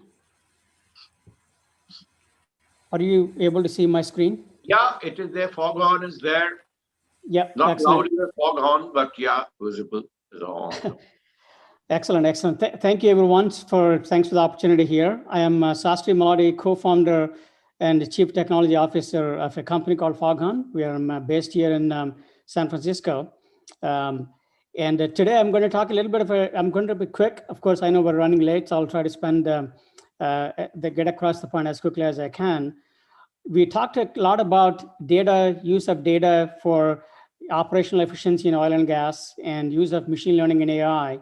And I'm going to take a different perspective in what we call edge computing and talk about some of these use cases in upstream, midstream, and downstream, and exactly how machine learning and AI is applied at that level to increase the operational efficiency and reduce the carbon footprint. But just before, a quick glance about our company, who we are.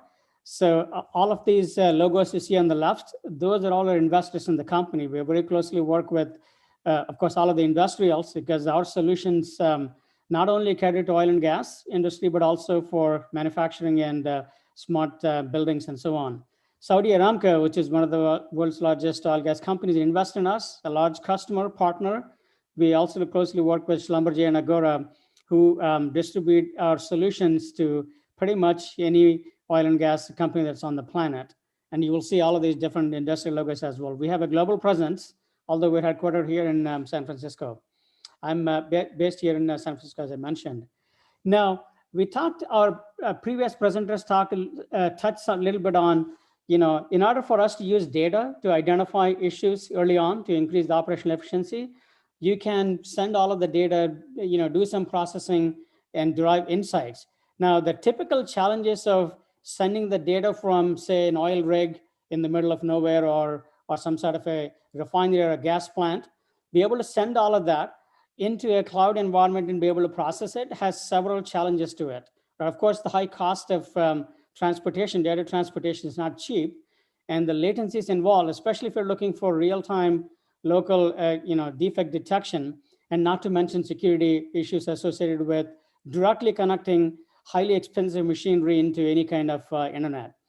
Now, what we have actually come up with is this notion of an edge solution, effectively running the AI machine learning software right next to the asset where the data is being produced. In some cases, it's on the asset itself, and we'll talk about how, and where you collect the data through, and we'll talk about different types of sources, derive the insights, and then optionally, if you wanted to send those insights back into some sort of a cloud, any of the cloud providers, you can do that. That addresses all of the concerns that I talked about.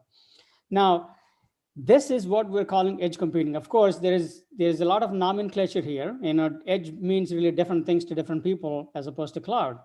And this is in fact one Gartner analyst representation of what different nomenclatures of edge are.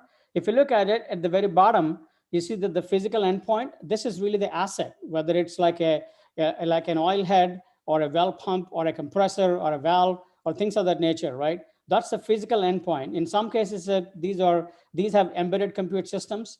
You could also run on PLCs attached and embedded systems to the device. And most common one is what we call this gateway edge, where you have what are called IoT gateways that are manufactured by companies the likes of Dell, HP, Cisco, a number of others too. Effectively, small compute devices that can be plugged into the same network as the asset, and you're able to ingest the data there.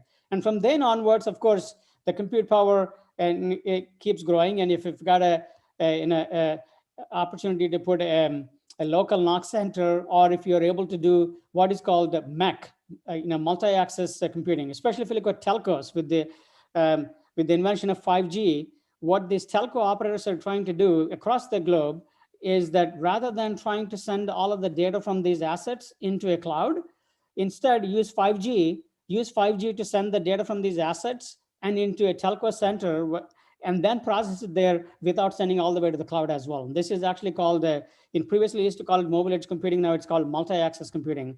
And some other folks actually call that regional data center.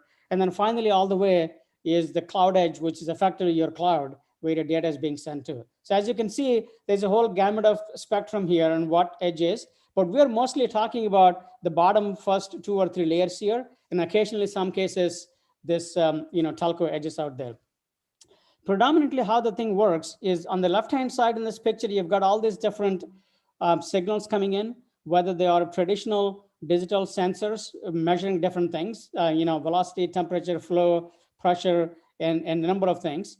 But these days, it's also quite easy to install some of these modern sensors. So looking at video, audio, acoustic, and vibration sensors, right?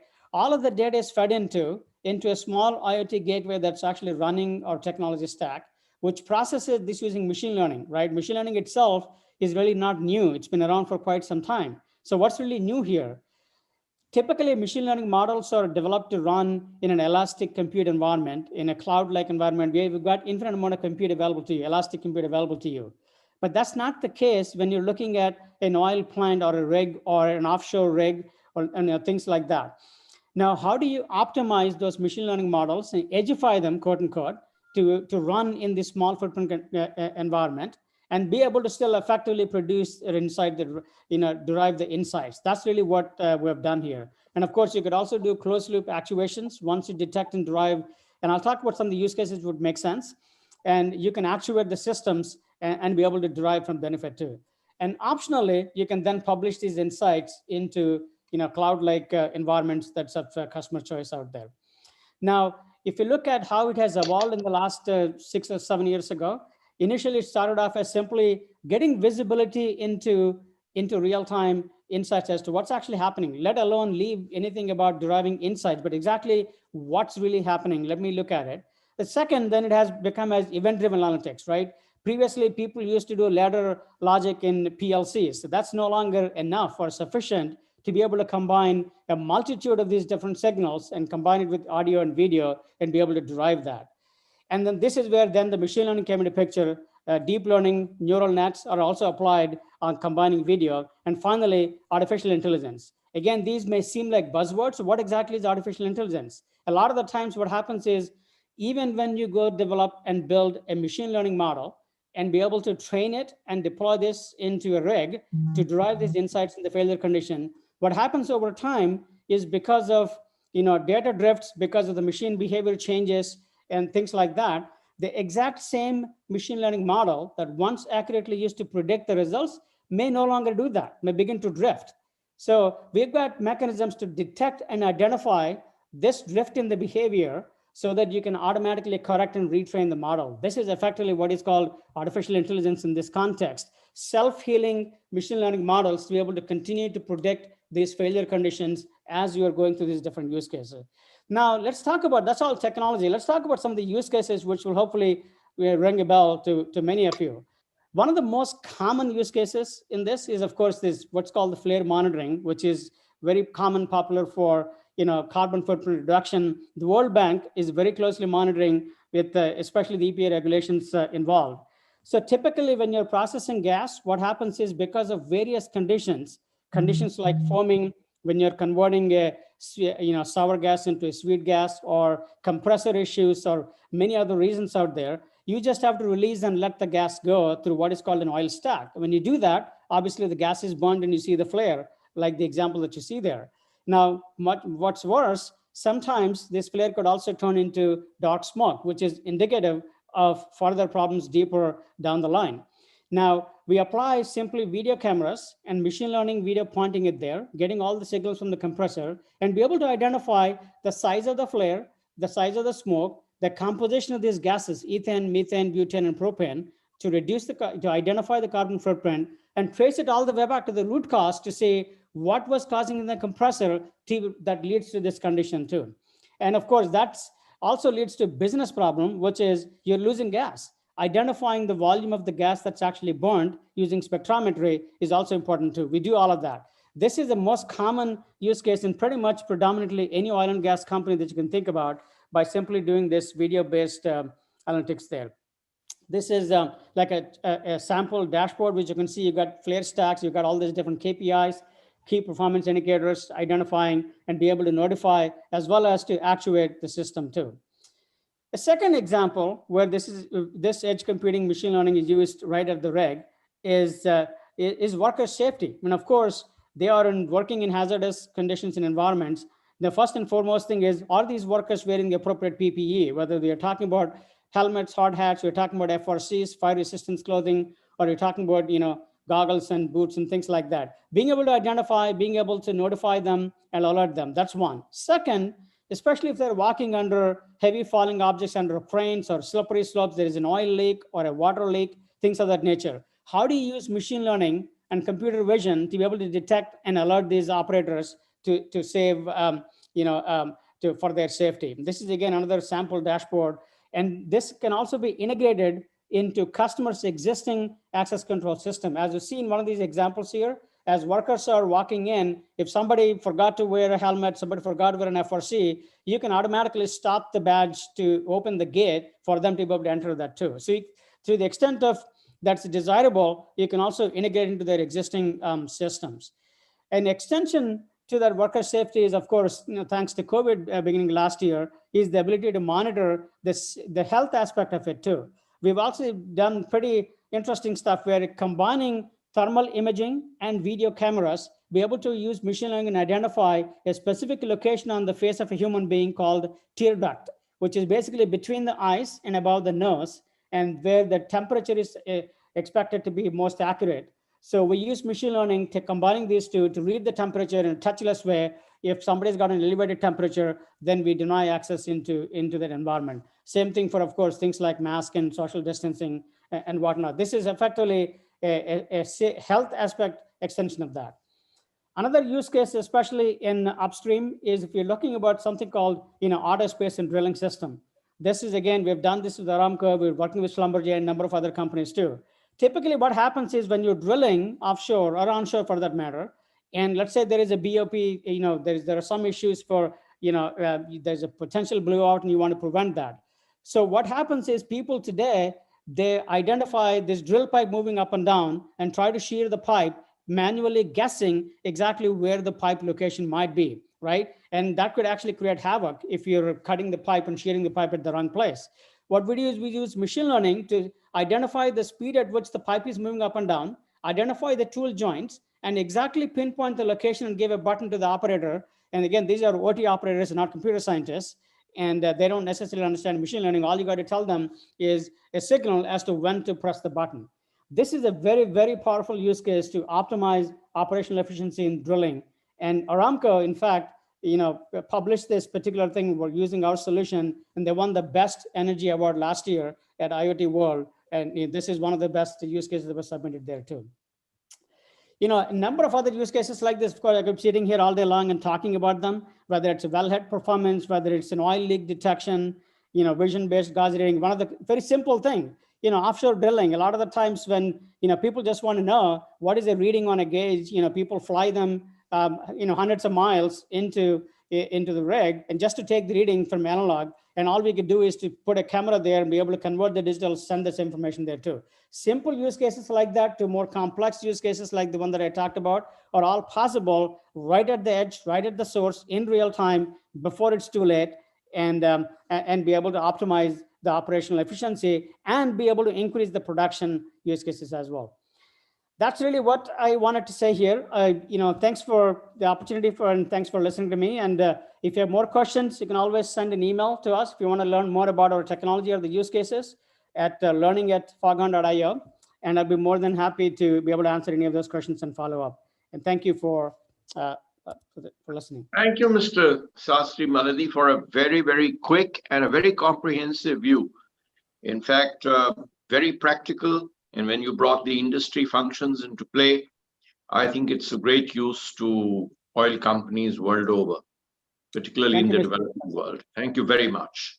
Because I have always been a great votary of energy and efficiency going together, and particularly for the developing world. Thank you so much.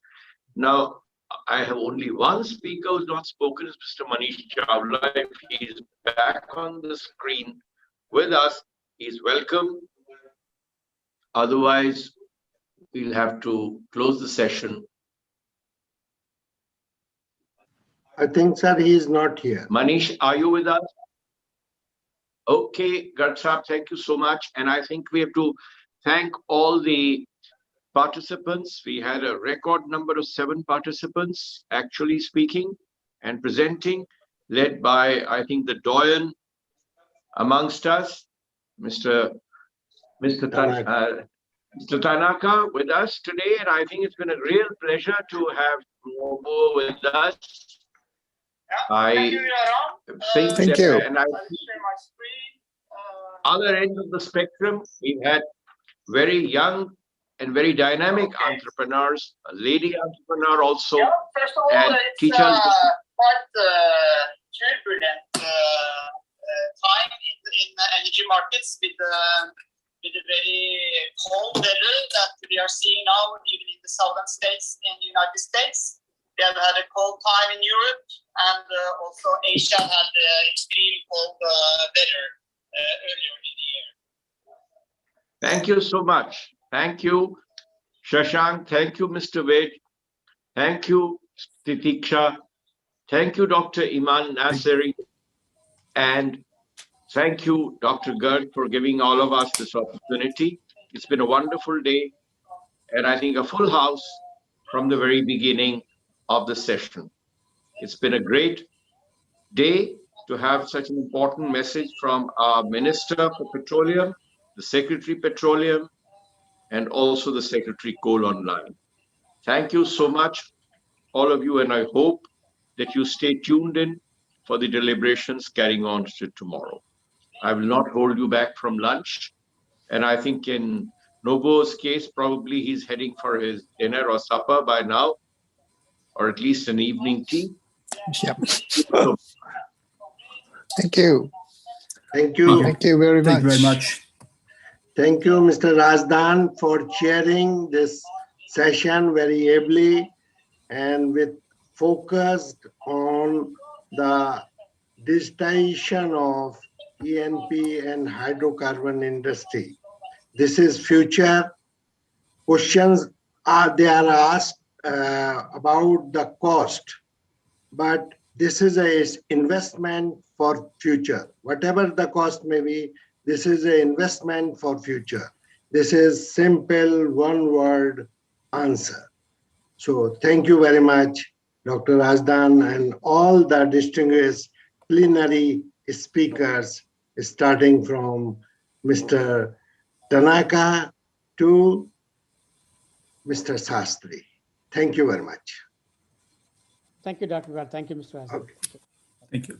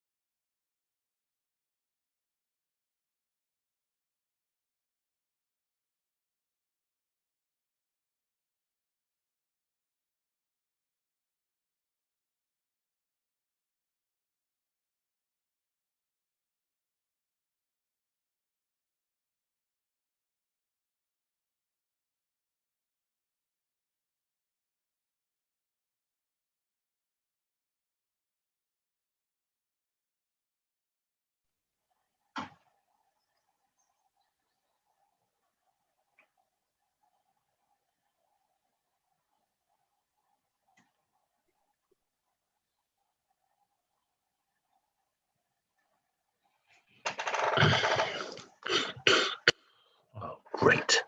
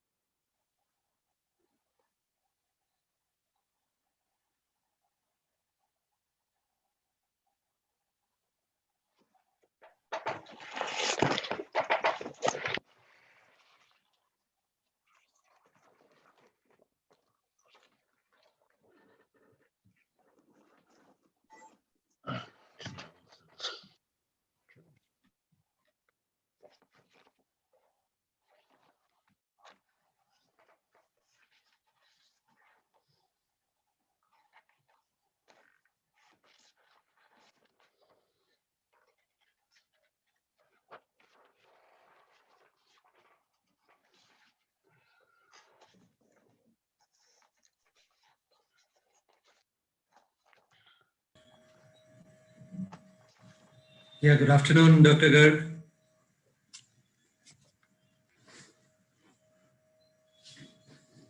I think you're muted, Dr. Garg, sir. Yes, sir. How are you? Yeah, We are that's fine. fine, Thank fine. you. Good to see you this time virtually. Okay. Good afternoon. Good Dr. afternoon, Garg, Mr. Mr. Bhattacharya. So Rajesh nice to Nath. see you. Yeah. I can see Good afternoon. Good afternoon, everyone. Good Good afternoon, afternoon. Vibhuti. Good afternoon, Vibhuti. Najim. Yeah. Good afternoon. This is Andrew Mentioner. Yeah, Andrews. Yeah, good afternoon, Andrew. Good afternoon, everyone. Good afternoon, Good afternoon, Srivastava. sir. Good afternoon, sir. Bhattacharya, sir. Good afternoon, Mr. Srivastava. Good afternoon, everyone.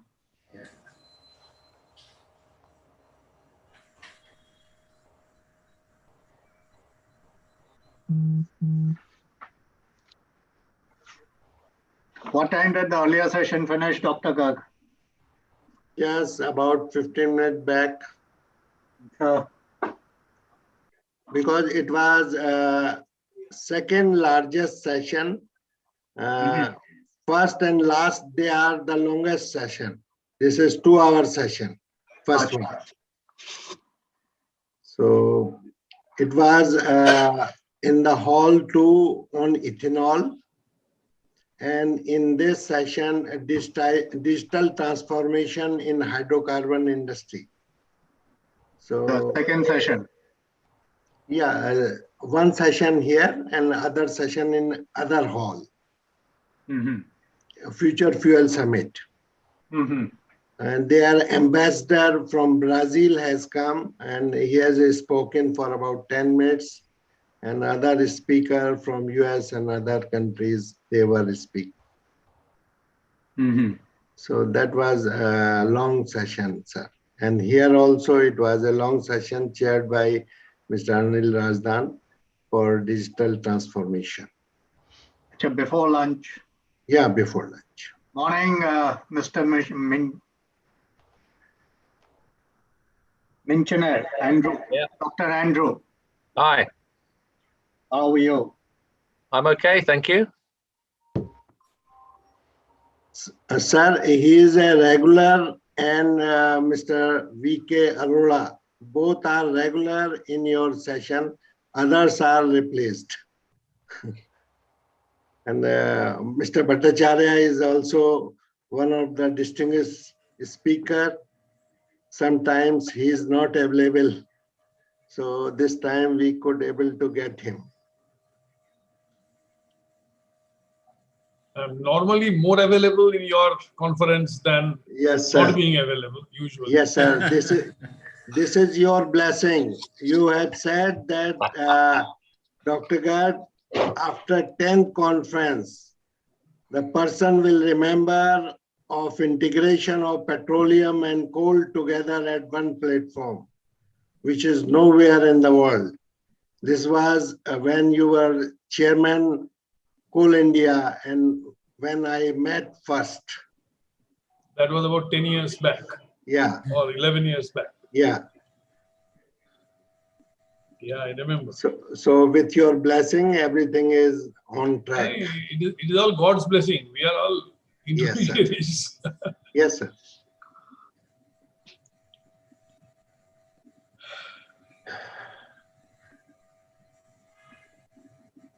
Dr. Garg, from the technical team, anybody is there? So we can just check out the screen sharing once. Yes, yes. We will just ask. Yes. Sir, Mr. V.K. Garg will be joined within a minute. Sorry, Puneet इसमें से ये हटा लो. पुनीत इसमें से screen हटा दो. Yeah. So I'll just try once with the screen sharing. I'll just Have you decreased the screen? Is it visible to everyone? Yeah, it is. Yeah. Okay. Okay.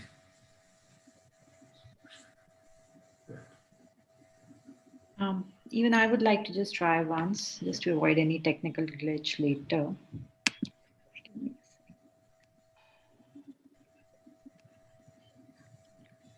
Is the presentation visible? Very much. Very much. Very clear. Thanks. And I also have a go. Where's it gone? You still have, as far technically also you got time. What's happened there? Oh, there we are. Does that show? Yeah, it is. Yes. Great, Andrew. thank you. How do I take it out again? I think on the top you have the stop sharing option. Right, let's see there. Where's that? Are you getting the line on normally on top? There should be above this panel. There is a shop. Yeah, on the right side, you'll see Yeah. the button. Stop screen sharing. No, not on the presentation. Not on the presentation, beyond the box. Andrew. Oh, I'm sorry.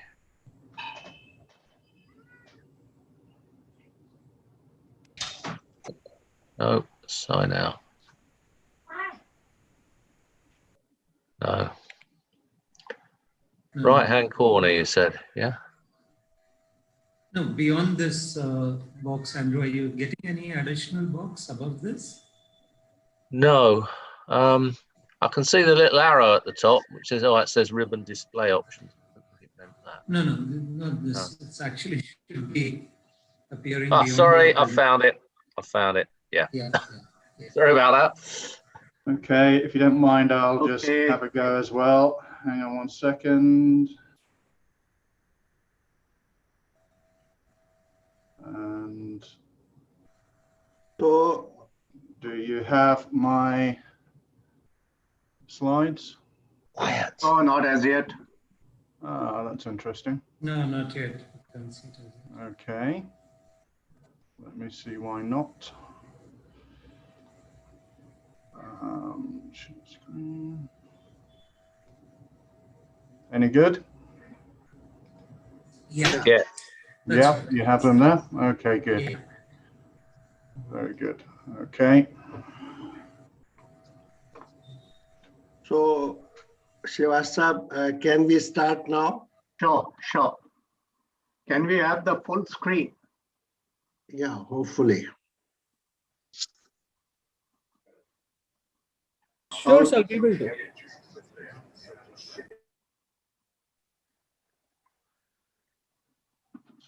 Well, welcome everyone to this plenary session number 3, which is greening of coal towards zero carbon emission. Sounds a bit antithetical that in the same line where you mention coal, you are mentioning a zero carbon emission. But then that is the trend of the world today and the future today. Well, I was the then coal secretary, as my introduction is, and I superannuated in 2014. The reason why I'm using this benchmark of 2014, because as they say, the proverbial saying, that a lot of water has flown down the river Ganges or the river Rhine or whichever river you'd like to call since then. When I was the coal secretary, then the headlines in our domestic papers used to read coal shortages. So many thermal plants running on critical coal stocks. So many thermal plants running on supercritical coal stocks. And at that time, lot of thermal power capacity had also come up. It was the sunshine sector for the thermal power capacity. Now we have reached an era where people have started talking in terms of coal dying away. Some people have already written the epitaph of coal. But the best way of describing the situation just now would be to say that coal is in transition. Now, since this is an international summit, this scenario will definitely vary from country to country. But insofar as India is concerned, there can be forecasts, there can be scenarios, there can be assumptions. But one can safely say that coal is going to may play a primary role in meeting the energy requirements of the country at least till 2050. Okay. Now, what would be the percentage? Would it be 40%? Would it be 30%? Is a scenario which I doubt whether anyone can predict with any element of certainty. There are assumptions which will play out or not. Having said that, there was a line which was used in the morning session, and I would like to. There is some disturbance in the background. Is the technical team there? There is some disturbance in the background. I think those who are not speaking should mute themselves. Okay. So there was one line which was used in the morning session. And I am repeating that line because I'll say India is a developing economy. When we talk in terms of climate change, can everyone who are not speaking just mute their mics? It's a bit disturbing if there is noise in the background. Okay, so there was a line which was used in the morning, which was that when we talk in terms of climate change, we also have to use the word climate justice. Now, this is an old theme of the developing economies put in a different language. What it means is that the developing economies are an aspirational society. They require energy for their growth. They are an aspirational society. They need energy for their growth. And therefore, energy is going to be a major driver. Since energy is going to be a major driver, we need for the masses accessibility of energy and affordability of energy. I'm saying this in the context of positioning coal in the Indian strategy, in the Indian pattern. Another thing which should not be lost sight of, especially insofar as India is concerned, that most of the thermal-based power capacity, especially in the private sector, has come up in the last 15 to 20 years. And therefore, it has to sustain itself. We cannot allow a standing asset to be wasted away where a lot of capital has already been invested, to allow to become non-viable, both from the viewpoint of countries' resources and from the viewpoint of countries' sustainability. We all know about the per capita situation of India. No point in talking about the figures, 1100, 1200, what is the world average and where India can reach. The basic point which comes before us is coal will have to be a source of energy fuel for some time to come. The question is how to use coal responsibly. How do we position coal in the Indian energy scenario, and how will coal play itself out? One point which as a coal secretary I always used to say is that when you are discussing about energy for any particular sector, you have to see its natural resource endowments also. And India, though the coal is of a low calorific value, India has abundant coal reserves. It has more than 300 billion tons of reserves with approval of 155 billion tons. Another question which has to be posed to the policymakers is, do we allow this source of energy to permanently stay underground, or can we devise a strategy and umbrella where those resources with which we are naturally endowed, and mind you, not many countries are naturally endowed with such a resource, do we allow this resource to just lie there unutilized, or do we utilize it in a manner in which it ensures it meets the energy requirements, at the same time it ensures sustainable development?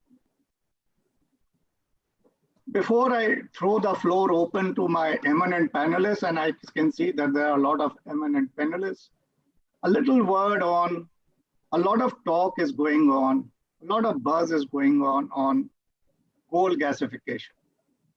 Definitely, it is the future for India, which has to be now seriously considered.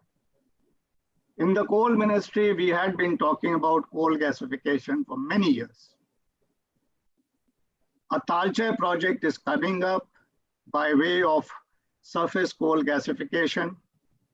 But insofar as the viability and sustainability of the project is concerned, there is still a little question mark, and my fellow panelists may like to comment on it. It's a very high capital cost project, more than 13,000 crores to use the Indian unit of currency. The technology still has to be commercially proven, and the coal requirement, which has to be a low cash ash, which has to be less than 20% or maximum 30%, again is an issue. But let us see how that experiment works out, because we will have to try out these type of models in order to ensure that coal is utilized in various possible ways. So having used this platform as a base for my fellow panelists to touch upon some issues which I have thrown, and definitely there are many more issues which will come up, the future of coal mining, the future of thermal-based power plants, where the PLF is going down to 50% in our country, totally unsustainable considering the investment which has been made. I was a coal secretary when the PLF was nearly about 70 to 75%, where we started talking about meeting coal linkages to meet 85% of the capacity utilization of power plants. So keeping all that scenario, may I request someone who was my contemporary at that time, but who is an absolute expert in the coal sector, Mr. Partha S. Bhattacharya, who has been the former chairman Coal India, who has done a lot of work in this sector, who is totally abreast with the latest developments in this sector. May I request Mr. Partha Bhattacharya to give his views on the subject? Thank you, Mr. Chairman, for setting the tone of the meeting, of the discussions. Thanks to the Energy and Environment Foundation and Dr. Garg in particular for inviting me to speak in this plenary session. I would like to stay fixed towards the subject matter of the session, which is somewhat different from what we normally talk about, and that is greening of coal towards zero carbon emission. I'll take the issue as it is. Now, this subject is actually in essence, it's a subset of the wider issue of, as rightly put in by Mr. Srivastava, energy transition. The transition away from fossil fuels to environmentally benign sources of energy. On one side of the debate is the collective human effort to combat the challenge of climate change and contain global warming to 1.5 degrees Celsius in the long run. On the other side lies the challenge of improving quality of life of billions of underprivileged people that require substantial rise in flow of energy, particularly in the developing countries, India being a prominent one among these. The greenhouse gas emissions in 2019 is reportedly the largest in any 1 year of human history. It has set the globe on a course of a devastating 3 degrees Celsius global warming. That's what experts mention. As the world recovers from the pandemic, the cry for a reversal of the trend to net zero emission by 2050 for containing global warming to 1.5 degrees Celsius is getting louder and louder. The current decade till 2030 is considered to be most important in setting the right direction. A 45% reduction by the end of the decade is deemed imperative for course correction to attain the long-term goal. Around 120 countries and over 1,000 large corporations have committed to act in this direction. More, if not most corporations and countries are expected to follow suit. Now, what is net zero emission? Net zero emission calls for offsetting the entire emission of carbon dioxide caused by human activities through a combination of measures directed at emission reduction and carbon capture. So how does coal, use of which is bound to emit carbon dioxide, become carbon neutral? There are broadly two ranges of activities that can take coal towards the target. One is, of course, mitigating the emission of toxic gases by preparing coal for use in high efficiency, low emission power generation technologies, or coal gasification to produce syngas for use as feedstock. Second approach could be, or rather, second approach can be complementing the first approach, is carbon capture through large-scale afforestation coupled with avoidance of deforestation, and adopt carbon sequestration and capture or carbon sequestration and utilization technologies as and when these become available at affordable prices. Now, Indian coal is intrinsically high in ash. Preparing such coal for use in low emission power generation or coal gasification will essentially call for reduction of ash. This can be achieved with state-of-the-art closed circuit technology for washing of coal with minimum power and water consumption. Such technologies are available. The progress of washery construction in India has suffered primarily due to low efficacy of coal washing in the old washeries of the coal companies, as well as the controversies surrounding the washing practices of the private washeries. The clarity on the environmental impact of traditional coal washing, particularly the generation and use of rejects, remains ambiguous. These factors possibly have contributed to the recent reversal of an earlier 2015 MoEF direction that mandated washing for coal consumed at distances exceeding 500 kilometers or in cities. Also, a lack of consensus on who should bear the cost of washing, the coal producer or consumer, has hindered progress of large-scale washery construction. With the statutory compulsion of coal washing withdrawn, it is primarily the economic benefits to consumer and producer that should determine the future trajectory of washeries. From the perspective of the consumer, it is not fair to expect them bear the cost of washing.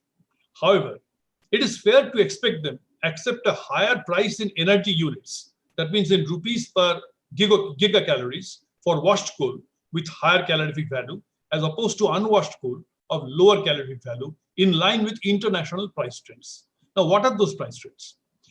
Globally, the price of coal rises rapidly as calorific value increases.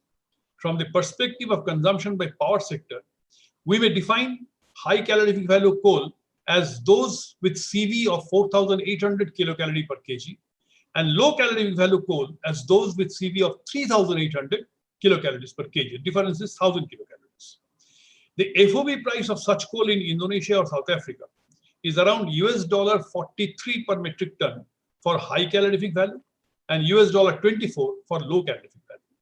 This works out to a price increase of 80% from 24 to 43, corresponding to calorific value increase from 3,800 to 4,800, which is 26%. In other words, the price increases at the rate of 3% for every 1% rise in calorific value. In terms of Indian rupees, by taking a rupee-dollar exchange rate parity of 74, the FOB price of low calorific value and high calorific value imported coal in rupees per GCal translates to rupees 467 low calorific value and 663 high calorific value. In percentage terms, the price differential is about 42%. This allows reasonable scope to apply state-of-the-art technology for improvement in calorific value in a gainful manner. In other words, the pricing norms enables absorbing the cost of washing fully, and no wonder the traded coal are largely washed. Now, coming to the Indian scenario. In contrast, if you look at the latest notified price of coal supplied to the power sector with similar GCV, 3,800 and 4,800 from the subsidiary of from any subsidiary of CIL, excepting WCL and NSC, they have a different set of prices. The prices are 896 for 3,800 and 1,150 for 4,800. This works out to a price increase of 28% for increase in calorific value by 26%, or price rise of 1.07% for every 1% rise in C. In terms of price in rupees per GCal, it translates into 236 for 3,800 kilocalorie coal and 240 for 4,800 kilocalorie coal. The difference is only a meager 1.7%. Obviously, this does not leave any margin for quality improvement of Indian coal. To create proper incentive for producing and consuming washed coal by bringing in advanced technology for washing, which is fast emerging as a key imperative for greening coal, it is critical to restructure the pricing pattern along international practices, of course, in a revenue neutral manner. It should not be that Coal India makes a huge money out of this. Now, coming to the other subject of carbon capture. Till such time as cost-effective technologies are developed, India should rely on intensifying afforestation and protect flora and fauna from the onslaught of mining activities. The track record of CIL in the area of afforestation pleasantly surprised the global investors during the IPO, contributing to its resounding success. It transpired from records that for every acre of forest land diverted for mining purposes, the coal companies recreated 2.5 acres of forest.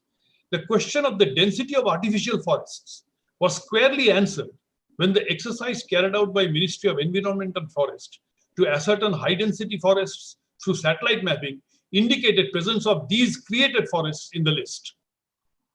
Also, in the area of land restoration and reclamation, it was established through satellite images that in most open cast mines, these activities were carried out commensurately. Therefore, heightened thrust on coal washing and afforestation are within the realms of possibility. It has happened in the past, it can again happen in a more intense manner. Once carried out with rigor, it should enable the coal sector to reduce carbon footprint considerably. Emanating from the Paris Accord, a focus of energy transition away from fossil fuel is also to evolve a roadmap that makes the transition smooth rather than bumpy for people directly or indirectly dependent on coal mining. Any deliberation on greening of coal must address this aspect as well. As a first step, this requires recognizing the fact that the current operations of Coal India comprise of a limited number of large and medium-sized mechanized open cast mines that contribute the bulk of production and profits. At the same time, there are a large number of legacy, low productive, high manpower, non-mechanized underground and open cast mines in the old coal fields of Raniganj, Jharia, Jharkhand, and MP. These mines are mostly lost.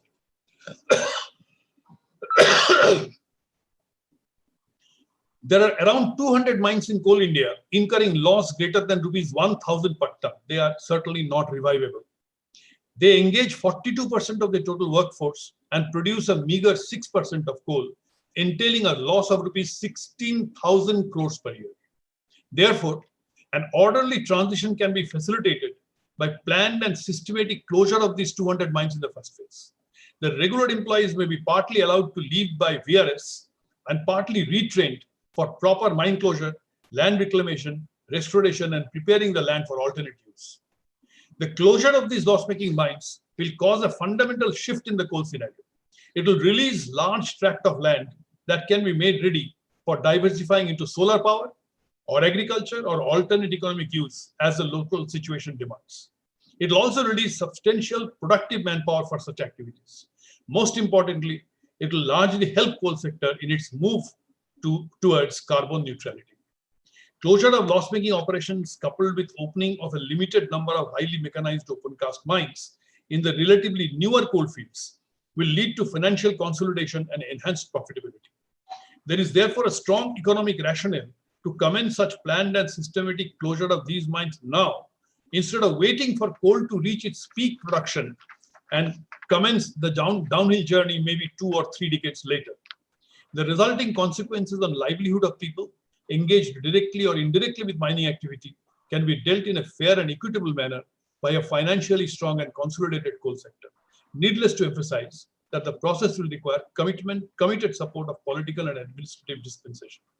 Once the first phase of orderly mine closure is completed in a time frame of 15 to 20 years, the stage will be set for just transition phase 2. The experience gained in phase 1, with the institutional framework getting matured by then, will ensure a seamless less painful transition away from coal, besides meeting the objective of net zero emission or something closer to that for the coal sector. Thank you for your attention. Thank you very much, Mr. Bhattacharya. As usual, very detailed, very specific, and a very exhaustive analysis. Bhattacharya Sahab, I have two quick questions before I pass on to the next speaker, and I thought I'll ask it at this stage. One is, at the end of the day, do you agree that washeries is the solution for clean coal? So the reason why I am stressing on washery is because of two reasons. One is that any greening effort. The reason why I'm asking is in the context of the latest policy decision which has been taken by the the policy decision, I'm not questioning the policy decision, but I find that the pricing structure itself is so suboptimal that washing will not happen on its own. It has to happen either with administrative directive, which is not going to happen now because the government has taken a position. But washing is definitely important if we have to go for coal gasification. You cannot go for coal gasification with 40% ash coal. You have to reduce it. So therefore, coal washing is a must. And if it has to happen on economic rationale, then we have to have the right kind of pricing. And for the right kind of pricing, the benchmark is international prices. That's why I brought in that point. At least for that grade of coal. Yeah. The second is, how do you rate the chances of your coal mines getting closed? Very logical case, very rational case. But do you think with the manpower which is involved in it? See, sir, let me tell you, it is not that it is not happening. It is happening, but maybe the pace can be accelerated. When I left Coal India, we were at 500,000 people. Today it is 259,000. I know. So it is happening. And how it is happening, it is getting rationalized through progressive closure. And we normally talk about safety conditions, this and that, etc. But why don't we take a conscious decision and take everybody on board? Since the saving of losses will be so huge, we can keep everybody happy. We can give a very decent VRS to the people who want to leave. We can engage the other people for something productive, for doing a proper mine closure. You will see large tract of land completely, completely wasted away. It can be brought back into shape, restored into, that is the international norms also. It can be restored for alternative use. So that is also an activity that should be done. And nobody else is required to be involved in this. Coal India alone can do it if they can avoid the losses. That will give them the money to do all this. And to that extent, they have the reserves to do it for the time being and then recover it by profit-making operations. Precisely.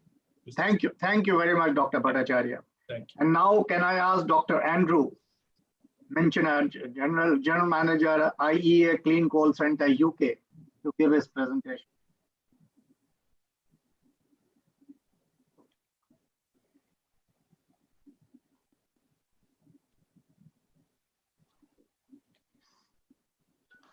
Thank you, Chairman. I trust everyone can see and hear me. Absolutely fine. Great. Thank you, Chairman. Other panelists, ladies and gentlemen, on behalf of the IEA Clean Coal Centre, it's a pleasure to be taking part in this year's PetroCoal workshop and conference. I've been a regular attendee, wasn't able to come last year, but I've been a regular attendee for many years, and I find it a very worthwhile operation. Let me move on. Just say a little bit about us. Now, we are part of a network of autonomous collaborative partnerships that's focused on a wide range of energy technologies, known as technology collaboration programs. And we're organized under the auspices of the International Energy Agency, but we are functionally and legally autonomous. Most importantly, we're funded by national governments and by corporate industrial organizations. And we are dedicated to providing independent information and analysis on how coal can become a cleaner source of energy compatible with the UN Sustainable Development Goals. In my presentation, I could very briefly talk about coal use worldwide, how people have been addressing the efficiency and environmental issues, and then how we might address the zero carbon emission, or getting towards zero carbon emissions. And then I very much at the end want to spend a few minutes talking about a number of collaborative activities we have with Indian stakeholders.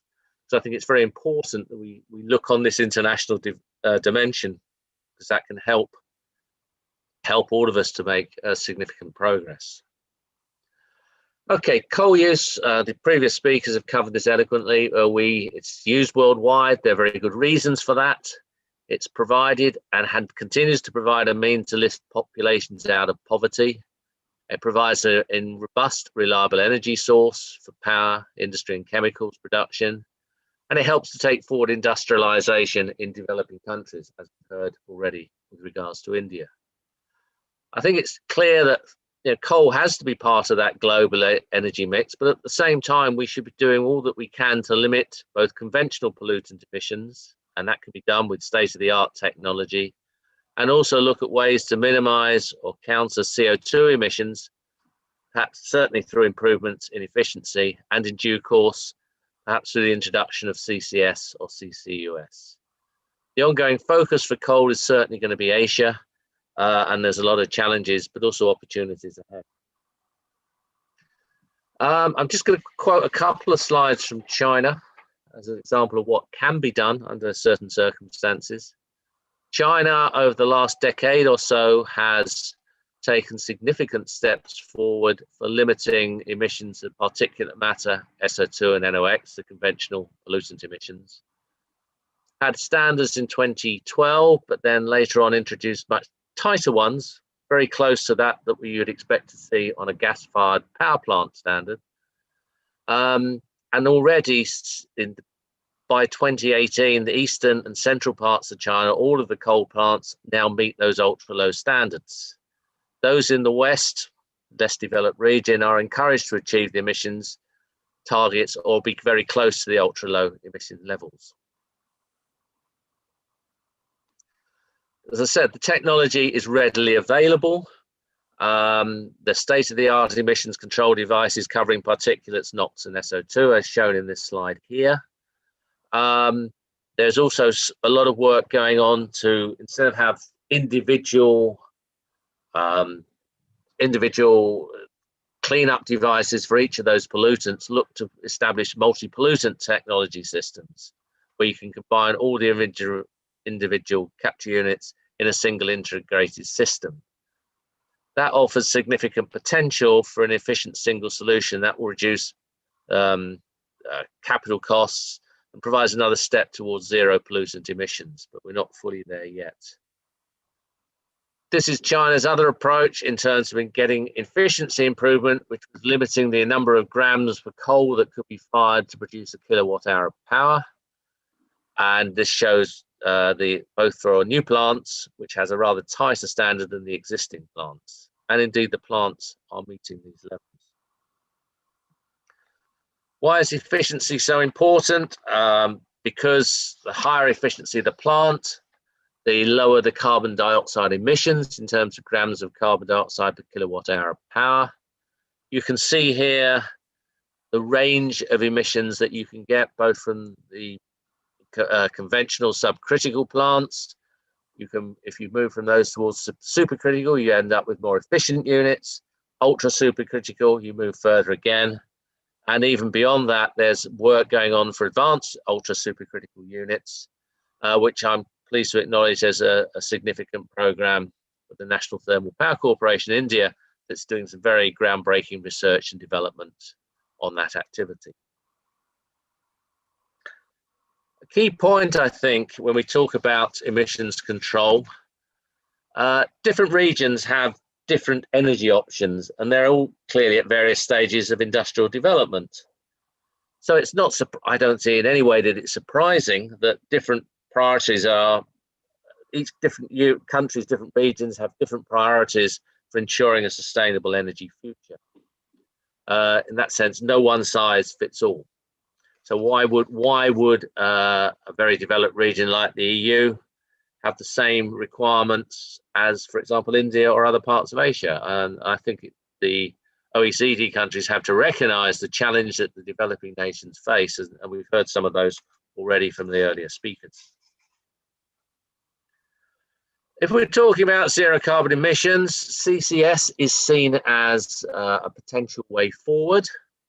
It has to be said at the moment that the technology hasn't really broken out. We've got 19 operational units that can store nearly 40 million tons of CO2 a year. Sounds a lot, but from a global perspective, it isn't. There's others in construction, there's other units in design, and some in early stages of development. And currently, the key regions are North America, Europe, the Middle East, and the Asia Pacific. Having said that, there's a lot you can learn by doing in terms of improving operational efficiency and reducing capital costs. I've listed down in this slide the sort of activities or sort of issues that you can address. And indeed, as an example, the Boundary Dam plant that was established for CO2 capture and storage and enhanced oil recovery from using the CO2. They've done a design for a much larger plant, learnt from what they've done the first time, and can reduce the capital and operating costs by about 60% from what was there previously. But there's still, still some way to go. The other point, second point I'd like to highlight is clearly the days when you had a coal-fired plant operating at pretty much a fairly fixed load, and coal would be the great majority of the plants that were on the grid. Those days have changed. We're now seeing the introduction, rightly or wrongly, of variable renewable energy sources such as wind and solar. And in most regions, those units, because of their variability, when they're producing power, they have priority access to the grid. That's fine, but it does introduce inherent instabilities into the system, as I'll show here. Now, the top picture here shows that what will happen if you're just using renewables, solar and wind, with some form of storage. It leads to periods of instability. It, more importantly, leads to periods of unmet demand. I think the sort of standard, would you wish to be in a hospital that was being powered by renewable energy and in the middle of a significant operation? But you can get over that by including dispatchable generation, which can be brought online at the request of the power grid operators according to operational needs. Now, coal or gas are proven options, but so can biomass and hydro be included in that.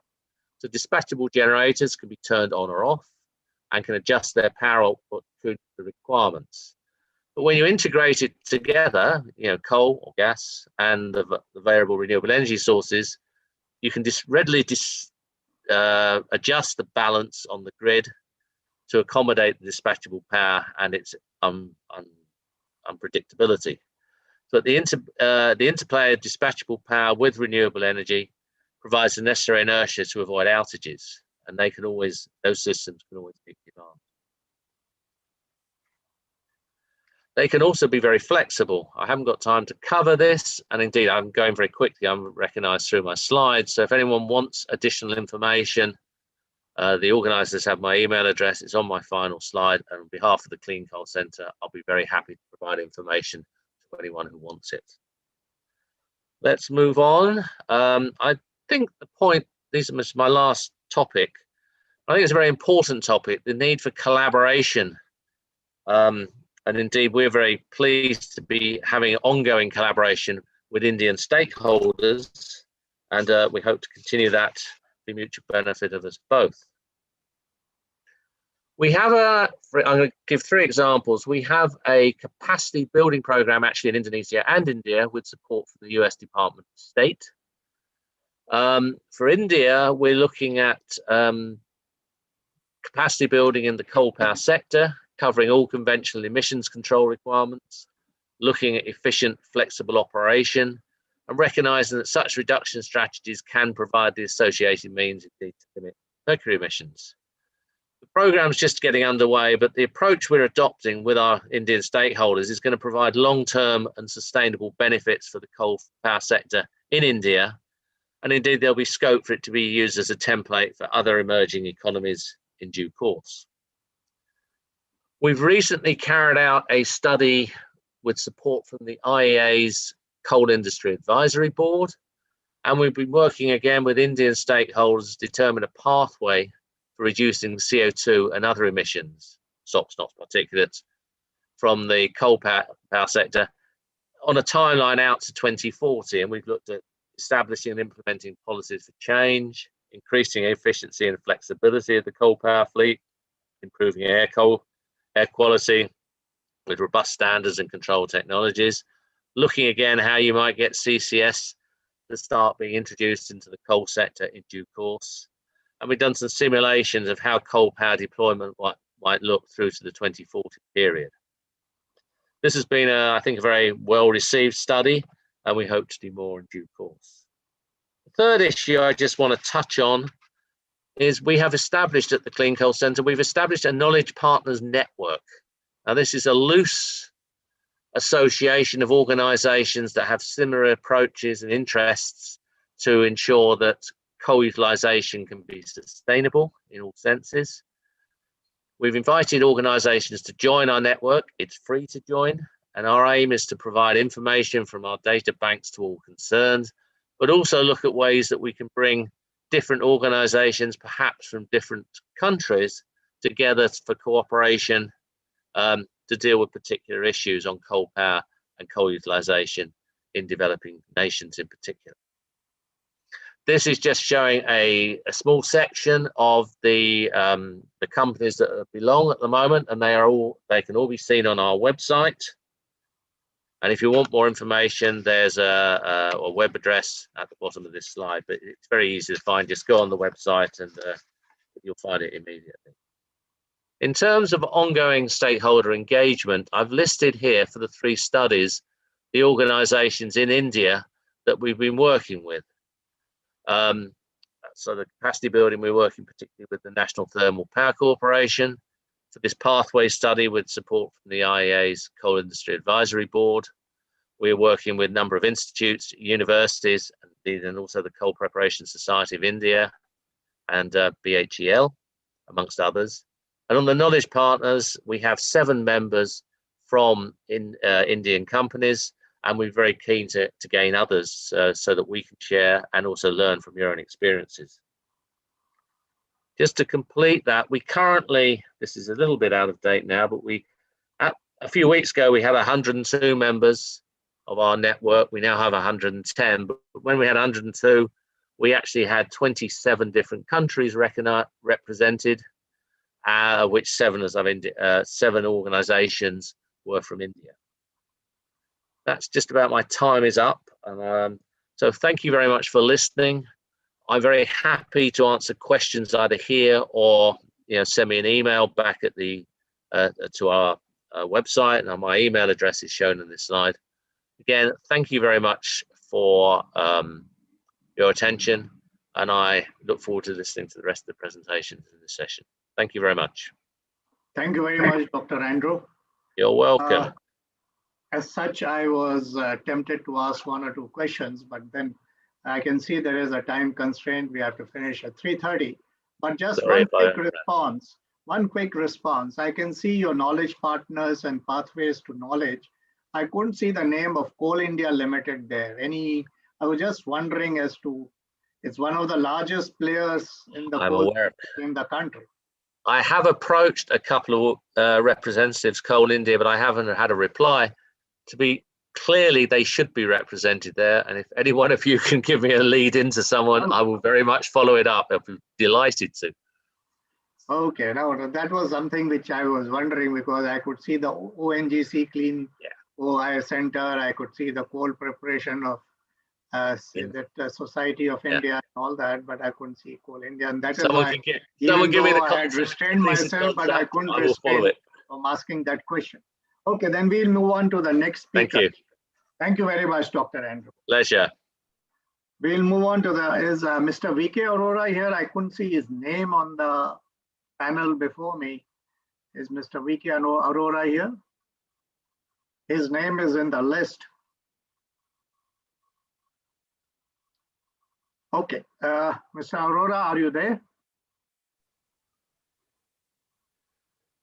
He was here. Then, sir, he was here, but maybe somewhere.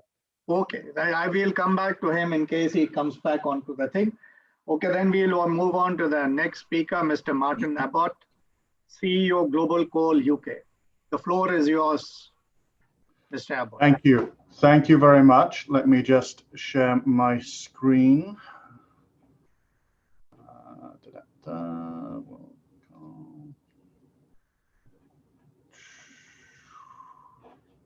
Has that worked? No, I don't think it has.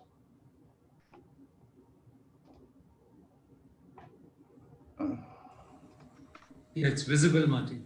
It is visible, is it? Okay. Yeah, it's visible. But if you can make it full screen, that would be fine. Yeah, it's not visible to me, but that may not be such a huge problem, I suppose, because I can see. Now it's gone somewhere. Now it has gone, actually. Unfortunately, we are seeing the. Okay, hang on 1 second. I don't know. Dr. Garg, is the tech support there to guide Mr. This Abbott? is rather strange. I had it before. Is anyone from the tech support present here? Martin, maybe you could stop sharing and just start again. I think that may. Yeah, hang on a second. Actually, I think I have found the issue. Right, share. PetroCoal Congress. Okay. It's there. It's there. Good. Though it is not full screen, but it's there. I think we might as well. It's not full screen. I think it may have a problem. Yeah, I'm not quite sure why it's. You need to click on the presentation view. Presentation view. Yeah, the trouble is that I'm not seeing. Yeah, now it is there. It's better. Okay. Now we are getting the full screen. There is one slideshow there. You can see the slideshow. Maybe you can just touch that. Yeah. Okay. Okay, well, you can see the slides. Yes. So. Yes, we can see it. On Very the good. right-hand side, right hand below. Yeah, I'm not sure what's going on, but it usually this works rather smoothly. But anyway, look, thank you very much. First of all, I want to thank Dr. Garg for his invitation to speak at this Congress. It's a great pleasure to be here. Obviously, we as Global Coal are very much involved in the commercial side of the coal industry. So I'm going to bring perhaps a slightly different angle into this session. In his opening remarks, Mr. Srivastava talked about sustainable, responsible use of the coal resources of India and the responsibility to use that energy resource in a sustainable fashion. What I want to talk about is coal trading in a changing environment.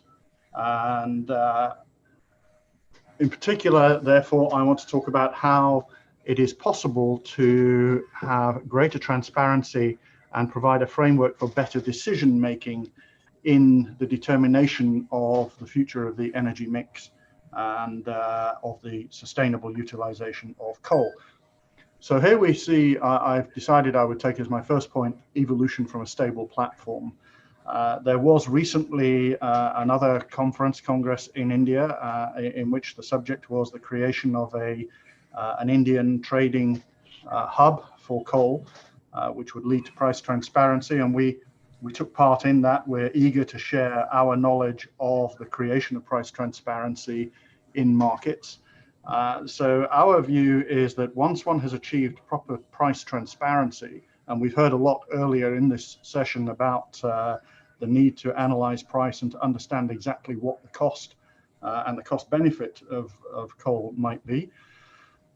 Price transparency encourages stable raw material supply because obviously it allows for proper investment. It allows for product pricing efficiency, which in this case basically is power generation. So the power is properly priced.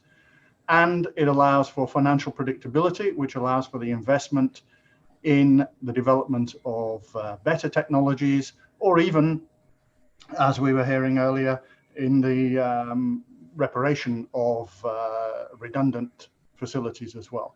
In other words, price transparency provides the ability to plan and to progress.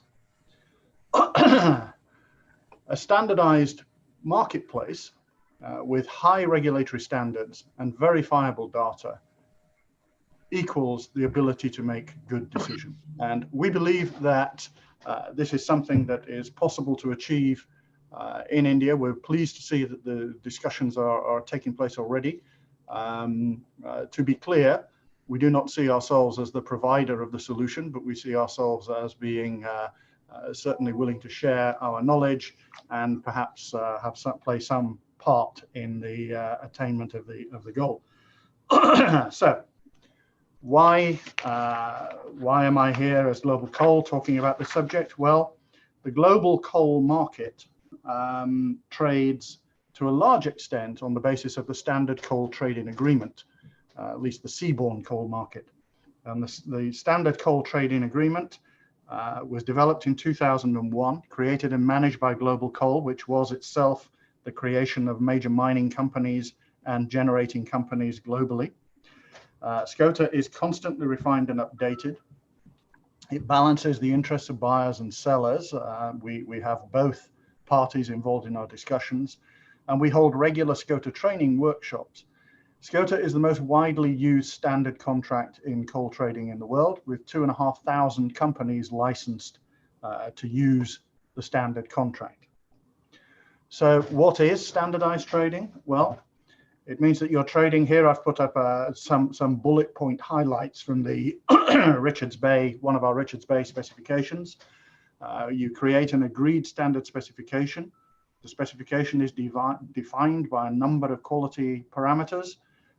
Here we see the RB1 spec. What does that mean?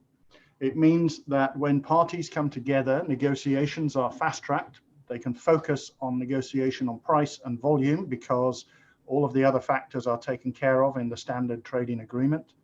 Transactions are based on robust, tried and tested terms and conditions. And what do we mean by that? Well, SCOTA has been around for a long time. Most of the world's leading commodity law firms have been deeply involved in SCOTA, in advising, in challenging, in being part of legal discussions around SCOTA. So SCOTA has evolved, like any good piece of common law, to be constantly relevant to the marketplace. It means there's little or no contractual basis risk, therefore, on back-to-back transactions. Each party knows what the basis of the contract is. And it allows for transparent and consistent price adjustments. So, for instance, whilst we may have a quality benchmark in a contract, we also have levels at which there will be price adjustments if the quality is not met. It allows for fully compatible pricing bases between different kinds of coal. So we have the Richards Bay, we have the Newcastle, Australia, we have coals traded into the European ports, and one can see at any time what is the global balance of coal pricing. Thanks to the fact that we have a coal trading facility, which I'll talk about in a minute, the adjustment of positions is possible. And thanks to the creation of futures contracts, it enables price risk management to take place as well, which is critical. The ability to manage future risk is critical for the ability to make future plans. So there are 170 market members of our trading community. They are all able to enter the credit risk matrix to make themselves acceptable to other players, and then to post bids and offers on the screens that we provide and to trade. 47% of our members are traders, 27% are consumers, 20% are producers, and there are some financial institutions as well. 78% of our membership focuses on thermal coal. We are also developing a met coal business. And as you can see, the spread of our membership is 50% Asia, Australia, 34% EMEA, 10% India, and 6% others. In other words, tilted, as you would expect, towards those countries that remain more reliant on coal. There are two types of trading available. One is that you can buy and sell the actual physical commodity.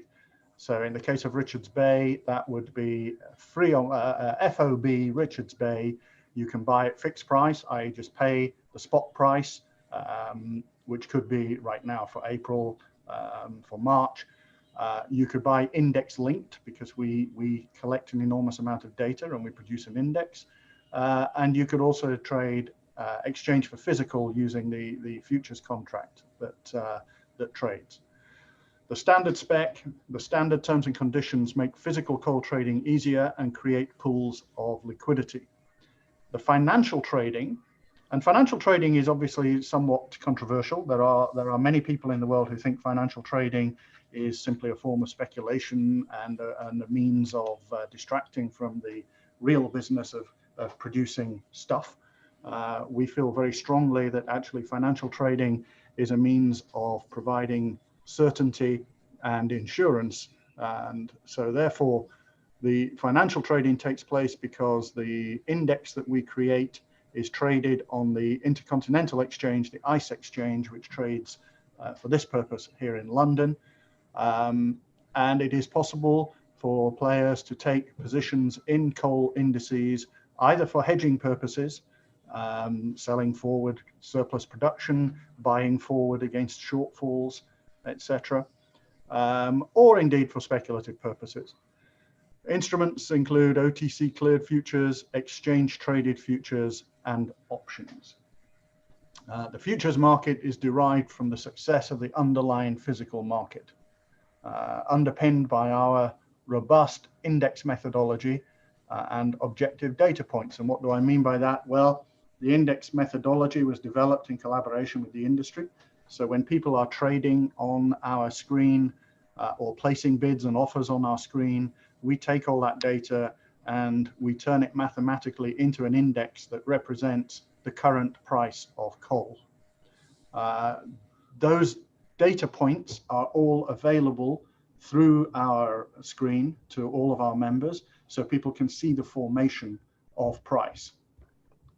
Indices are derived only from transactions, bids, and offers.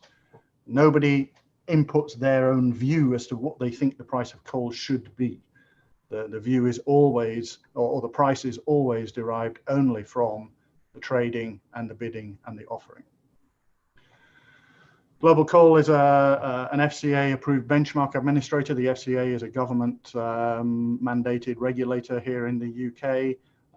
We are a benchmark administrator, which means that we are recognized as having the highest standards of independence and that we produce a good and properly usable benchmark. So, summary of the benefits of the GC model. Why do we think that this would translate in part, at least, into creating the transparency that we talked about in the Indian market? Well, index compilation allows for risk management and predictability. The physical sourcing and supply platform for standardized coal types allows people to see exactly what the price of the commodity is and how they might compare different grades of coal, but also different raw materials for power generation. Transaction data is captured real time and available for the market to see.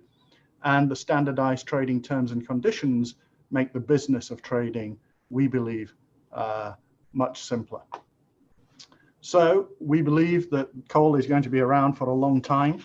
We think that transparency and efficiency in the trading of coal will assist people in managing their coal exposures, both from a societal environmental perspective and from a commercial perspective. And we are happy to continue the debate with stakeholders in the Indian market about the future of the coal price discovery and trading business. And that is the end of my presentation. Thank you very much. Thank you very much, Mr. Abbott. Though a bit removed from the main theme, but a very interesting topic, especially in the Indian context, where this has a lot of potential provided the number of players in the sector increase, and which they may perhaps increase with the advent of commercial mining in the coal sector, and let's see how it flourishes and progresses. So after this, I'm told that Mr. Aurora, I can see also Mr. Aurora is back here. Mr. Aurora is the chief mentor of the Karamchand Thapar and Brothers Coal Sales Limited, So, Mr. Arora, let's hear your views on the subject. Thank you. Thank you, Mr. Srivastav. I've been having some technical problems after India defeated England in the test match this morning. My Wi-Fi decided to go for a walk, and now I'm depending on 4G. So excuse me if my presentation is not looking that great on the screen. Okay, I will start with a quotation from the Brazilian Minister for Environment responsible for Amazon rainforest. He said, modern industrial society is a fanatical religion. We are demolishing, poisoning, destroying all life systems on the planet. We are signing IOUs our children will not be able to pay. We are acting as if we are the last generation on the planet. So without a radical change in heart, in mind, in vision, the earth will end up like Venus, charred and dead. Now, I have spent my entire life in coal mining and later on with power generation. I'm definitely saddened by the fact that coal is now considered to be the biggest villain, leading to increasing pollution load, in turn leading to all the ills which the Brazilian minister was saying we should not be doing. As and when there is a catastrophe leading to loss of environment and loss of life, I ask myself, is this the price we have to pay for our greed and extravaganza? We all have to ask ourselves, have we been fair? So as a coal miner, I do agree that thermal coal power produced out of coal is the cheapest, most stable, and India has to depend on increasing quantities of coal.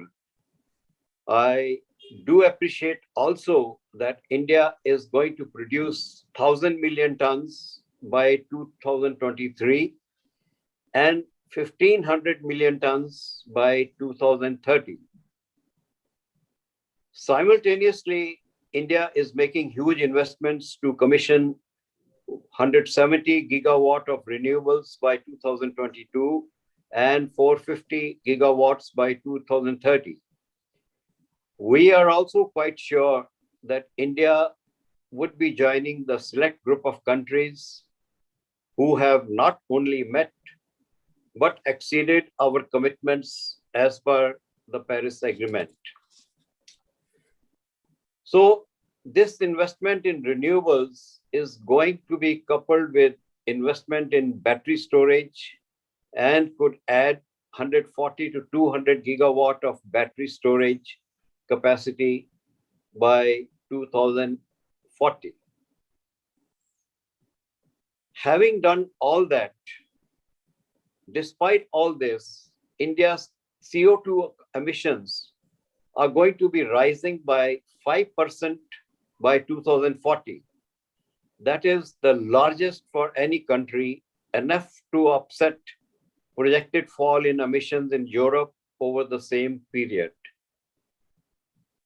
In such a situation, as a coal miner, how do I explain to my children when International Energy Association warns us that hundreds and thousands more could die every year due to higher exposure to air pollution, with number of annual deaths potentially increasing by almost 2 lakhs from the current level to 1.4 million tons per year in 2040. Again, as a coal miner, we have to ask ourselves a few questions. These are going to be the questions which our children are going to ask us. Why are the coal mining areas so polluted that people living in vicinity have to pay a very heavy price of suffering from asthma and associated diseases? Now, is it too expensive to adopt anti-pollution measures in production, handling, and transport of coal. It costs some money, but it is possible to contain the airborne pollution in the coal mining areas. I would also like to ask, why has it taken Coal India 49 years to now decide that all coal transport would not be by trucks, but through conveyors and silos? This could have been done much earlier. Next, look at the places where mines have exhausted. It looks like a ghost town when it promised that it will be left in a better condition than when it was taken from the landowner. The next question is why the power plants have to be located on political considerations, not nearer to the pitheads, but away from it, spending almost rupees 1,000 to 2,000 on transport to wasting so much of energy. And next question is why the old and inefficient power plants should continue to use coal, whereas they could have been replaced by a capacity which was more efficient.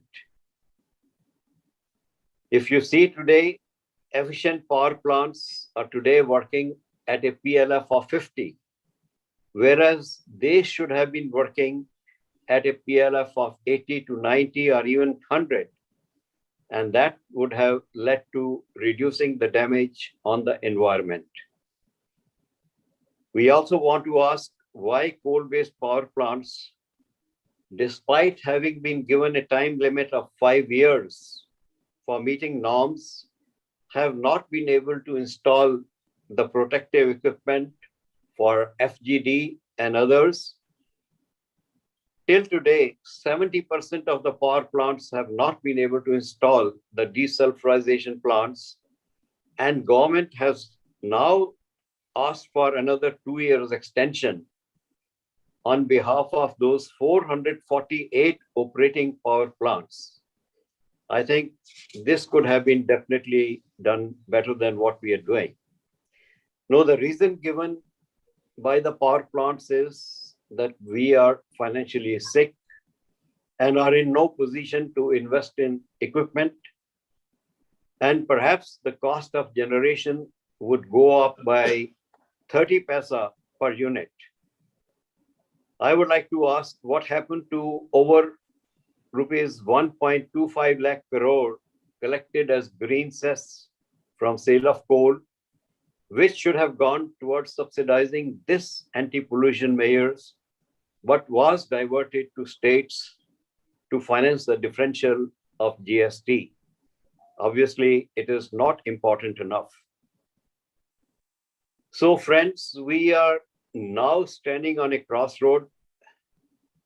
While we have the luxury of using coal for providing cheap and consistent power, we do not seem to be wanting to do the effort of a responsible and pollution-free mining and for pollution-free use. We do not want to burn the coal efficiently and install equipment which will make it pollution-free.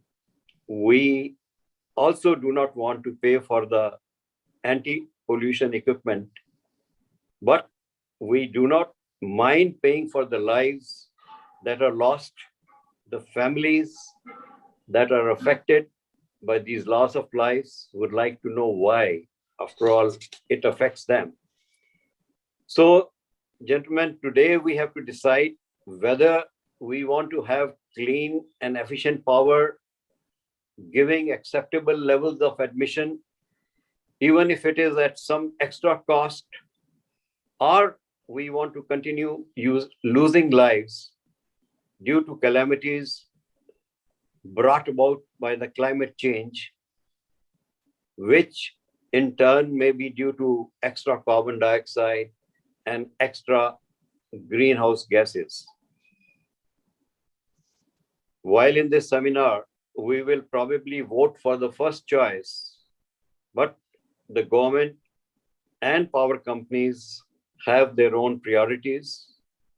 They will promise everything, but you and me know the whole working of power plants requires us to decide whether human life is more expensive than the extra cost of electricity as it is. So friends, our power sector needs a thorough overhaul if we want to leave a clean and healthy India for our next generation. Thank you very much. Thank you very much, Mr. Aurora. You've asked certain very pointed and telling questions, which definitely are also relevant for policy making at the national and state levels. But we will leave it at this stage, and perhaps I doubt very much whether we'll get the time. Then we could have thrown the questions open to the entire House to react and respond. Having said that, now I request Ms. Vibhuti Garg, Senior Energy Economist, Institute for Energy Economics and Financial Analysis, to give a presentation. Thank you.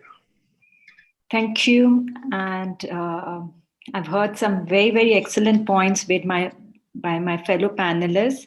So the discussion has been more about, about greening of coal through different technologies like coal washing, carbon capture, storage, etc. But in my presentation, I will focus, about how the investment trends have been changing in different countries and how the different countries are transitioning towards, zero carbon emission technologies in general. So this will show how investors are thinking globally, as well as in India, to invest in clean technologies or invest in cleaning of coal or both.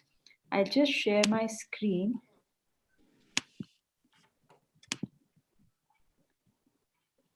Yeah. So if you look at the global trends, coal has been primarily the major source of kind of energy generation till now, whether it has been China or countries in the Asian market as well. But from 2010 onwards, we could see that, US, the capacity of coal has started declining, and in Europe from 2018 onwards. In 2019, however, the total coal generation has started declining globally altogether and not just specific in few countries. 2020, I would say, has seen a drastic drop. It was for the very first time, the world's coal fleet was running at less than half of capacity in 2020, primarily on account of demand fall, on account of COVID-19, but also because we have seen, share of RE has been increasing, whether it was in terms of capacity as well as in generation. So, the question is, where do we see coal from now? We have, as many speakers pointed out, that there is a need to limit the global temperatures to 1.5 degree above pre-industrial times. So the coal use has to reduce from the current, 33% to 6% by 2030. And on the other hand, the renewable energy share has to increase from the current 10% to 36%.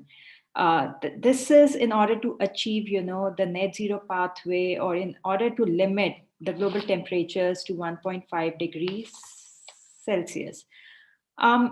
As a result, we have seen a lot of countries kind of committing to net zero targets by either 2050 or 2060. So this graph shows how much, the global coal generation is kind of covered by such targets. Clearly, with China announcing its net zero target, as it is, 50% of now the coal generation is covered. And additionally, 12 to 15% is covered by other countries such as Japan, South Korea, Germany. With Biden coming into power, we hope that US will soon announce its net zero target. And there are a few other countries also where net zero is in discussion, but there are countries which includes India, Russia, Australia, where the discussion of net zero target needs to start happening. And I would say that, I clearly agree with what others were saying in terms of, the Western countries have had the luxury of developing at an early stage and being the largest contributor. And now I would say the responsibility has to be differentiated, as even our policymakers and the ministry has been pointing out. So the West has to take more responsibility, but at the same time, the developing countries can't shy away from taking responsibilities. Now, if you look at the global investment trends, so clearly, there is a decline in the investment to the fossil fuel sector, whereas renewable energy sector has gone up or has remained constant. The share has remained constant primarily because the cost of renewable energy has gone down substantially. So while we have seen the capacity of renewable energy growing in the last few years, but with similar investment, more capacity could have been installed. So that's why we are seeing that while the share of RE generation or the RE capacity has gone up, the investment is more or less same. But clearly, one of the starking trends is that the investment to the fossil fuel sector has gone down over the years. At IFA, we have been tracking, how the global capital away is kind of shifting away from coal and even oil and gas sector. So, as high as 155 organizations, which includes significant banks, insurers, asset managers, asset owners who have committed to, substantial away from coal policies. So, and last year itself, in 2020, we saw about 68 new such commitments taking place. Now, if you see at the left-hand side of the graph, the coal expansion was led by China and then by India. But from 2016 or 15-16 onwards, we are seeing that the share of coal expansion has been going down, even in China and India. And I would say that primarily the reason for such a fall is more on the cost economics, also to do with, there is an increasing realization of air pollution issues, and the governments have made commitment under Paris Agreement about installation of more and more renewable energy, as well as reducing energy intensity. So all these decisions have led to a decline in coal-based capacity. If you look at from the perspective of how the investors or how the market is responding to such companies, so Peabody Energy, which is one of the global coal player, if you'll see their share price performance, there has been a significant loss in the investors' value for people who have invested in fossil fuel companies. Now, looking at India-specific trends, as we all know, and how coal dominated the India energy mix till about 15-16, but 16-17 onwards, the expansion or the increasing share of coal has gone down, and it has been kind of taken away by increasing share of renewable energy generation. And we are expecting that in the next 2 years, and given government's key focus of installation of 175 gigawatt, we will see more and more renewable energy expanding. And while the expansion is about 8 to 9 gigawatts lately, but if we have to achieve 450 gigawatt target by 2030, what we need is about 30 to 35 gigawatt of annual renewable energy installation. I've just added this slide to when Mr. Arora was pointing out whether at all, it makes commercial sense to install PCT, which is the pollution control technologies of FGD installation or other NOx and SOx compliance technologies that needs to be provided by these coal power developers. So do we do it now, and what are the costs involved? So this graph just shows how if there is no air pollution control technologies being adopted by the coal power plants, the health and social cost is around rupees 8.58 rupees per kilowatt hour. So this was done by a study by in 2014, which was ADB sponsored study. And also we did another study to understand, based on the cost of installation of the PCT technologies, it will vary. The cost will vary from 30 paisa to 70 paisa, depending upon the various factors drive those costs, whether how old the plants are, what kind of, whether it just needs an FGD or it needs other PCT technologies to be adopted. So if you take an average of 52 paisa rupees per kilowatt hour and incur that kind of an expenditure, you'll see the health cost drastically reduced to 73 paisa per kilowatt hour. So that's just the kind of benefit one can gain from installation of these PCT technologies. If we have, the coal is here to stay.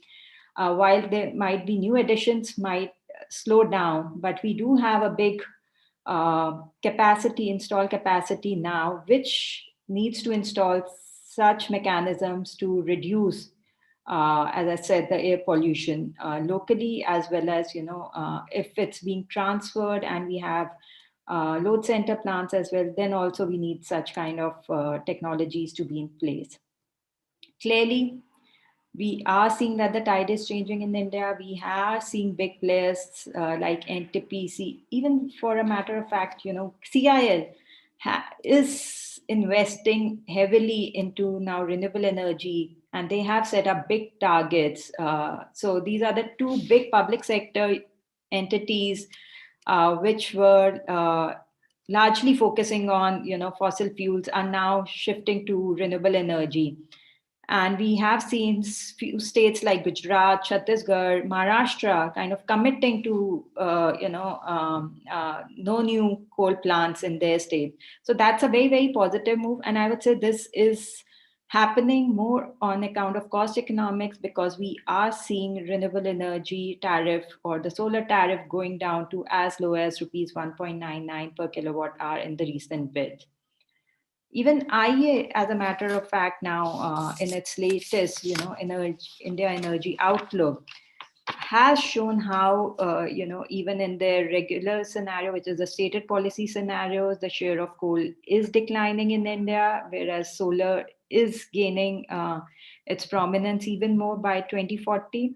And in their sustainable development scenario, this fall is even much higher. So I would just end by saying that, there is a large opportunity and huge investment flow is required, both in existing as well as clean coal technologies. What we need is renewable energy plus kind of an approach where investment also flow to make this infirm power into more firm power, so that the pace of decarbonization can be accelerated. Thank you. Thank you very much, Vibhuti Garg. You have answered one question of Mr. Arora with regard to the environmental norms and emission norms.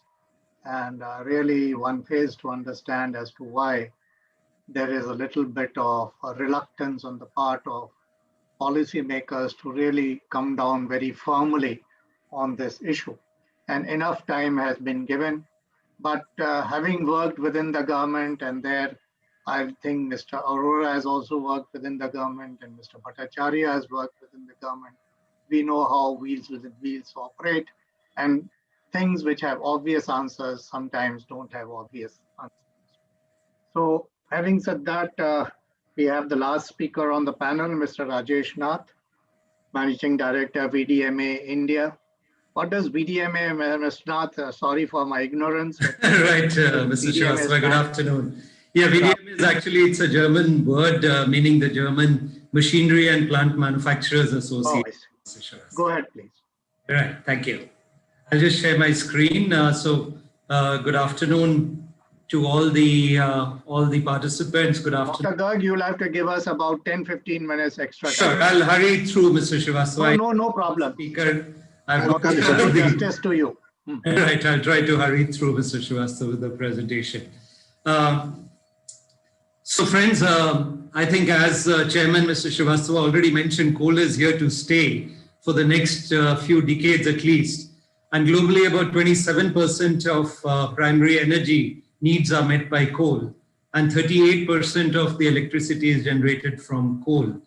Development of new clean coal technologies addresses this problem so that the world's enormous resources of coal can be utilized for future generations without contributing to the global warming.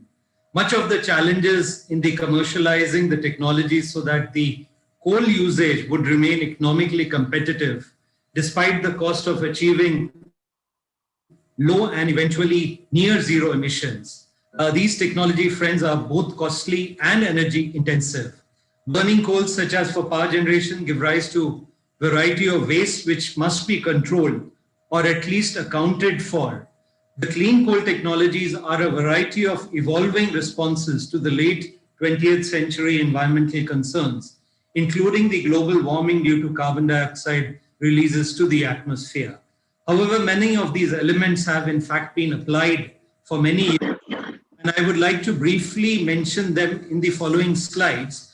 And then, friends, I would go take another view more on the smart manufacturing. So friends, as we all know, coal cleaning by washing, this has been a standard practice. Then we have electrostatic precipitators and fabric filters, which can remove 99% of fly ash. Flue gas desulfurization reduces the output of sulfur dioxide. Low NOx burners allow coal-fired plants to reduce nitrogen oxide emissions. Then going further, friends, advanced technologies such as integrated gasification, combined cycle, and pressurized fluidized bed combustion enable higher thermal efficiencies. Then we have the ultra clean coal from new processing technologies, which help to reduce ash below 0.25%. Then gasification, including underground coal gasification in situ, uses steam and oxygen to turn coal into carbon monoxide and hydrogen. Then we have, of course, the sequestration. The process refers to disposal of liquid carbon dioxide once captured into deep geological strata. Now, friends, all these technologies are known to some extent, but what I would really like to highlight is another aspect where we can improve the energy efficiency. So beside these considerations, however, aspects that concern modern extraction technology, together with automation, digitalization, or electrification of the machines also come into play. Hence, here we are looking at smart mining. This is the cyber physical systems indicate a combination of components, mechanical, electronic, digital, which communicate via data infrastructure, and in this case, the internet, to transfer as well as transmit the data. And to make mining green, it is necessary to automate. Artificial intelligence and machine learning can help mining companies locate minerals to extract, which is a critical component of any smart manufacturing operations. Then just like, for example, Uber or Google and Tesla have made autonomous vehicles, autonomous loaders and drilling systems can improve the productivity of a mine by up to 10%. In the majority of mining operations, large volume of overburden needs to be removed. Now here some companies have begun to use smart sorting machines. This work can lead to saving in fuel and energy during the processes. Thanks to Internet of Things and sensors, mining equipments can be monitored and maintained before breakdown occurs. Sensors can monitor temperature, speed, and vibration on machines to take action, transforming preventive maintenance into predictive maintenance. By assessing real-time data and analytics, mining operations can be safer for all those involved. Going further, friends, as we see in this slide, the various process steps, regardless of the raw material mined, there is great potential to reduce greenhouse gas emissions. This improves all processes, increases safety for people and machine, and increases the efficiency of the processes involved. The result is, on one hand, lower energy consumption per ton of coal, and on the other hand, more precise control of the mining processes. Means that environment is only affected or impaired where it is absolutely necessary for coal extraction. One prerequisite is the continuous networking of all devices and machines involved in this process. And with that, friends, I would like to touch upon the open platform communication united architecture. Company specification mining contains a basic description of mining machinery and equipments. Now, what is the advantage of OPC UA in mining? The main application area is the support of machine-to-machine communication in various processes in mining and vertically into higher level mine operating systems for control, information, and diagnostic purposes. So we strongly believe that smart manufacturing and utilizing OPC UA for mining equipments can make mining much more efficient and the processes much more efficient. Before concluding, I would just like to quickly touch upon the mining machinery industry. And if you look at the mining machinery industry, friends, the global supply of mining machinery is around 15 billion euros, with US, China, and Germany being the top three suppliers, having a market share of roughly 17%, 14%, and 11%. Now, coming to India, friends, specifically to India, the supply of mining equipments, mining machinery to India was around 664 million euros in 2019, with China and US being the top two suppliers. And friends, here we have the website. If you are looking for information on mining equipments as well as smart mining and OPC UA, please refer to this website. We have the manufacturers directory also available in this publication and also on our website. And with that, I would like to conclude. I would like to thank Dr. Garg, as well as the Energy and Environment Foundation, our chairman for this session, Mr. Srivastava, all the course speakers. And I would also like to thank my colleague, Mr. Klaus Stockmann, who's the Deputy Managing Director of VDMA Mining Equipment Division at Germany, for his valuable inputs. So, Mr. Srivastava, I think I've made up the lost time and we've finished exactly at 3:30.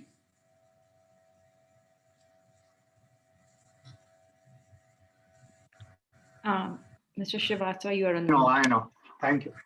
Thank you very much, Mr. Nath, for having the time discipline, though I'm sorry that you didn't get the sufficient time. You should have got nearly about 15 minutes, but thank you very much. So this is the end of the session. I think what we have seen in the session is that we have covered a wide canvas from manufacturing, what Mr. Rajesh Nath had said, and what from coal trading, what Mr. Abbott has said. Mr. Aurora has raised very interesting questions. We have seen the global, the clean coal scenario being brought out by Dr. Andrews, and Mr. Partha Bhattacharya, as usual, with his expertise, has given a lot of ideas about the path forward.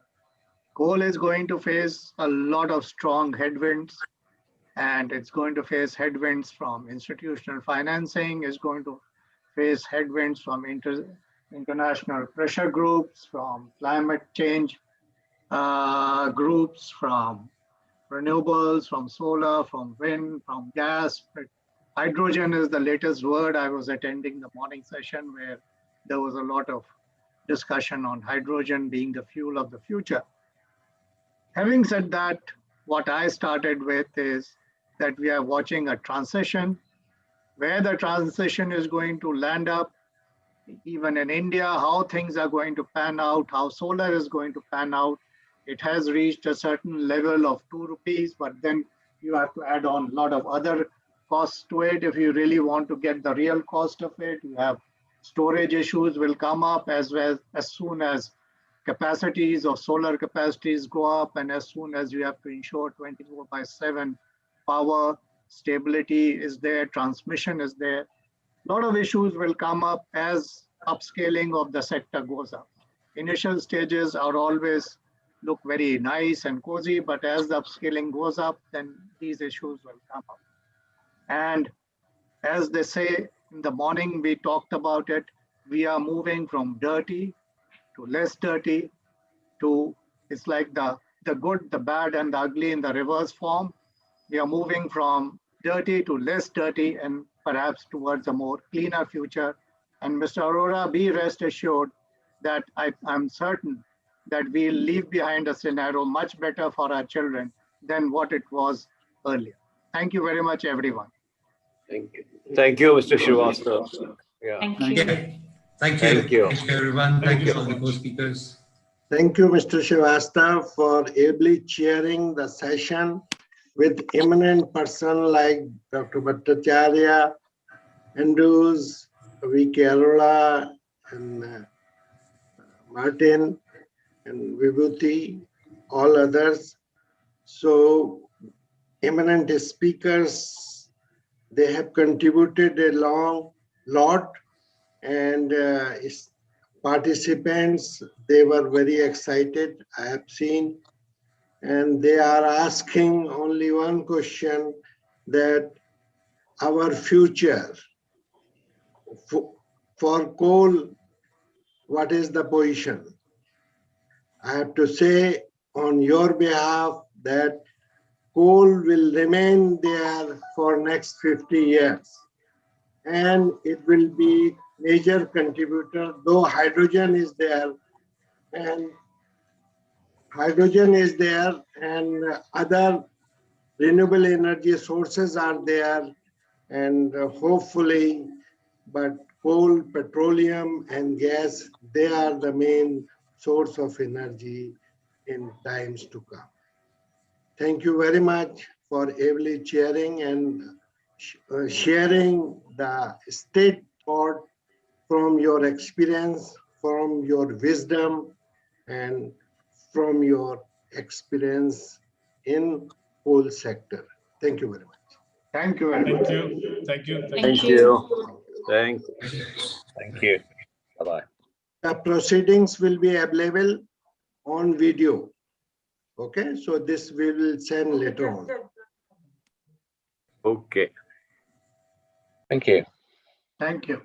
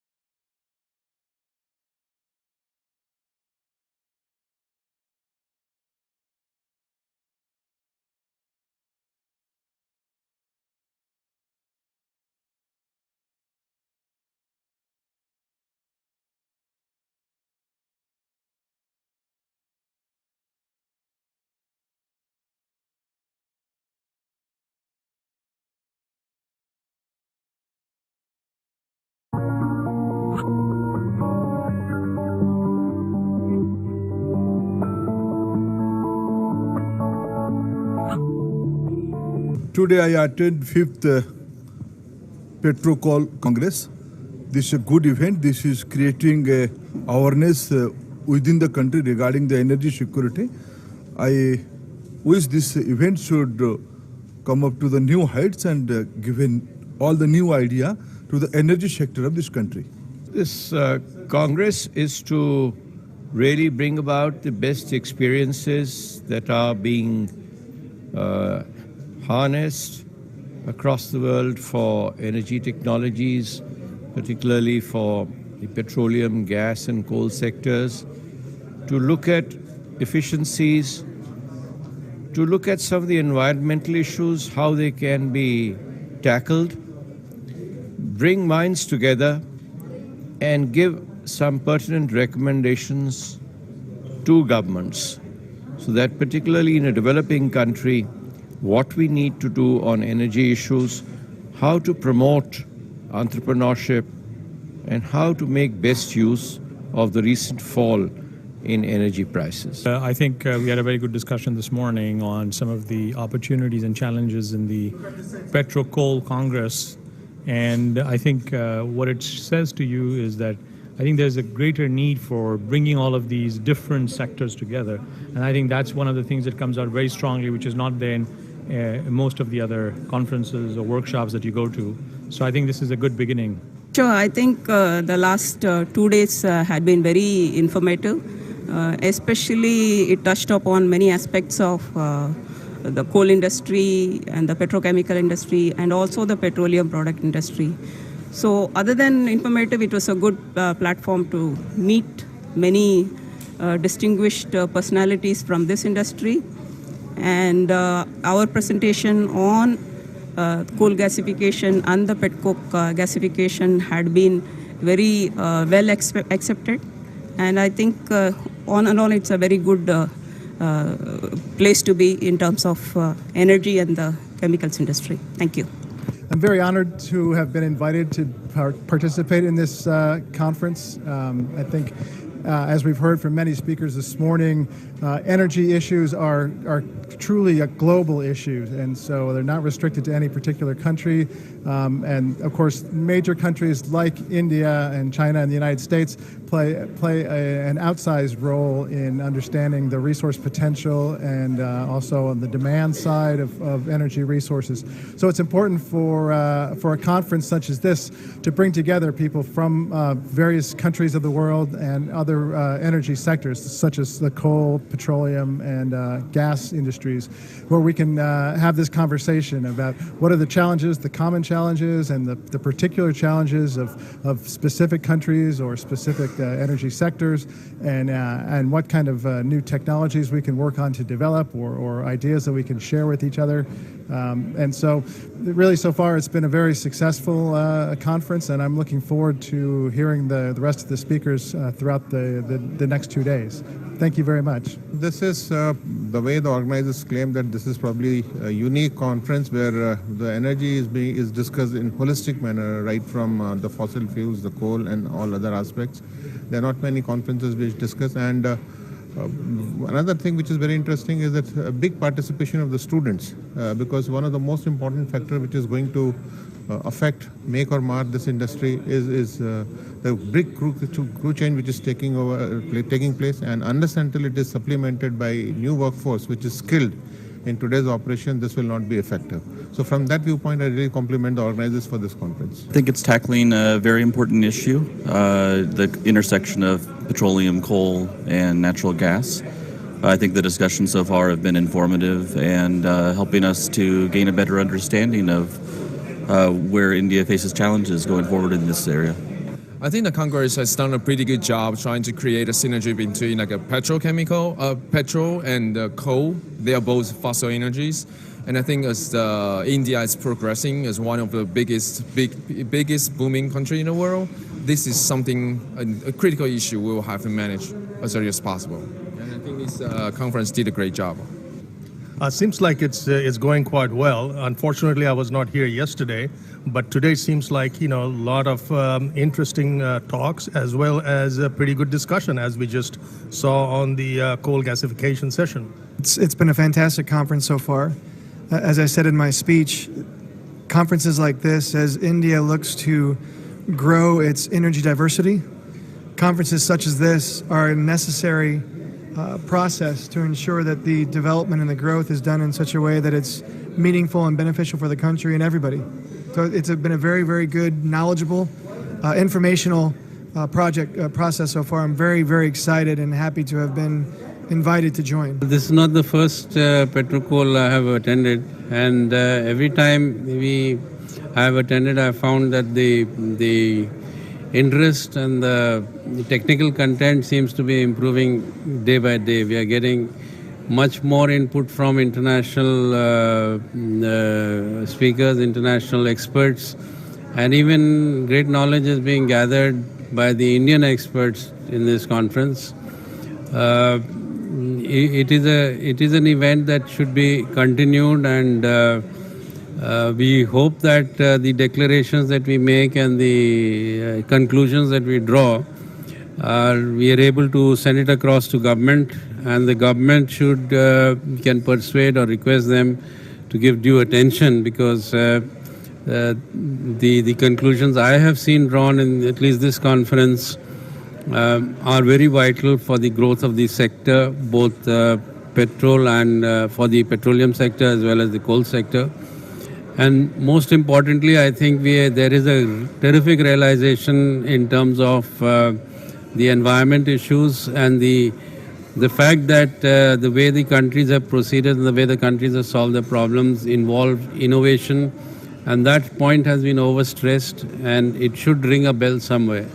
It's a pleasure and an honor to be here at this conference. The morning session was a fascinating introduction to resources in India and how they fit in globally.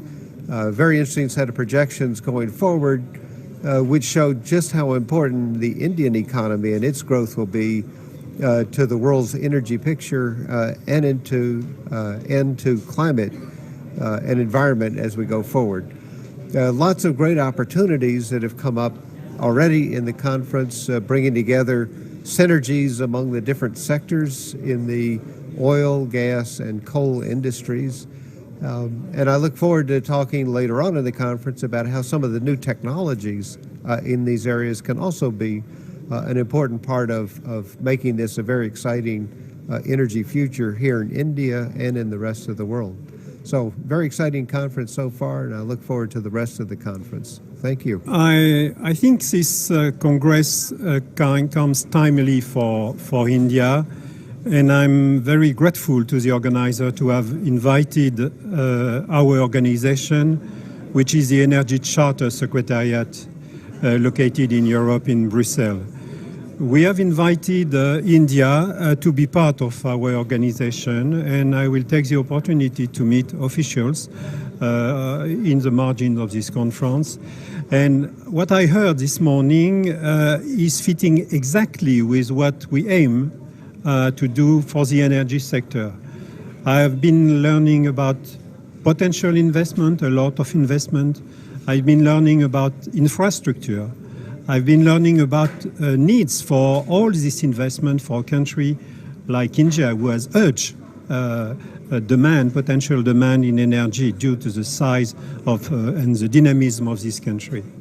So it's timely because all these challenges are being faced by most of the countries. But in India, the magnitude of the situation in India is very important. This is the reason why I really encourage the government of India to consider to join our organization, which is an organization where we have now 65 countries, and we hope at the end of this year to have nearly 85 countries, including, of course, India, which is a major player in not only in the energy sector, but in the economic world. Thank you very much. And congratulations for the organizer of this perfect conference. Thank you. So the Indian economy is on the cusp of growing substantially.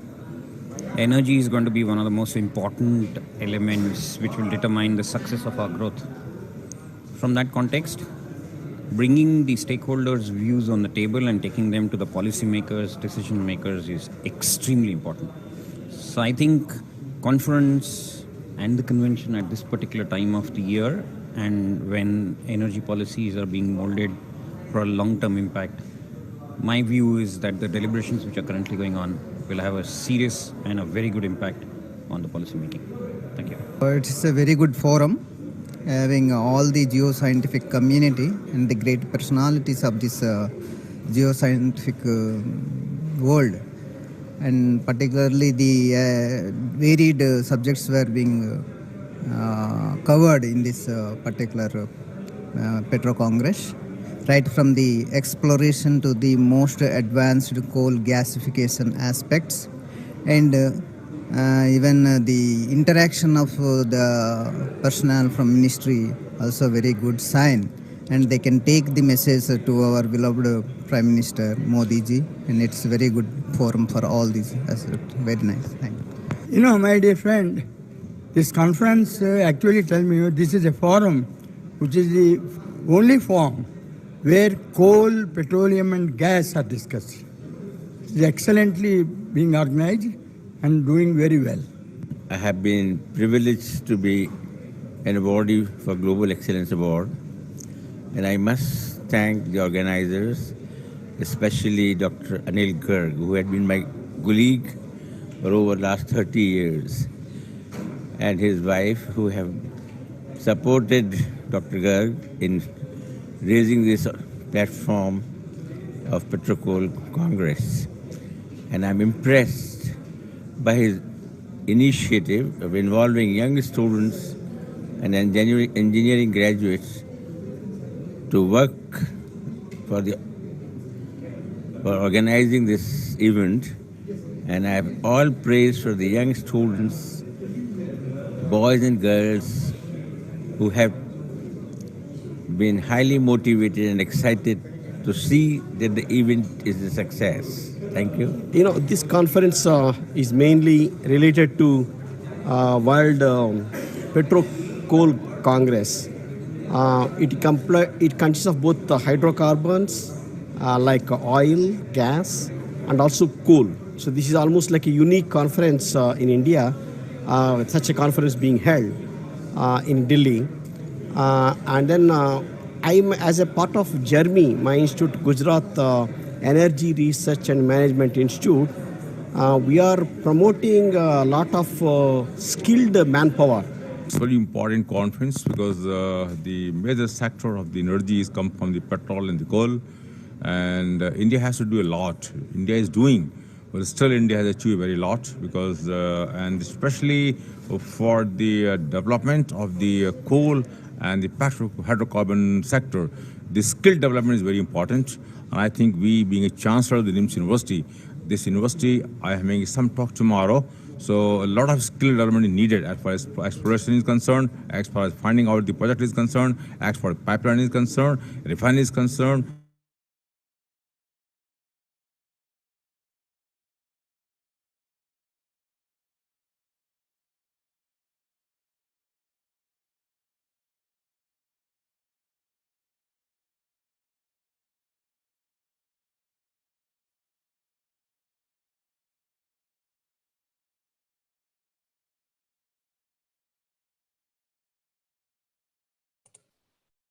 Good afternoon, sir, Dr. Balyan. Good afternoon. Yeah. So everybody is there. And we can start within next 4-5 minutes. We see. Hi, Patrick. Hello, good afternoon. Yeah. Good afternoon. Good afternoon, sir. Dr. Balyan.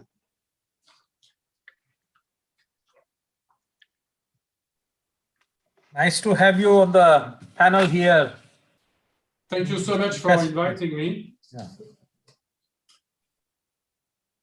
Hi, I'm replacing Hazbi Sham. He couldn't make it because he has to suddenly go to the federal capital to meet the minister. Okay. So welcome. Hi. Thank you. Welcome. Welcome. Yeah.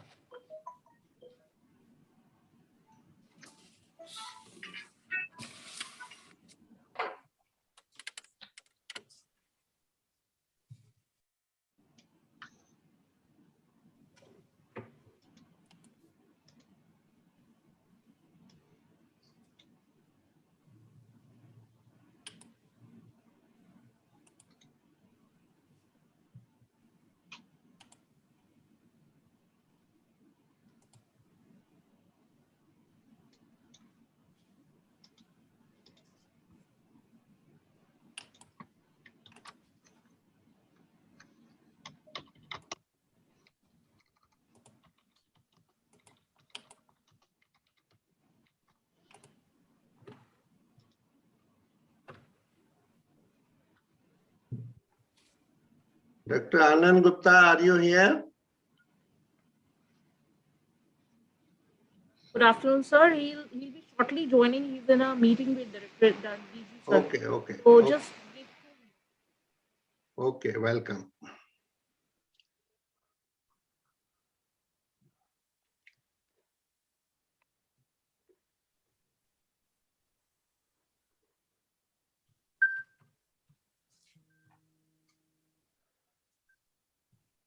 Hello या sir ये mister हाजली शाम कासिम है, president Malaysian gas association के। अच्छा तो इनके ये तो नहीं आ पा रहे, तो इनके ब्याह पे इन्हीं के सेक्रेटरी जनरल आ रहे हैं, मिस्टर रोशमान हमजाज। रोशमान हमजाज। उनका, हाँ जी, उनका मैंने आपको व्हाट्सएप में कर दिया है। अच्छा ठीक है, ओके। अच्छा मैं समहाउ इसमें वो हो गया था, इसको मुझे दोबारा करेंगे, पासवर्ड मांग रहा है। हाँ जी, नहीं दोबारा हो जाएगा। He has already joined, sir. Yeah, I already done. Shukriya. Shukriya. नहीं आपका आ गया सर। अच्छा, I am not able to see. आपका वीडियो आ रहा है। You are visible, sir. You are audible, Balyan साहब। आपका साउंड नहीं आ रहा है, मे बी वहां से कोई माइक आपके प्रॉब्लम है, आपका ऑन म्यूट है वैसे।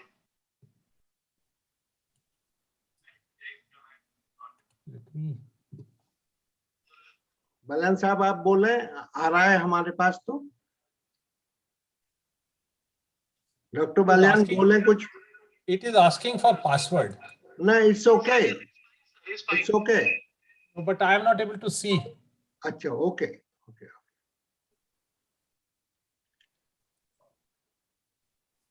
Puneet? Yeah, Anand Gupta here. Yes, yeah, Anand Gupta, welcome. Good afternoon. Good afternoon, sir. Dr. Balyan. Good afternoon. Yeah. Anand is a Patrick from Switzerland and is a Secretary General. Rasham is a Additional Director General, DGH, Directorate of Hydrocarbons, Directorate General of Hydrocarbons, Dr. Anand Gupta. Sir, it's 4 p.m. Can we go live? Yes, yes. Just a minute. Okay, sir. Chairperson Dr. Balyan is there, and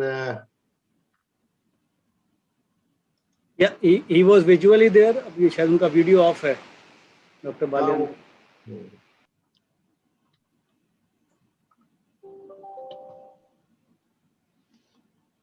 Yes, sir. Good afternoon, sir. Good afternoon.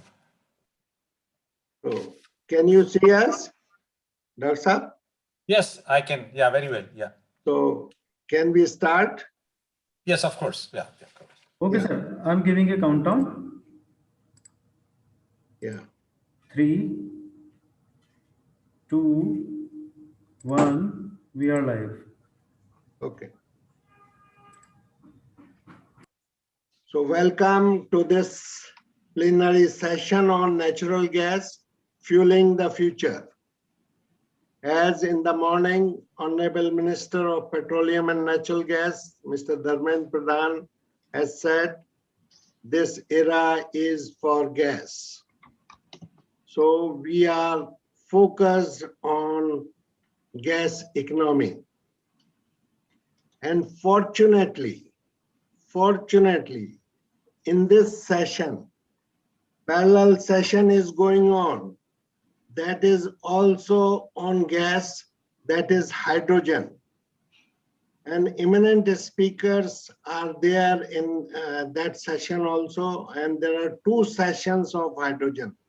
So everywhere gas at this moment. We will just request Dr. Ashok Balyan, former Chairman and Managing Director, Petronet LNG, Director HR ONGC, and many more position of eminence and learned person and noble person. Dr. Balyan, please. Thank you very much for nice words, Dr. Garg.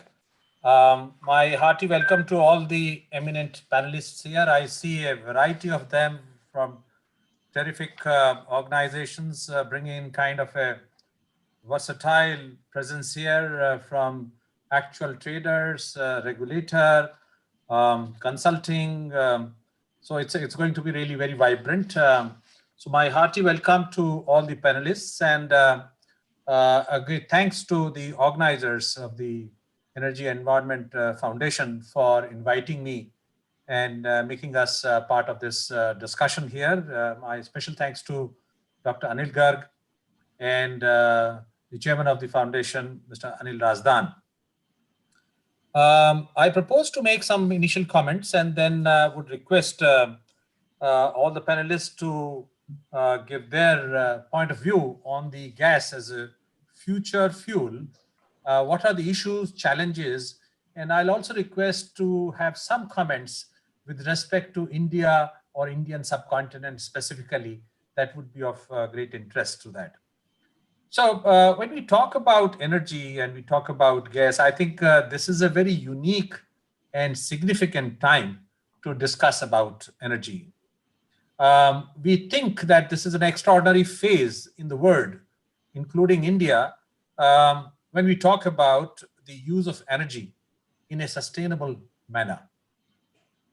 We are aware that the environment, social, and sustainable considerations are requiring and are leading to a kind of a decarbonized future that would bring in pressure on how do we create and decarbonize oil and gas industry. As we stand now today, the least carbon intensive fossil fuel, that's natural gas, is to my mind set to play more prominent and major part in the next few decades as a fuel of importance in the entire overall energy mix as per the long-term perspective.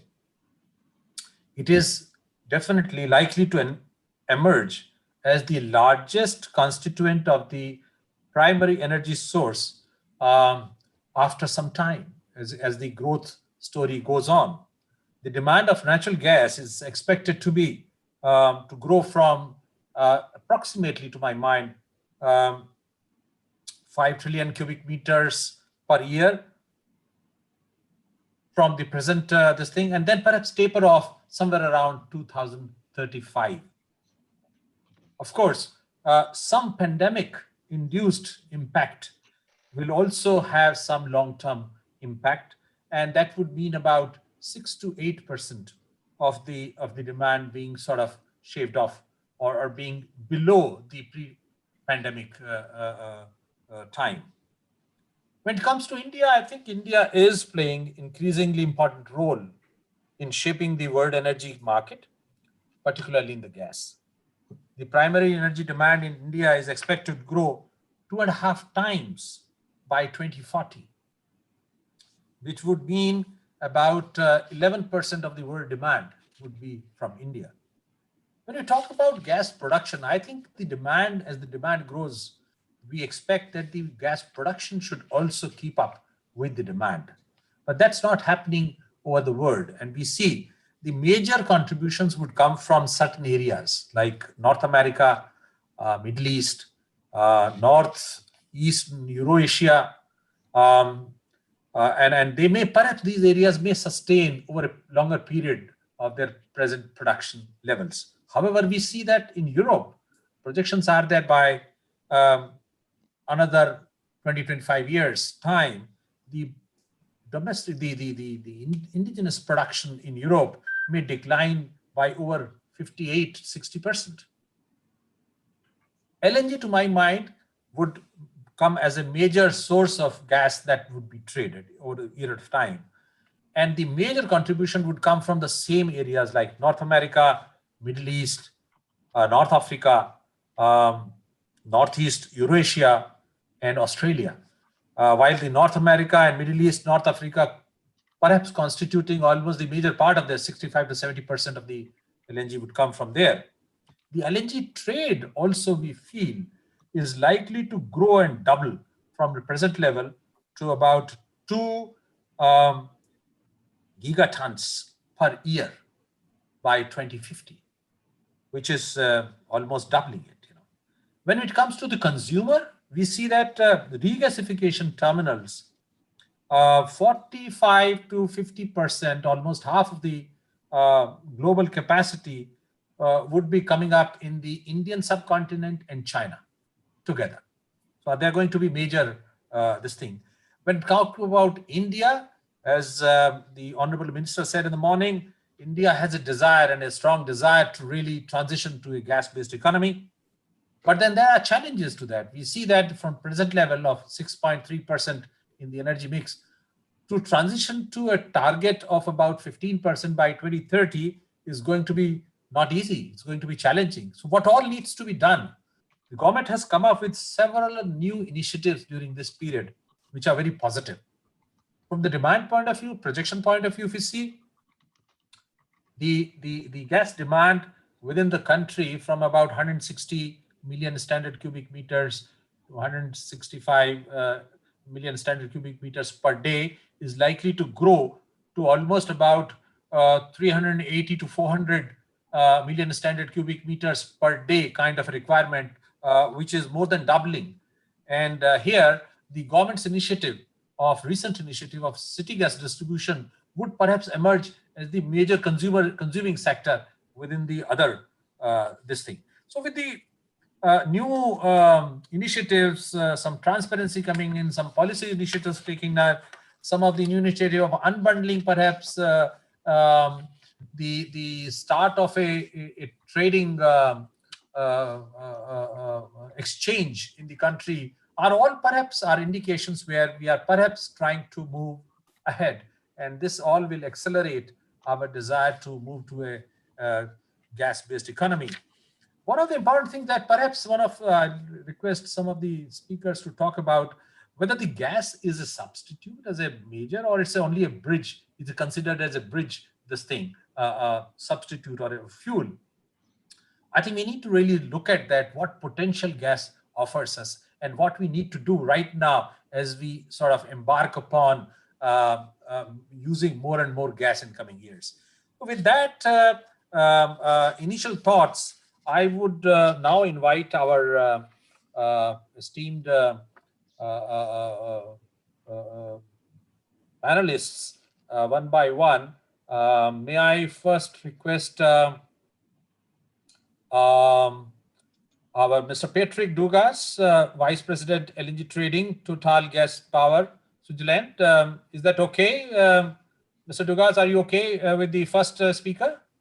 Yeah, that's with pleasure. Thank you. Please go ahead. Yeah. So first, it is a pleasure and an honor to be with you today. Thanks to Mr. Anil Garg, and thanks for inviting me to speak to this 11th World PetroCoal Congress.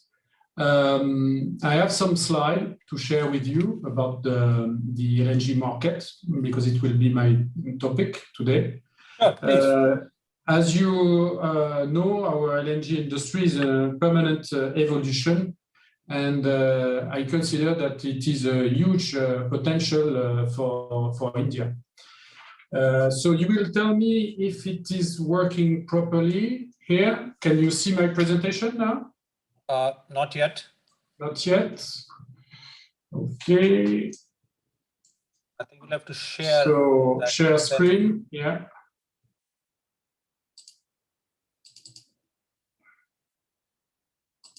Yeah. That's okay with you? Yes, that's right. Yeah. Okay, perfect.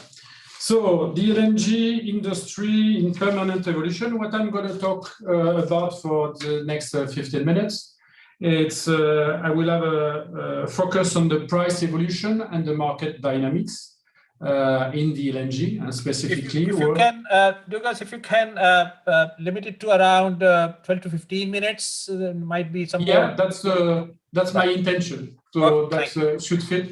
And if I'm too long, you leave the hands, and I will stop. Now, it's an overview, so it should match. The price evolution, the market dynamics. Of course, I will have a focus on India because I mean it's important that we focus on what is an opportunity for this country, and we'll go back to general concepts about the liquidity of the market in the LNG. I think we have experienced these last days, weeks, and months a pretty volatile market, as everybody knows, in the LNG market. So it is a nice transition for the first slide. This slide is interesting in a sense where you can see the magnitude of the prices. I mean, we have plotted here the Brent level in dollar per MMBTU, in dollar per barrel on the right-hand side. And on the left-hand side, the TTF, which is the European hub price, the JKM, Japan Korean marker that are actually representing the price of the LNG on the spot in Asia, and the Henry Hub, the hub of US. We have experienced quite a number of events last year, not to mention the COVID. The COVID, I think, has impacted a lot, either the supply or the demand on both sides. So it started beginning of the year with the Chinese lockdown, then followed by the European and the Indian one. So you can see that there was a combination of pressure on the prices because of destruction of demand, but also pressure because of the Brent. Okay, the Brent collapsed for the reason that we know. Saudi was opening the tap, as we say. And then this conjunction of these events made the price of the spot price of the LNG very competitive versus the other alternative fuel. So indeed, if the natural gas is fueling the future, definitely here. So afterwards, we had in this event, you can see the US cancellation, and we'll come back to this. There was a glut on the market because of destruction of demand, a high supply, and the storage were high in Europe. And then by domino effect, cancellation of the US was needed. And afterwards, we have experienced low level historical one of the TTF, the hub of Europe, at below $2, close to $1.4 per MMBTU. And then because of this summer, at the entrance of autumn, we had some disruption in terms of production. Disruption of production, not to mention Gorgon, in the Atlantic Basin, a little bit of Nigeria, and the disruption of the US exports because of the hurricane. Then the price started to come up again. And there is this event that we have experienced over the last few months and weeks, this strong demand in Asia. Why? Because actually, if you look at the next slide, a conjunction again of events, extreme cold weather. I mean, Korea has experienced a low temperature that they didn't experience over the last 50 years. In Beijing, they did experience such a low level of temperature over the last 35 years. So, I mean, records everywhere with a conjunction of events like logistic one, the Panama Canal, which is the bridge between the Atlantic Basin and the Pacific Basin. There was some congestion. The low inventories also during this period has provoked extreme price, I would say, because I mean, at the end of the day, the swap of the GKM, this marker in Asia, has achieved something like $32 per MMBTU.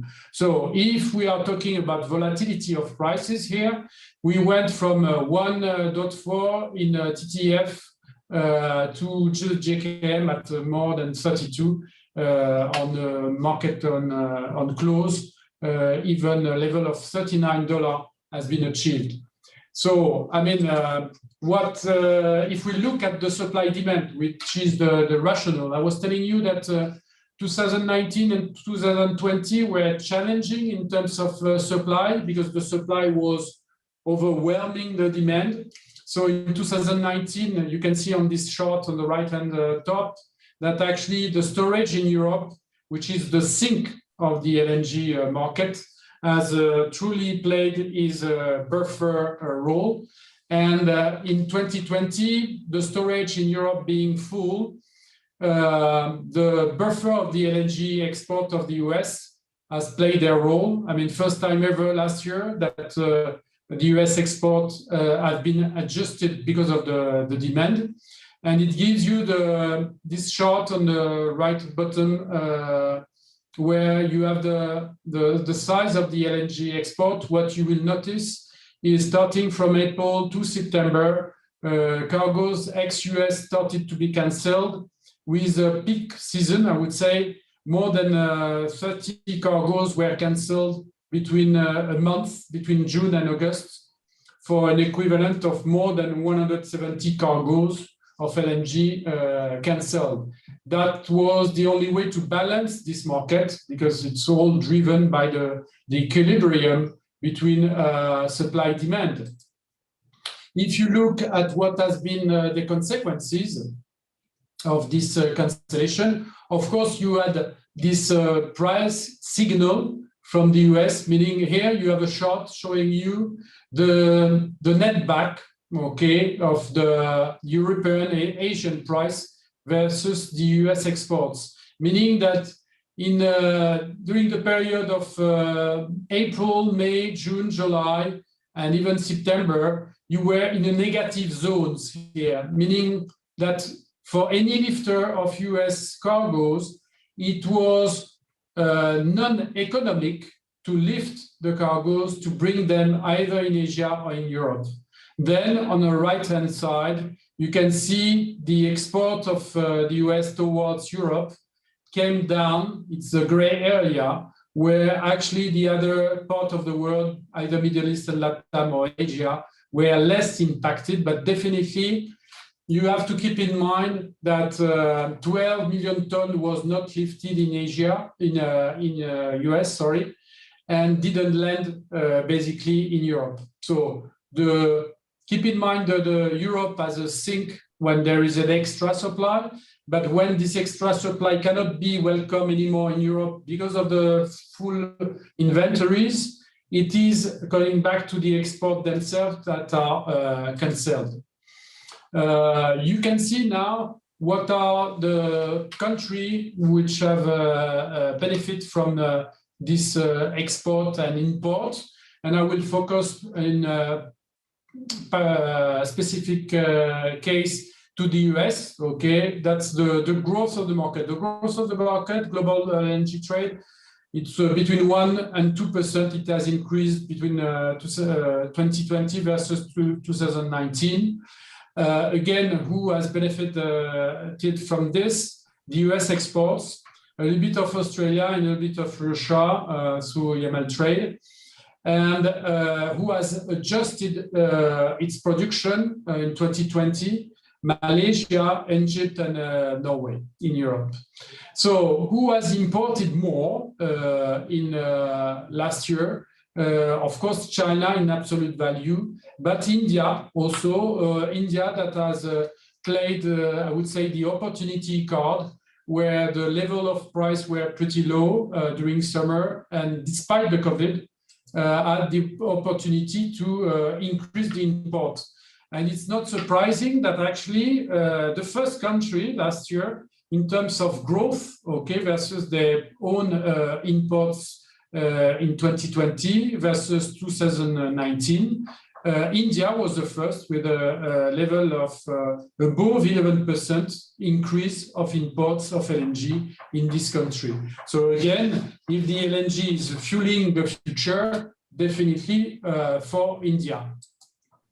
We can focus more on the gas supply in India by source, and you will see that indeed last year we had a little weak domestic production in India, but which has been well compensated by the LNG import of the country.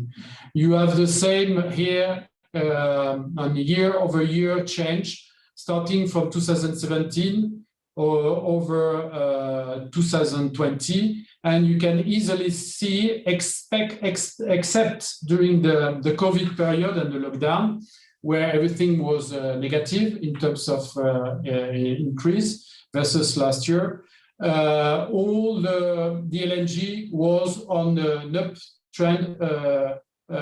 upward trend,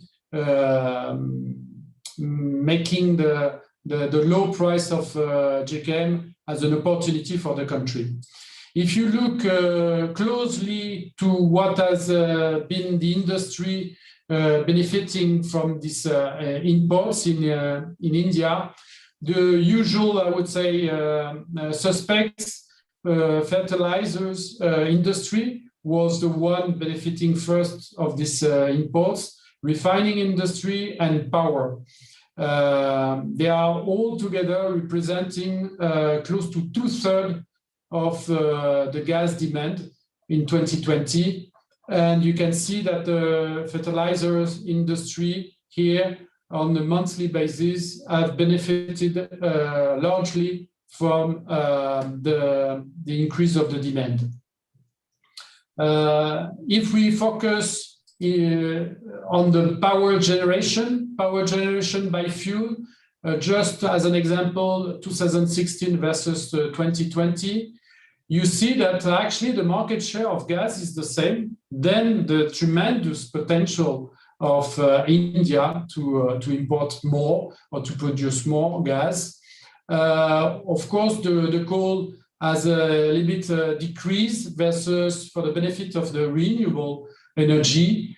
And why I'm saying that there is a huge potential in power generation, if you look at the utilization rate of this industry, we are close to 25%. So there is a huge, again, potential of use, more than 75% where gas can be used to generate power.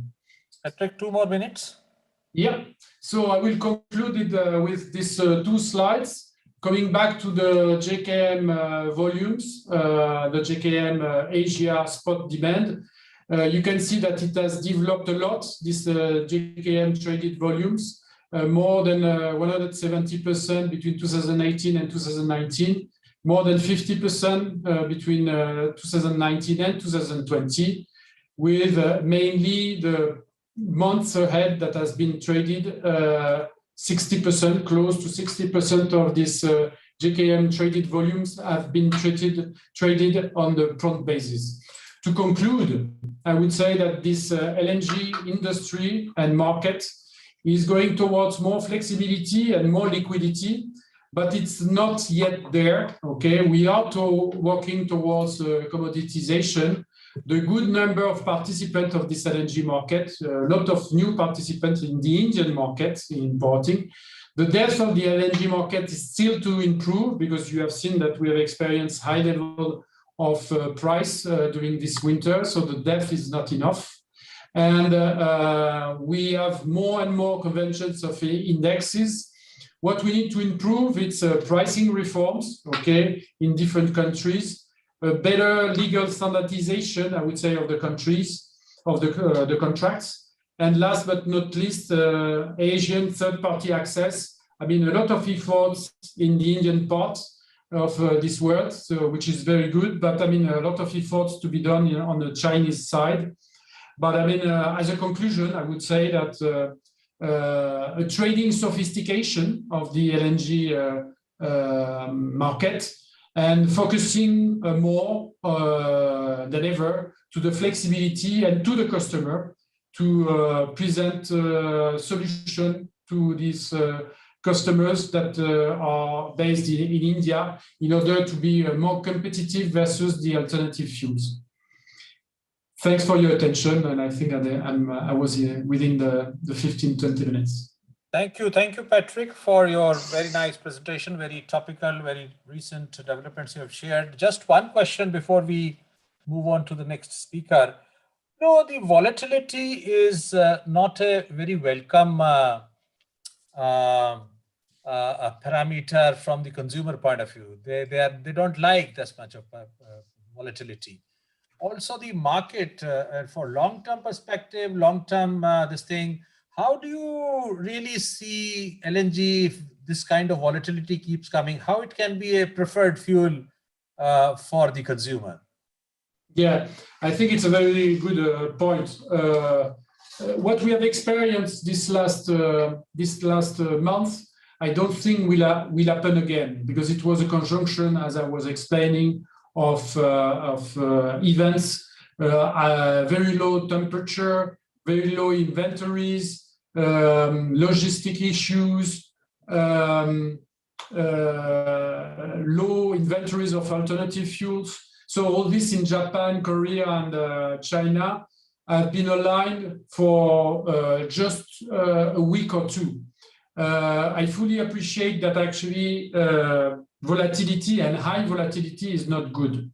You can see that last summer, the price of the spot was very good, and it was very good for the supply on a spot basis, on the detriment of the long-term contract. But if you look at this winter, it was the reverse. Okay, the spot prices were too high, and the long-term contract was a good opportunity. So the good way to cope with this volatility of the market that will remain, but I don't see it as high as we have experienced, is a kind of risk management. So I would say that if you're a buyer, we are in a buyer's market, so it's definitely not a threat, but an opportunity. And you should play the three cards of the spot market, the mid-term contract, and the long-term contract. That way you have a balance, and you can benefit from any move of the different indexes. I feel both the producers, the traders, as also consumers need to really work to keep this LNG market more matured and more stable and shock-proof, perhaps. In time to come, perhaps we'll see some more initiatives. Thank you very much. Definitely, indeed, more participants will go towards more transparency and more stability. Thank you. Thank you, Patrick. Thank you. We'd like to now move on to our next eminent speaker, very well known, Dr. Anand Gupta, Additional Director General of Hydrocarbons. He's a regulator now. He has a long innings in a PSU environment as an E&P operator. So he brings in a lot of experience as an operator, as also regulator, and sees the things from the different side now. And it will be very interesting to look at your views, Dr. Anand Gupta. Please go ahead. Yeah, thank you, Dr. Bolian. I think I request the organizers to allow me to share the screen. I have a small presentation of over 10-12 slides. I think this presentation I'm still able to see the earlier presenter's presentation. Okay. Patrick, kindly remove that. Yeah. Yeah, meanwhile, I share. Thank you very much for the organizers for giving me this opportunity to share some of my thoughts and present to you some of the information in this very relevant topic, natural gas fueling the future. And thank you to the session chairman, Dr. Balian, and the presentation which has been just made on the LNG market. And you are one of the first few persons, sir, who worked in this LNG quite earlier, realizing, I think that time itself you were knowing that LNG is going to be the fuel of the future, which is definitely coming. So that was very important and very good informative site which was given by Mr. James Watson.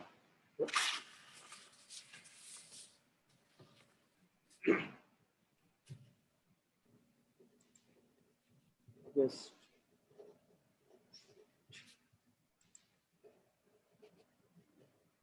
Can you see the screen, please? Yes, please. Yeah. Yeah. So I have few slides. Before I start, I would like to share, and this is quite relevant over here, that recently the Honorable Prime Minister, during one of the session, India Energy Week, brought out 7 important key drivers. In fact, this was named as 7 horses for India's energy future. And I just produced over here As you can see, the first 2 points which are related to the hydrocarbons are important in this session where we are discussing on the natural gas. And the first point, which is further important in the session, which clearly says that making India a gas-based economy, increasing share of natural gas to 15% from the current level of 6.3% by 2030.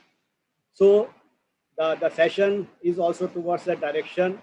And moving towards that direction, it is very important, as Mr. James Watson has also shown, that the production and the import which is coming through LNG, both will be contributing towards this direction. So tremendous efforts are being made towards achieving this objective. Already one more task force is working that how to really achieve that.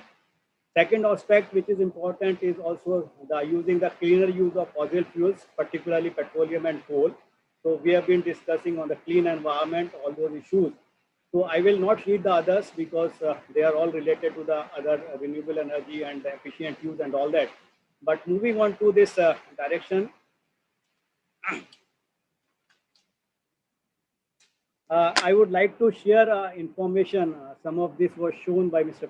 James in his earlier slides, the production, and I'm happy to inform that in one of the earlier sessions, which Dr. Garg had organized, at that time also I spoke a little bit on the natural gas, and that time I had informed that in the times to come shortly, we'll see the growth in the gas production in the country.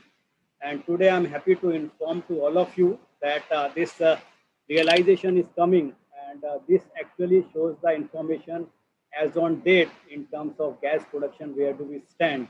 So if we see for the left side from 2015-16 till 2019-20, and for the sake of convenience, I have put this data in MMSCMD, and that is on per day basis. We can see that the country's production during 2015-16 was of the order of 85 MMSCMD, then declined little bit to 84.5, rose to 87, whereby ONGC had increased the production during that time. We got good production from the western offshore fields. It again rose to 18-19, about 88 MMSCMD, declined to 82.8 during this year because of decline in some of the fields.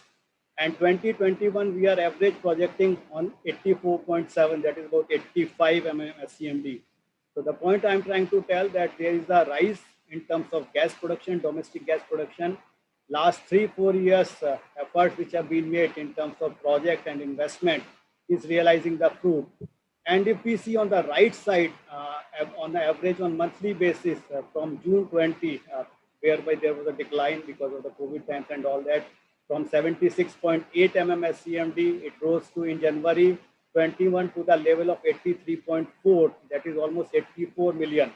And next, I have also plotted on per day basis just to share some of this good information that we have now crossed 84 million of gas per day basis.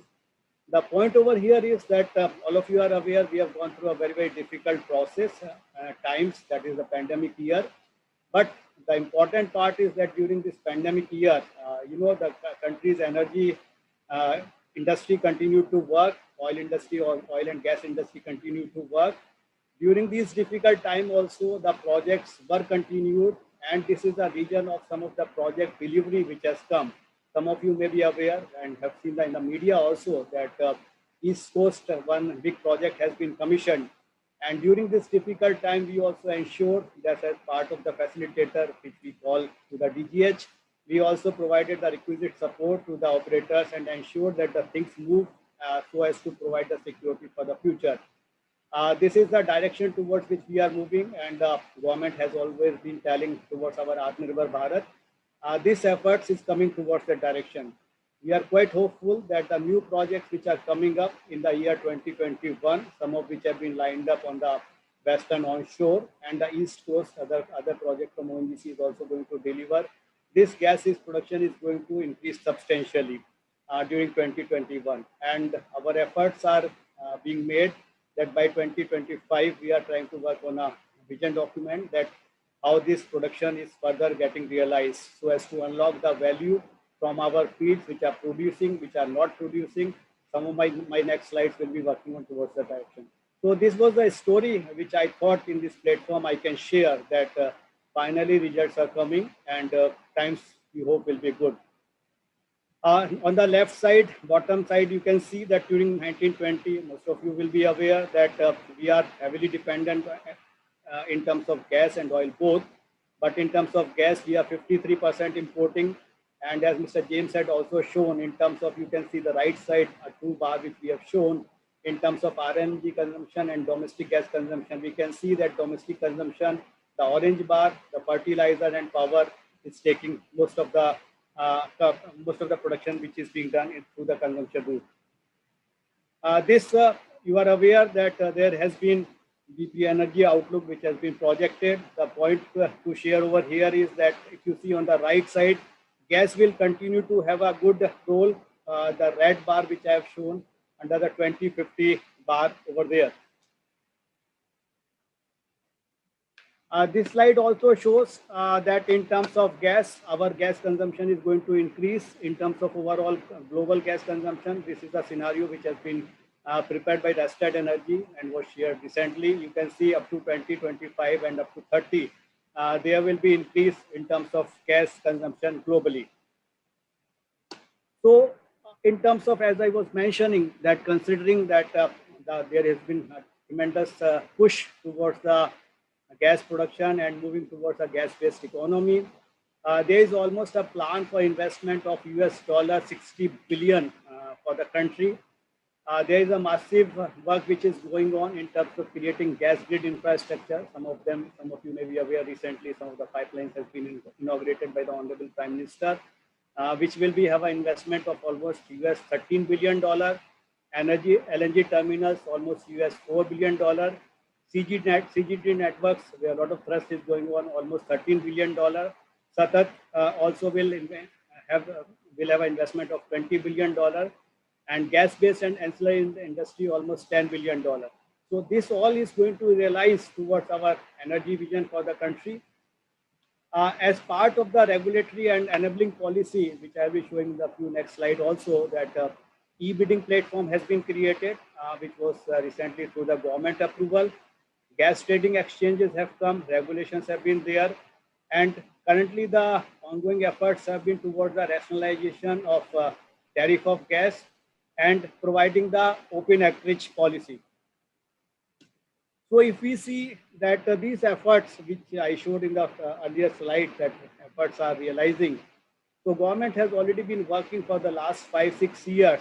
And if we see these four pillars, four columns, which brings out that how natural gas reforms were created in 2014 through the domestic natural gas pricing guidelines, which were brought in 2014.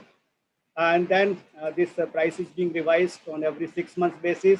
As I mentioned, e-auction platforms have been created, gas trading exchanges have come.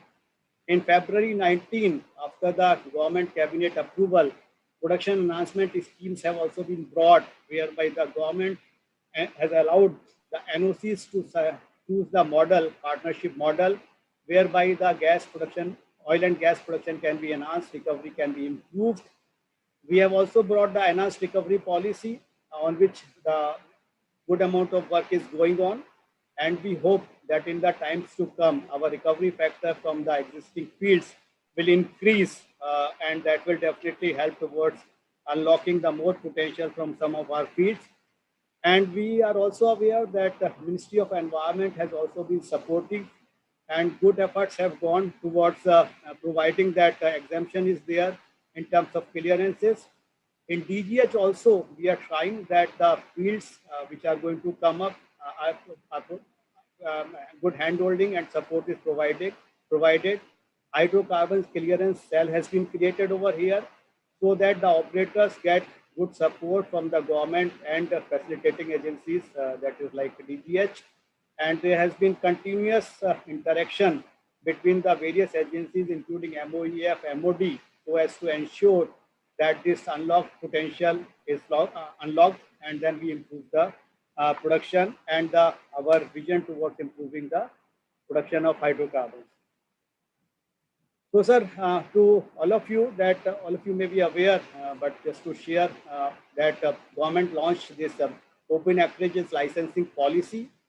And for information to all of you, that about $2.4 billion of US investment is being planned so as to improve, so as to discover from these area, put these field into the production, and then finally improving the production as I was mentioning.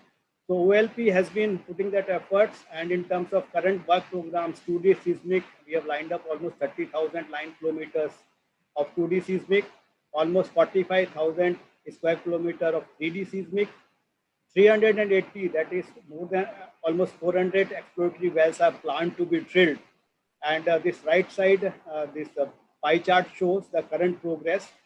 During this 1 year, there was a little slow, but during last few months interaction with most of the operators, we are trying that this progress increases and we are able to move on the fast track basis. So you can see that almost 400 exploratory wells are going to be drilled in the next 3 to 4 years in the country from this OLP acreages. Just to share with all of you, you all might have known that there was a policy which was brought called Discovered Small Fields. These fields were not on production by the NOCs, but the government decided that let's try and then auction them.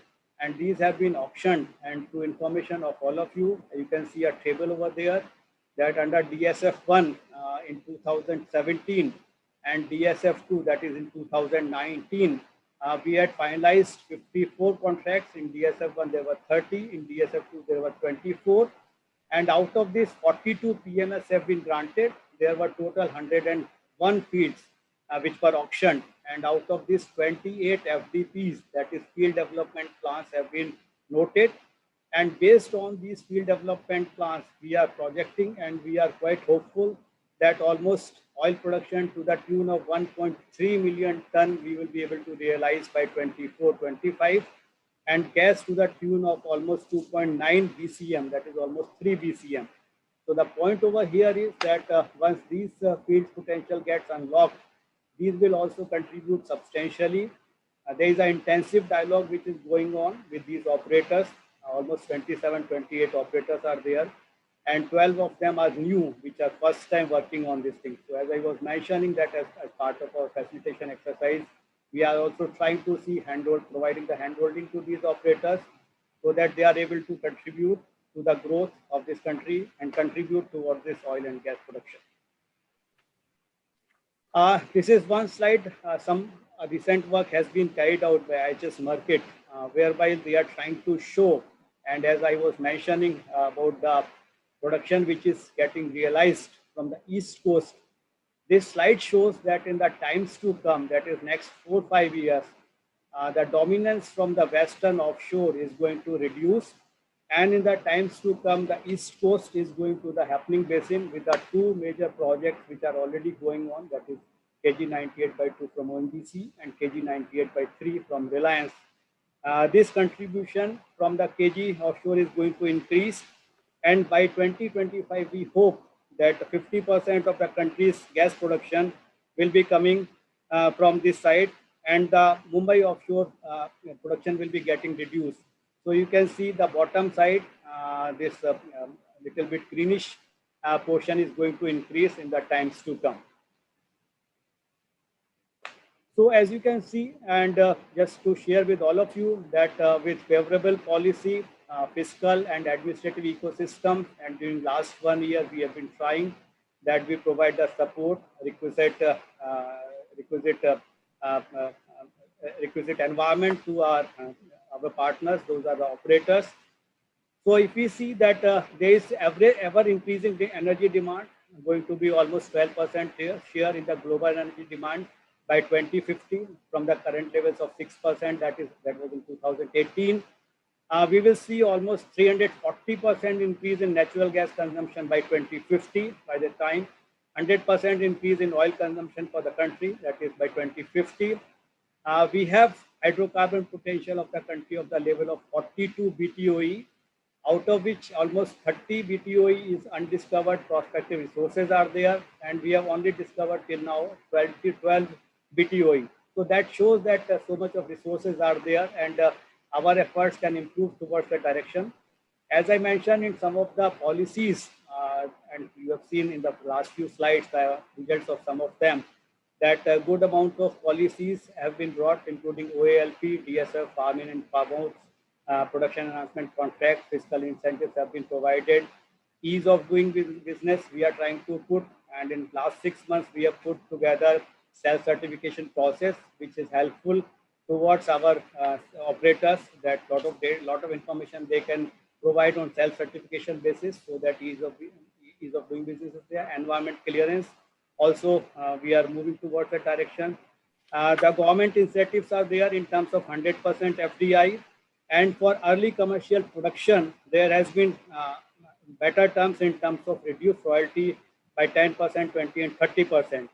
And basins have been categorized under category 1, 2 and 3, and 2 and 3, which are less prospective and not been put on production, have been given much better incentives so as to improve the exploration in the country.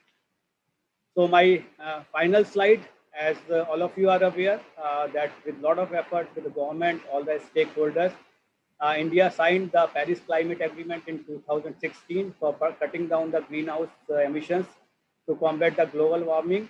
As part of agreement, India pledged to reduce its emission intensity from the intensity of DGP by 33 to 35% from 2005 levels to 2030.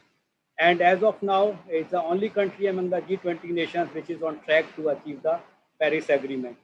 So the summary is that all efforts are being made, even though for improving our country's oil and gas production, and some of the results we are seeing, but still we are going to contribute towards our objective towards cleaner and better environment for the country. Thank you very much to the organizers for providing me this opportunity, and thank you for this. Thank you very much. Thank you, Dr. Gupta. Excellent presentation. You could really showcase the various initiatives that the government is taking, and I'm sure with these initiatives in coming time, India would see more gas production and also perhaps more increase in the overall primary energy mix, the gas contribution there. Thank you very much for your excellent presentation. And I'm sure these initiatives would go a long way in enhancing the production and inviting others to come and participate in the Indian story. I would look forward to Dr. James Watson if he's there.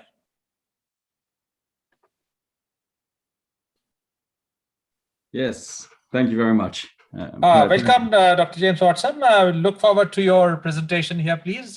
We have about 12 to 14 minutes time to make your presentations. Please go ahead. You have a presentation or? Yeah. Okay. Yes, that's perfect. Can you see my screen? Yes, please. Go ahead, please. Yeah. Very good, very good. I'll put that onto full screen mode. Well, yes, thanks very much for the invitation. It's a great pleasure to be here this afternoon, this morning in my case. And yeah, I think that we are covering a very important issue, discussing how natural gas indeed will play a role in the future.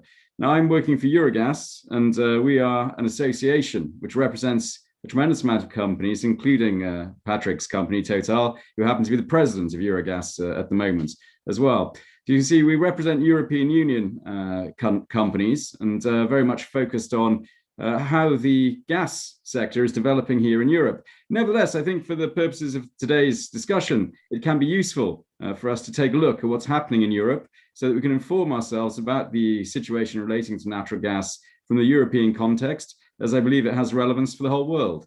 And so if you'll allow me, I'll start off by showing you a little bit of why gas is important in Europe. In the European Union, we've set a target to be carbon neutral by 2050. It's an ambitious target, but one that we believe that we can indeed achieve.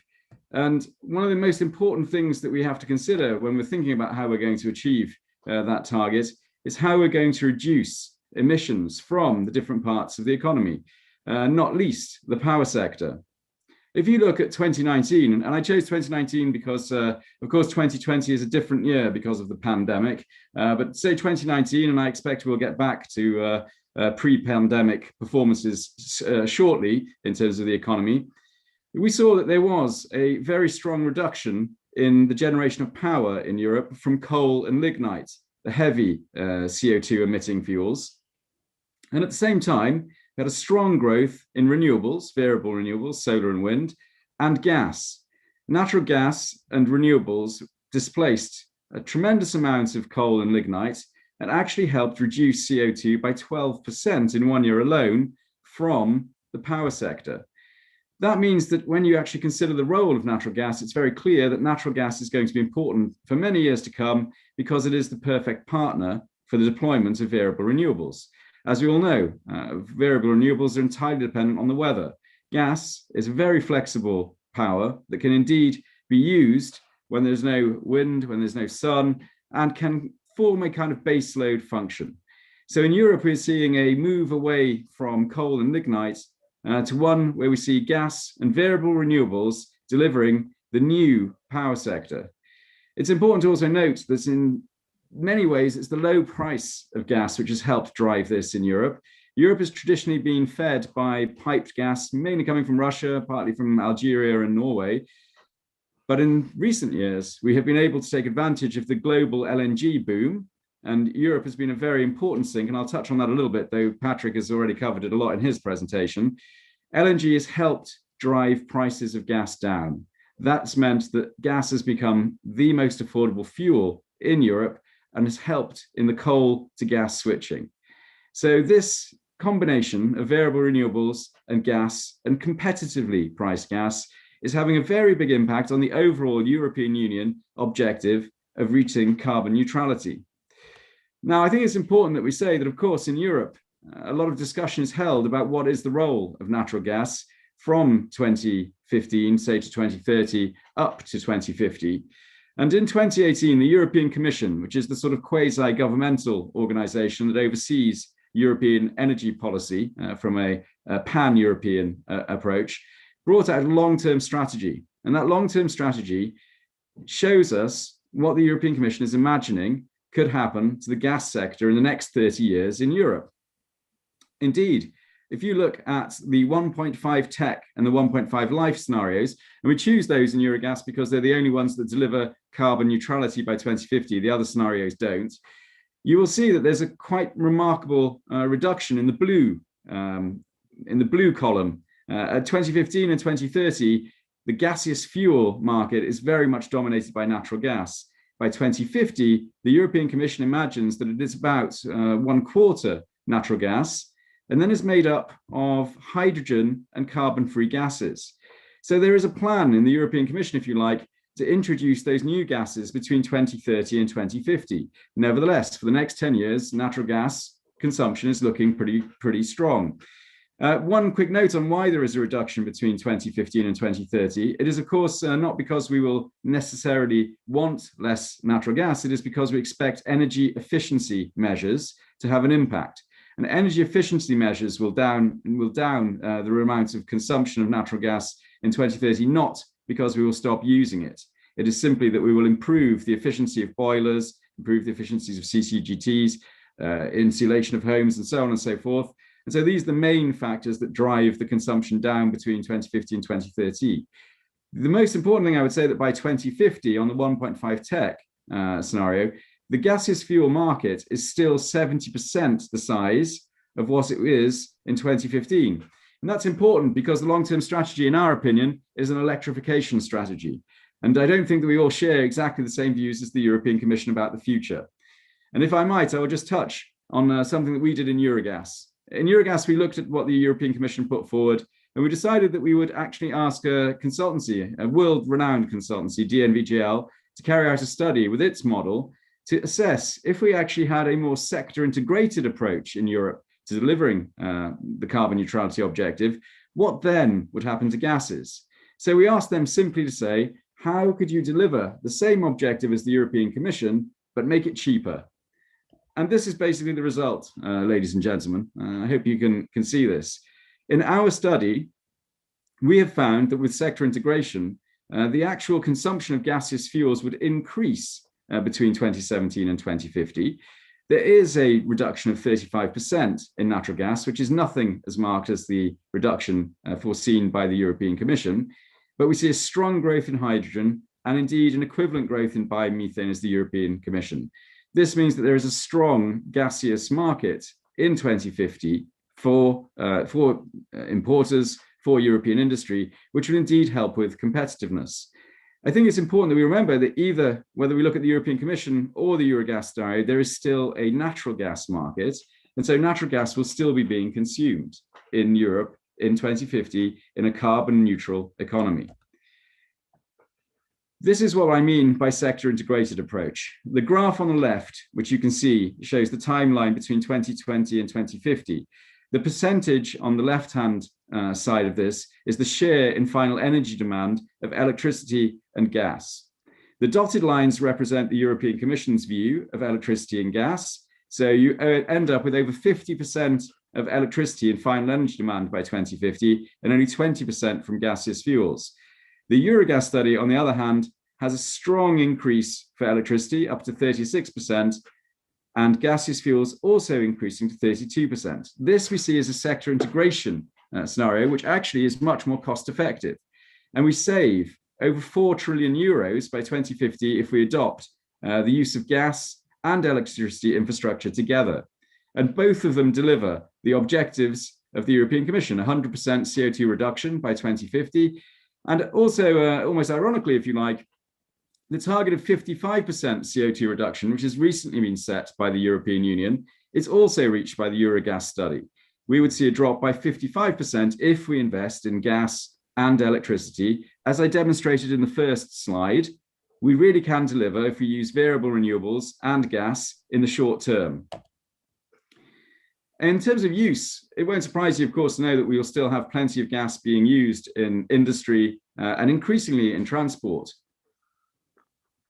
But one area that is very important for us to consider because of cost is buildings. In Europe, most of the building stock today are attached to the gas grid. The European Commission, if you look to the right-hand side of the bars in the bar chart, are imagining that this big yellow section becomes electricity by 2050. This would cost 10 trillion euros in subsidies to achieve. And just put what 10 trillion euros means. The German GDP in 2018 was 3.85 trillion euros. So it's almost 3 times the German GDP, annual GDP, just simply to deliver decarbonisation through electricity in buildings. What we have found is that you can do the same, but using natural gas and hydrogen and less electricity. And this would also deliver a carbon neutral Europe and a very affordable carbon neutrality.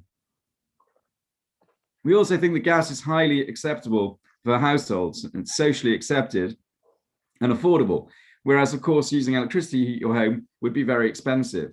And we think that this shouldn't be underestimated, that people will want to have those types of fuels and should not be precluded from having a gaseous future in their homes. I want to touch a little bit on LNG now from a European perspective. Indeed, Patrick's already covered this very well, but I just make a couple of points. LNG demand is growing. We think it's a very robust market indeed, 12.5% in 2019. Yes, we've had a pandemic here. Yes, there's been price volatility. We know that. I think it's very difficult to assess the pandemic years because they are not the normal course of events. And so we would like to think that shortly we will be going back to seeing 2019 stability. It's also important to know, you've looked at this from the Indian perspective, but Europe absorbed the majority of the supply growth in 2019. That tells you that Europe is still seeing natural gas as a very strong component of its energy mix. We've had new projects built, a new one in Croatia called Kruk, and there's one underway in Greece. LNG, as I mentioned, has really driven the cost down of gas, which has really driven the first slide that I showed, that coal to gas switching. So gas as a partner to renewables really cannot be underestimated for its value in terms of competitiveness and in meeting climate objectives. We had a record year in 2019 with 71 million tonnes of new capacity being sanctioned through final investment decisions. This is quite phenomenal, really, if you really think about it. This shows you the importance of the LNG for the future energy system. And I think that we do indeed have a point where we would say that there is a confidence in the long-term LNG demand growth. In Europe, as we wish to diversify our sources and not be reliant purely on 1 or 2 major players, we see that LNG demand growth is developing. We will see this across the world, has been shown by Anand and by Patrick. LNG will definitely be a future fuel that will help deliver competitive industry and our climate objectives. One final point on hydrogen. Whichever way we look at it in Europe, hydrogen will be important. And I think from an Indian perspective, this is something you should also consider. I think it's important when you consider the amount of variable renewables that India will also put into the ground. We see that by 2050, there will in fact be more hydrogen produced from renewable electricity than we have the possibility to produce from natural gas using carbon capture and storage. I think that's a very important thing to say. We are constrained by the amount of hydrogen we can produce from renewable electricity today because we don't have so much renewable electricity. But in a carbon neutral future, and certainly as India is also looking to slash its carbon potential, you will find that you will have more and more renewable electricity. Now, that means that at certain times, your grid will not be able to absorb it. It's just a simple fact. There's be too much produced, and then you have a choice. You can put it into batteries, which is fine for overnight storage, but it won't provide what we need in many parts of India and what we need in Europe, seasonal storage. That's where transforming electricity into hydrogen makes massive economic sense.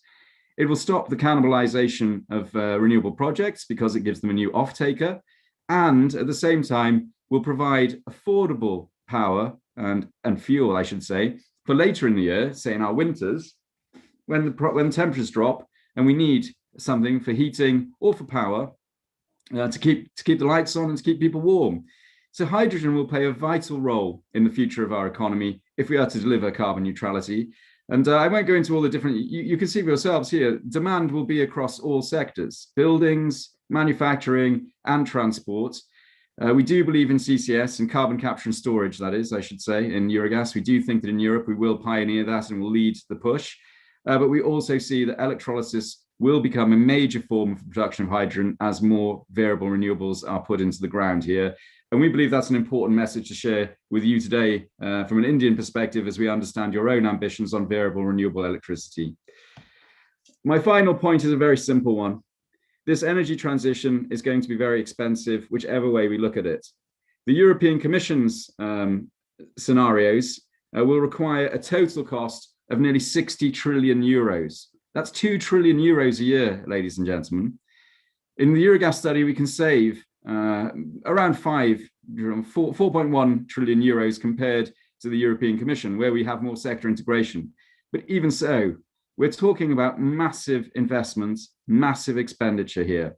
I think that nobody can say that it's not worth doing. We have to do it, but we must remember that when we do go into this kind of investment, we have to make sure that we are building what I would call a just transition, not forgetting communities, not leaving people behind. With the Europe pioneering a lot of these approaches, we hope that there will be learning across the world, and we hope that the costs will be able to come down.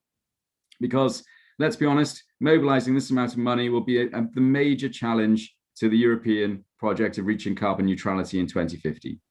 In any case, ladies and gentlemen, I today thank you for giving me the floor today and having the opportunity to give a European perspective on the energy transition. And I hope that you find it useful and informative from an Indian point of view. And we would certainly be very, very, very welcome to maintain a good discussion with you as your own energy policies go forward. And as we learn more by doing here in Europe in terms of trying to achieve a carbon neutral economy. Final word is gas will certainly fuel the future. The next 10, 15, 20 years, we see a very strong and robust natural gas market, which in time will give way to hydrogen. Thank you very much. Thank you, Dr. James Watson. Wonderful presentation. I think you have a roadmap laid out for Europe there. Just one question, what it means to a normal consumer in Europe, if you really roll out, what he would pay or she would pay more in a year when it is rolled out than at present? Well, I can tell you in a different way to say that if you take the Eurogas approach to a more sector integrated, rather than simply having an electrified future, we would save per household about 600 euros a year. So for the individual consumer, that's quite a significant amount of money. And therefore, we consider that to be a much fairer and much more socially acceptable way of delivering our objectives. So yeah, 600 euros is significant, especially if you consider that in some of the coldest weather we've had recently where things get to -10, people's heat pumps have had €600 a month bills for electricity consumption. My house is run by natural gas, of course, that doesn't surprise you. And that's what my annual cost for gas will be. So these are No subsidies? really, sorry? No subsidies from the government? No, not being given for natural gas, and certainly for electricity. Yes, there are certain subsidies that are given, but actually the consumer pays for those subsidies through levies on the electricity. So yes, there are subsidies given for the production, which are recuperated in the bills of the electricity consumers. I myself also pay those. So yes, there is a way of trying to claw back, if you will, but in the end, then the consumer is paying. We think there are more. Should we say more market-oriented approaches which would deliver similar objectives without having to burden the consumer as much.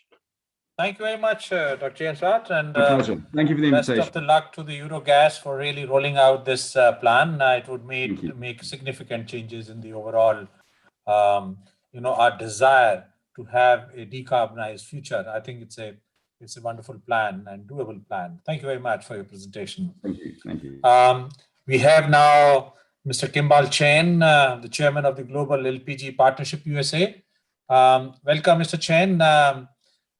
Floor is yours now. We have about 12 to 15 minutes time for you to make your presentation or your talk. Is it okay for you? Yes, thank you very much, Dr. Balian, and I'm glad that the telecommunications seem adequately clear right now. So thank you to you, Dr. Balian, for chairing this session, and also to Dr. Garg and the organizers for inviting me. I would like to raise a series of questions, which I think touch on what the other speakers have said before me, but approach it from a different angle. So let me first give you the context from which I speak.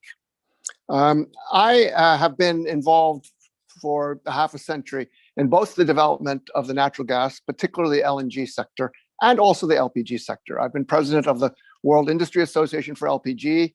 I've been advisor to many governments on LNG sector development. So I've seen the broad span and the evolution of the various challenges and solutions of both forms of energy. And I want to ask a small favor that this session considers LPG as part of natural gas fueling the future, not just methane. And there are reasons that I want to do that. And the principal reason is that much of what has been said addresses the objectives and the use of resources and the size of resources of the developed world and what I call transition economies. India, for instance, is a fast-growing transition economy. GDP is growing rapidly. It's not at the level of, obviously, Western Europe and the United States, but India, in aggregate, has massive resources, as does China. But much of the world is the developing world.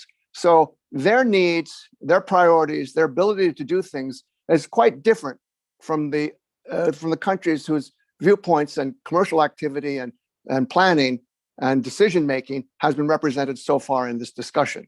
So I would like to define some of those differences and how the two worlds, developed and developing, can support each other in this subject of natural gas fueling the future. Now, is that all right with you, Dr. Balian? Excellent, yeah. All right. So let me first speak to some general overarching issues. And by the way, I'm sorry I didn't send you slides in advance. So I will speak slowly and clearly and hope that people can keep track. There was a technical problem with sending my PowerPoint slides. So first of all, when we talk about gas, gas is chemically a certain thing, but the origin of the gas, how it is made and put into the distribution system, can vary. For instance, my predecessor speaker from Eurogas gave a vision of power to gas. So reforming totally green constituents into a form of energy storage and distribution, which is what we call gas. So gas can be fossil or it could be totally green. So there's a whole range of possible manipulations of the natural world which can create what we call gas. So I refer to gas as a physical form of energy use and distribution, not necessarily attaching to it the baggage of where it came from. Okay, so it's not just fossil. It could be a multitude of different forms and origins, and they all have different economic consequences. Now, LPG, of course, is a very special subject. In India, of course, Ujjwala has been one of the great development and social justice stories of the world. You and Indonesia and have taken the lead in having the state decide as a social justice and economic and cost-benefit decision to allocate medium and long-term support of the LPG sector for a great number of your people. The reason I mention LPG is that the investment characteristics of developing natural gas infrastructure, the upfront costs versus the ongoing costs, are very different from those of LPG.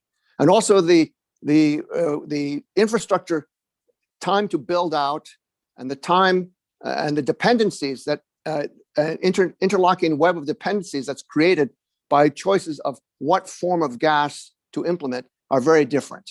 So in the developed world, making decisions about natural gas infrastructure is possible within the large capacities of financing and the enabling conditions that already exist. In the developing world and in transition economies, there is, as prior speakers have pointed out, a need to develop enabling environments and to develop a medium and long-term approach to pricing and targeted subsidies. So the real issue is, especially in the developing world, how do you allocate scarce public sector capital? And how can that public sector capital and the power of government to create enabling environments of policies, regulation, implementation, and enforcement create an attractive situation to induce the private sector to pile in, to crowd in with capital? So in LPG, that's quite easy. The size of investments are much smaller. For natural gas, the upfront infrastructure requirement to get economies of scale is considerable. LNG import terminals, primary reticulation, and also the choice of whom to serve is an inherent part of the economic decision, because densely populated areas are much cheaper to reticulate and generally have more cash earning capacity amongst the population resident in that area. Rural populations and peri-urban populations have different capacities. So again, government decisions about allocation of social and economic goods become incredibly important in the choice of what gas infrastructure to implement sooner. Now, I run right now the Global LPG Partnership, which is the UN mandated aggregator for collaborating with developing country governments and international institutions to create the LPG sector development.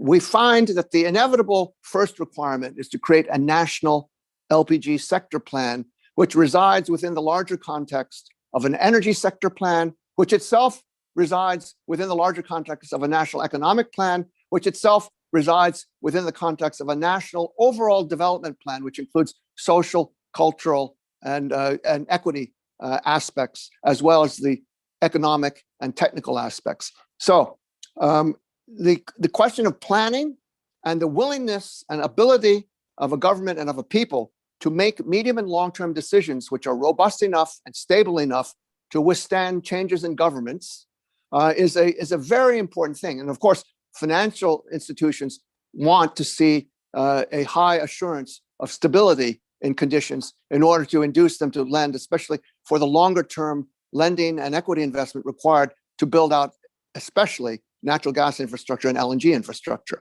So the demands of gas sector development will depend on what you choose as the type of gas, for whom it is targeted, and at what rate you want to do it, and also subjective political decisions about allocation of resources by both the developing country governments and their peoples, as well as those international partners who wish to assist and help them in that. So development finance institutions and other institutions such as the World Health Organization and so forth.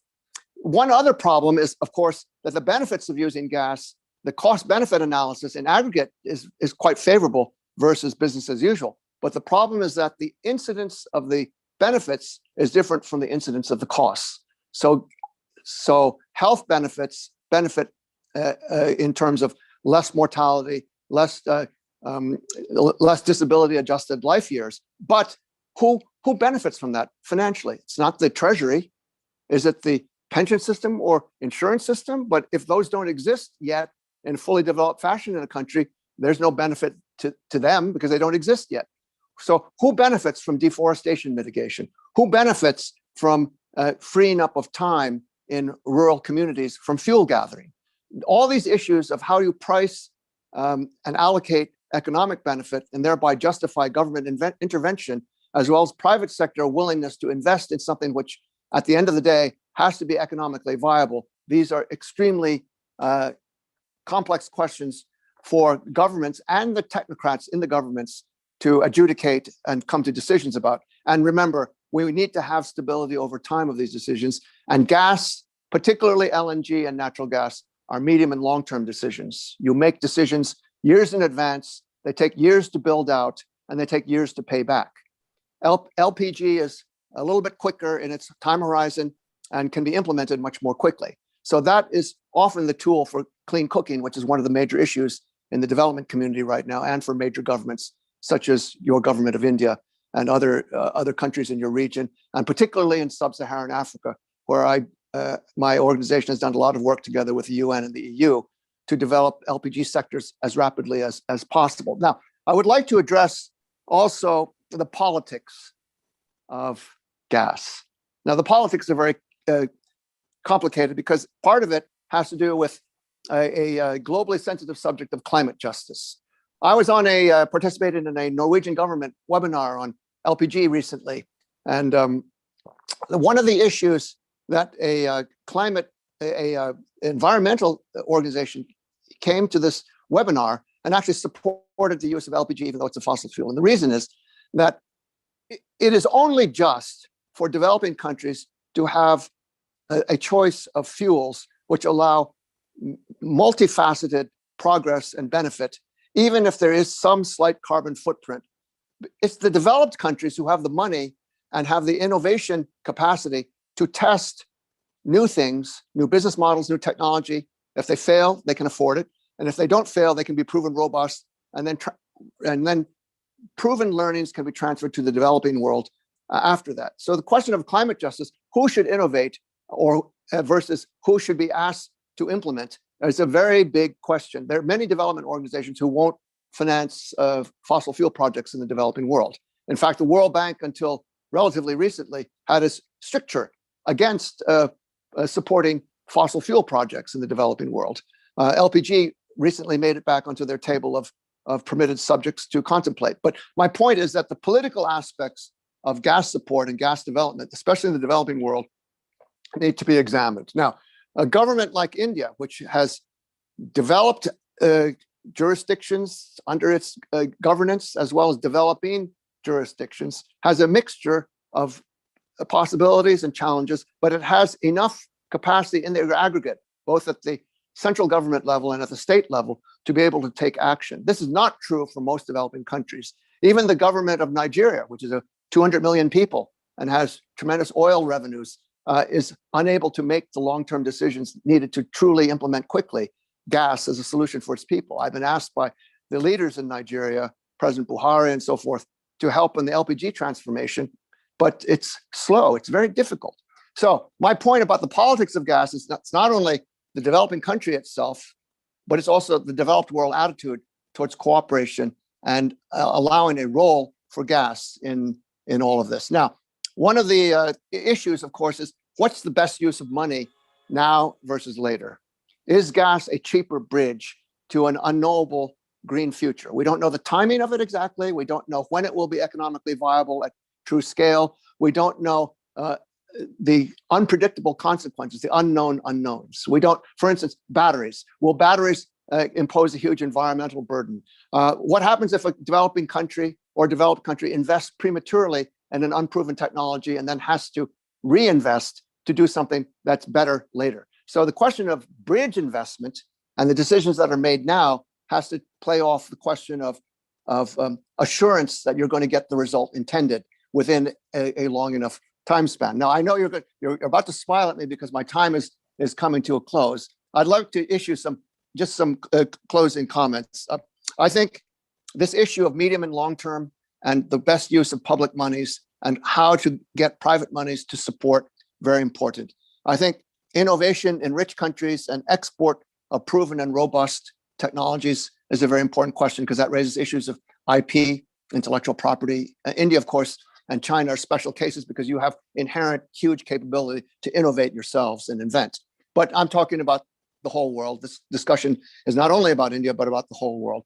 I also want to ask, what is the highest and best use of gas? What is the highest and best use of biogas in cities? Should you use it for combined heat and power, or should you reform it into LPG? We just did a study for the British government demonstrating that it is probably a higher and better use of municipal solid waste gas is for reforming into LPG rather than using it for electricity, which has to go into a grid which gets loaded at mealtime with a huge thing. LPG is a form of storage, which is much cheaper than batteries. Anyway, I've tossed a lot of ideas out here, which I think are policy issues and are medium and long-term issues. And I haven't addressed, as have the other speakers so far, the actual realities of markets as they exist right now. I could do that, but it would take far more time. So I hope I've left you with a few thoughts which might be valuable in the ensuing discussion. Thank you very much. Thank you very much, Mr. Kimball Chan. Wonderful points that you have raised. And we recognize that one rule cannot fit in all the countries. Each developing country is unique in its own way and would perhaps need to have a unique solution also, which may be a combination of few things together. But yes, I think it requires much more detailed analysis, and the governments have the responsibility to really very rightfully examine how do they reallocate not just the financial, but all the resources and really look for a long-term better returns and not just the short-term returns. Thank you very much. And I think we'll, like other panelists also and the participants, to take note of your issues that you have raised, very relevant. And I'm sure we'll have more discussion among ourselves at a given point in time. Thank you very much, Mr. I'd like to now look for Mr. Rosnan, if he's there. He's perhaps yeah, I'm here. Representing, yeah, Mr. Rosnan. You're from Malaysia? Malaysia, yeah, I'm from Malaysia. Malaysia Gas Association? Yes. Maybe around 12 minutes time for your presentation? Sure, I hope it'll be shorter. Okay. Thank you very much. Yeah, please go ahead. Yeah, first of all, thank you, Mr. Balians, for moderating this session, and also to Dr. Anil Kumar for inviting Malaysian Gas Association to this event. So first of all, I'll just quickly share my screen.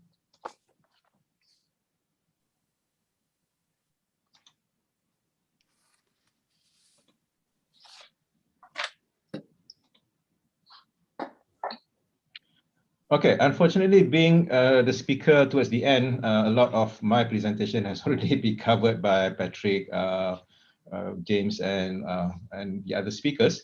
So I'll just quickly go through them. It's actually a four-part kind of presentation, but I will just briefly go through 1 and 3. Number 3 is basically covered. Sorry, 1 and 2. Number 2 is already covered by Patrick and James just now, and then I'll spend a bit more time on 3 because it's also good to bring the perspective from Southeast Asia to this conference, and also then end with a conclusion. A bit about MGA, who we are all about. So we are basically a non-profit organization representing about more than 140 corporate members, where we have 12 full corporate members from the major oil and gas player globally, including our own national energy company, Petronas. And we represent the entire value chain in Malaysia. We are also a member of International Gas Union, the global voice of gas. Quite interesting enough, my president, Hasbisham Kasim, is the regional coordinator for South and Southeast Asia. Unfortunately, he couldn't join us today. But what is another interesting fact, that Malaysia was the president of International Gas Union during the time of 2010 to 2012. Okay, a bit on the global side, just this slide just shows that going forward, we have a lot of gas still underneath in the earth, where you can see the two bubbles here. The darker bubble is where the proven reserve in number of years, and the lighter bubble is the technically recovered resources in terms of number of years. So you can see that gas overall have a lot, is in abundance, and it's available for quite a number of years. In terms of the demand, I think Patrick has covered quite well in terms of the short-term demand. So this report comes from the International Gas Union, where they have explored a few scenarios. One is with a single wave pandemic, and second is a multi-wave pandemic. But the confidence is that by 2023, 2024, we will have a plateau of kind of a settling down of the demand, and we hope that what I think Patrick was saying, that we will be back to the 2019 kind of scenario quite soon. What's interesting here is that the LNG is playing a larger role in terms of the transfer of gas, overtaking what you call it, the pipeline in terms of volume by the time we reach 2040. Going forward, we will have what they call it a healthy supply going up to 2019, where the supply of LNG is expected to exceed demand by 2025 onwards. But if we do not do any investment, or if we do not do any expansion, we will be in trouble in terms of the demand, where you need to basically fill this gap later with investment on liquefaction plant, and also offshore or onshore, what they call it, investment. This is showing the LNG facilities. The red are basically the liquefaction plant, and the green are basically the regasification plant. India has already installed several regasification plant, and a lot in China. What's interesting is a lot of the countries are also both importer and exporter of gas. And you can see that we can basically, LNG is one of the fuel that you can actually obtain globally. Natural gas basically cleans up the air. You have a lot of examples around the world. There's when you talk about the displacement of gas, the displacement of more polluting fuel, such as coal and heavy oil, where you can see a drastic reduction in terms of sulfur and also particulate matters when the switching of gas is done. And you can basically, when you talk about the future, one of the ways where you can actually reduce pollution is by switching into gas. I think this is quite well known. But what's interesting is that the IGU last year released a document or a study on to see how gas technology and innovation can further reduce the CO2. So by the estimation by International Gas Union, that the gas industry can actually further reduce the CO2 by 30% by just doing some, what they call it, is divided into three categories here, by doing a fuel switching, such as from heavy oil to coal, from heavy oil coal to natural gas in power, switching in terms of the processes and also heating in industry, and also switching from heavy oil in terms of fuel for bunkering, switching it to LNG. And then the other aspect that you can look at to further reduce the CO2 is to look into renewable gas and hydrogen. This is again mentioned earlier by James. And another aspect is also to introduce carbon capture, storage utility, and also storage in facilities that produces gas or uses gas. And another thing that you can also look into is on energy access, where you use gas for your building adoption, use it for heating, for example, or even to use it for distribution generation, where you have a smaller, what they call it, smaller power generator, in like a cogen, making your conversion of energy more efficient when you use combined heat and power approach, and also to look into where you can supply difficult places. For example, in this region, in the Southeast Asia region, where you have a lot of islands, a lot of all those islands are basically using heavy fuel as fuel. So conversion from heavy fuel using supply of small scale LNG can also reduce CO2. So all in all, a combination of these efforts using technology and also innovation can further reduce CO2 by 30%. Okay. So let's focus a bit more now on natural gas in Southeast Asia. Okay. So Southeast Asia consists of these countries, and most of the countries in Southeast Asia are basically a part of ASEAN. ASEAN is Association for Southeast Asian Nation. In terms of energy, we have an annual meeting of the Asian energy ministers, Asian meeting of energy ministers, which is AMEM, where they then give direction in terms of what they call it, in terms of policy and also whatnot for the Asian region. Okay, so only in November last year, they actually endorsed the second phase of the Plan of Action for Energy Cooperation for ASEAN, where under this cooperation, they have about 7 projects that looking at. Amongst the 7 projects will be interconnection of the power grid, and the other project is also in terms of energy efficiency and conservation, and one of it is the Trans-ASEAN Gas Pipeline. So what I would like to show here is that IGU has members in all these countries, in almost all these countries in ASEAN. For example, Malaysia is the member of IGU, and then in Thailand, the PTT, which is a national oil company, is a member of IGU. So does Pertamina in Indonesia. So under the ASEAN Initiative for Oil and Gas, the policy discussion is done under ESCOP. ESCOP is the Asian Council on Petroleum, comprising of national oil company and also national energy authorities in the region, and the discussion is done. I will touch on this later when we talk about the Trans-ASEAN Gas Pipeline. In November last year also, ASEAN released its energy outlook based on 4 scenarios. Scenario number 1 is basically business as usual. Scenario number 2, it's basically you're talking about the action plan for the energy cooperation targets. Target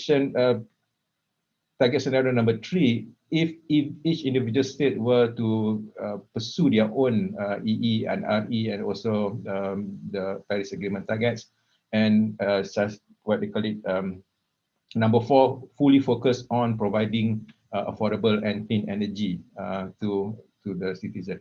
What we need to understand here is that not everything in what you call it, ASEAN is already electrified. We have not reached yet 100% electrification. So the estimation is that between 2020 to 2040, the demand of energy will increase up to between 40 to 55%, depending on the scenario that you look at. And most of these are basically driven by the electrification. The other thing that you have to also note that ASEAN has about more than 20,000 islands that needs to be connected or needs to be provided with energy access. If you look into the long-term scenario for 2040, in all the on the baseline, you can see that gas, which is the blue color, will feature prominently in the energies in the energy. In fact, fossil fuel itself, depending on the scenario, ranges between 71 to 84% of the total primary energy supply in this region by 2040. So looking forward into the future, fossil fuel is still the key, primarily because of energy security and also energy affordability, and gas plays a role in terms of helping the region also meet their targets in terms of the emission. So I mentioned just now about ESCOP. So one of the ESCOP project is to do the interconnection of the pipelines. Here you can see that, okay, the dark green colors are basically the liquefaction, the importing plant, are regas plant where you import LNG. The red color are the domestic pipeline, and the green color are those interconnections. So you have interconnection here between Malaysia and Vietnam, Malaysia and Thailand, Malaysia and Indonesia.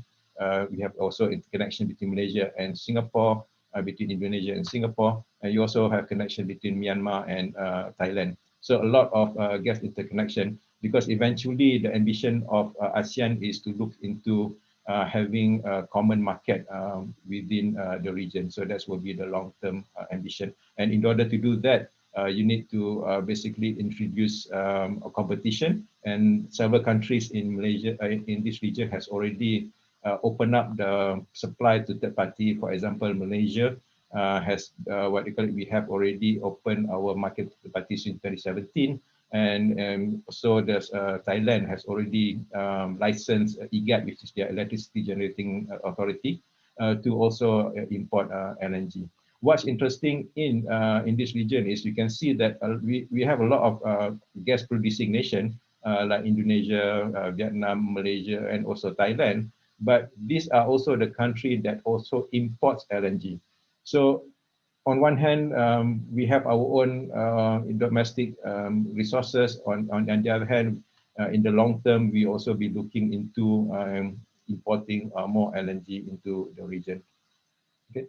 So just now I mentioned about the collaboration between the countries, and we have IGU members in the countries. So one of the things that we look in here is also trying to use our IGU members to also draft and shape the policy, to get involved in policy discussion with the government and also key stakeholder. So I give you a Malaysian example here, where the Malaysian oil and gas are regularly engaging the government, and as a result, we are basically supporting government in terms of gas market liberalization. We have a lot of MGA members who are also third-party players, and we are also very involved in terms of crafting the national energy policy, which is being finalized now. And we have been very instrumental in terms of pushing for a natural gas roadmap. I think the natural gas roadmap, we also got inspiration from India, because India also have a natural gas roadmap that has been running from quite some time, where you have the ambition to grow from 6% to 15% of gas in the energy mix. And we will also be, hopefully we'll be also launching our natural gas roadmap sometime for Q1 or Q2 this year, as what I call it, as soon as the cabinet of minister approve the natural gas roadmap. That basically concludes my presentation. So just a few key takeaways. The pandemic has impacted the global gas demand, but because of the abundance that you have all over the world and the extensive Ruby network, both pipeline and LNG, we are able to recover in 2021. Gas cleans the air, and then it can further reduce CO2 with technology and also innovation. It is important for regional collaboration to chart the direction of the energy transition in each of the region. I mentioned just now that between 71 to 85% of total primary energy supply by 2040 will still be fossil fuel. So fossil fuels is very important in the ASEAN region, especially natural gas, to drive the agenda of energy security, energy access, and also affordability. And lastly, association like us, Malaysian Gas Association, must play a role in terms of engaging policymakers to ensure that we can basically determine the pathway for energy transmission, both nationally in Malaysia and also regionally in ASEAN. With that, I end my presentation. Thank you, Mr. Rosman. That was very informative. We appreciate the initiative of ASEAN collaboration. I think it is a kind of a example to showcase how the countries can collaborate. Very useful and very effective also. And also the initiatives to really look at the cleaner environment there. Good initiatives. Thank you very much for your time and good presentation. Thank you. We'll now move to our next speaker, Mr. Deepesh Nanda. Good to have you, Deepesh, on the panel here.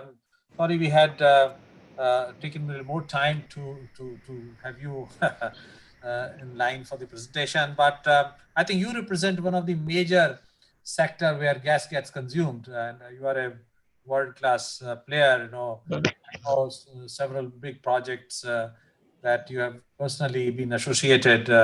We look forward to your new, some sharing of new information, new initiatives. Over to you, Deepesh. Thank you, Mr. Balyan. What a pleasure seeing you after a long time. And my compliments to all my fellow panelists for such an eloquent, presentation. Most of the points that I wanted to cover have been addressed in the course of the last couple of hours that we've been on this webinar. So what I'll do is that I'll touch upon the highlights and then open it up for questions if we have time. I won't take more than five. Yeah. I won't take more than 5 minutes. No, please. I think the way the world is moving towards adding renewable energy is the right thing for the world to do. 50 tons of carbon dioxide being pumped in. If we can bring that down to zero, that will be ideal. And that still probably won't bring down the temperature guideline that COP21 has set for ourselves. Now, I represent the gas power business of GE, and we're seeing the world go through an energy transition, which again, most of my earlier speakers have talked about. My pitch is very simple. If you want to enhance the influx of wind energy and solar energy, that can happen at the back of a complementary fuel, and that complementary fuel best suited is natural gas. Again, this is something which has been said, but as a technology player, we have looked at this through different angles. The other options that you have is, say, battery storage, but the issue with battery storage is that it's starved for megawatt hours. Unless and until there is a massive technology breakthrough, you will still continue to be challenged in terms of cost when it comes to batteries. And we genuinely hope that there is a technology breakthrough, because that will again accelerate decarbonization in a cost of affordable manner. The other is pumped hydro. Pumped hydro is starved for megawatt capacity. So if battery is starved for megawatt hours, pumped hydro is starved for megawatt capacity. It's difficult at a grid scale level for you to scale pumped hydro. Again, there's this hope and wish that there will come a fine day when you will achieve large size pump hydro. And hence that leaves us with the option of using natural gas as the fuel of choice to complement wind and solar. Now, when you look at the different variables that need to come together for gas to play a role, I think government policies in the different countries will play a vital role. Let me begin with countries in South Asia. So India in particular, the government has been amenable to introducing backup complementary sources to support the addition of wind and solar. But we can do much more on that line. I think there's been a stigma attached to natural gas-based power plants in India for the issues of the past. But then I think now we have kind of turned the corner in terms of the infrastructure that India has to import LNG. We still believe that we're in a long cycle for affordable LNG.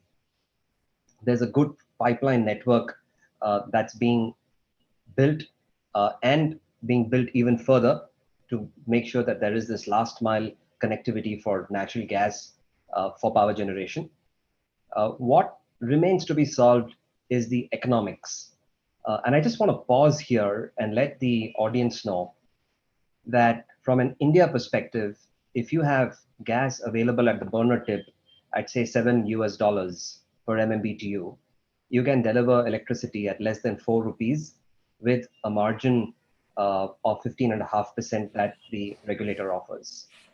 Now, if you were to do this, and then if you look at the price points at which wind and solar tenders have turned out to be. It's anywhere between 2 rupees and 3 rupees per kilowatt hour. A combination of that really makes it compatible for the buyer. So we can move towards affordable, cleaner electricity that will help play a major role in decarbonizing the environment. But then we will need government support in terms of policy. There were, regulations passed some 8 to 10 years back, discouraging gas-based power plants to be developed in India. I think we, as a community of stakeholders, need to petition the government that such regulations have now outlived the time and the purpose for which they were earlier introduced, and it's now time to take a holistic view. And I must say that our discussions with the different ministries have been very encouraging. Lastly, I'd say that if you were to look at how the future is going to unfold, let me shift my attention away from power generation for a moment and just look at CO2 emission. There is a massive amount of CO2 that gets released from industrial sources and transportation. So if you add industrial and transportation as one cluster and call that just industrial, then that's more than power generation. At times, we end up being very selective about CO2 emission only from a power generation perspective, but then there is a massive amount of decarbonization to happen in the industrial cluster. Now here, electricity can play a role.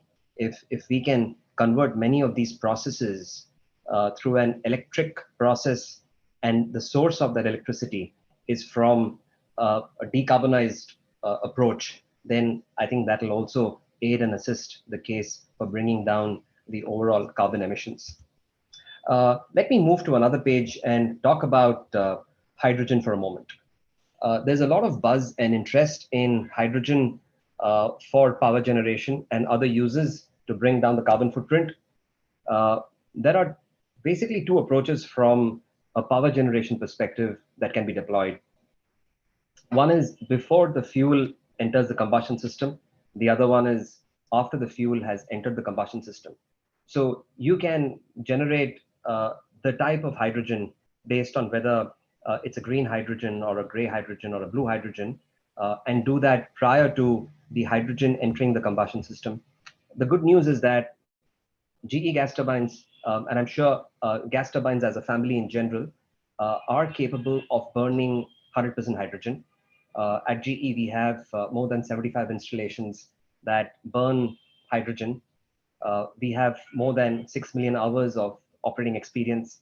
This data point becomes important to instill a degree of confidence that this is for real. There are installations in India, for example, where on a combination basis of hydrogen plus other fuel, with hydrogen as much as 40% are currently being used in India on a pretty large scale to generate electricity. The other is if you were to capture carbon on the post-combustion phase, I think there will be investment and cost reduction, both in terms of the pre-combustion and the post-combustion. But from the technology that converts hydrogen into electricity, again, the good news is that that technology is available here and now. So to conclude from a South Asia perspective, I think utilizing existing gas-based power capacity, we have 25 gigawatts in India, out of which 11 to 14 is stranded. That can be put to better use. For us to achieve the targets of 175 gigawatts of wind and solar by 2022 and 450 by 2030, I think this will be the path forward. For a moment, let me switch to Bangladesh. The road in Bangladesh on decarbonization will be primarily led by gas-based power plants. They can do a better job in reducing the carbon footprint because a lot of electricity still gets generated in that country through liquid fuels like diesel and HFO. Coal as an option for Bangladesh, I think we'll be better off with getting LNG in the country. In terms of RE power addition there, just given constraints on land availability, the geographical location of Bangladesh that doesn't lend itself very well to the cyclonic conditions, and hence wind turbine technology may not take off. And hence, I think the path there should lead to LNG-based power plant, both from a cost perspective, much lower than liquid-based fuels in terms of cost of electricity and in terms of carbon footprint. So with that, I'll give it back to you, Mr. Balyan, and thank you very much for giving us this opportunity.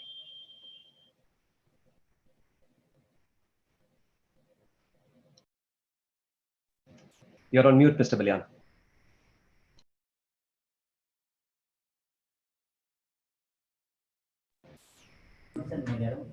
Sir, please unmute yourself, Mr. Balyan. What would you give as solution 1, 2, 3 to see that more natural gas is consumed in power generation in India? Very practical thing.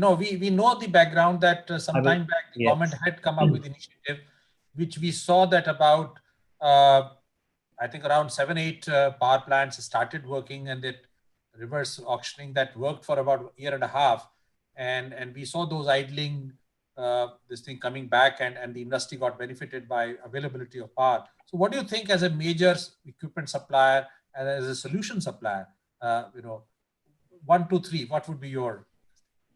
So item number 1, the Central Electricity Agency has to withdraw its notification, which said that no gas-based power plants in India.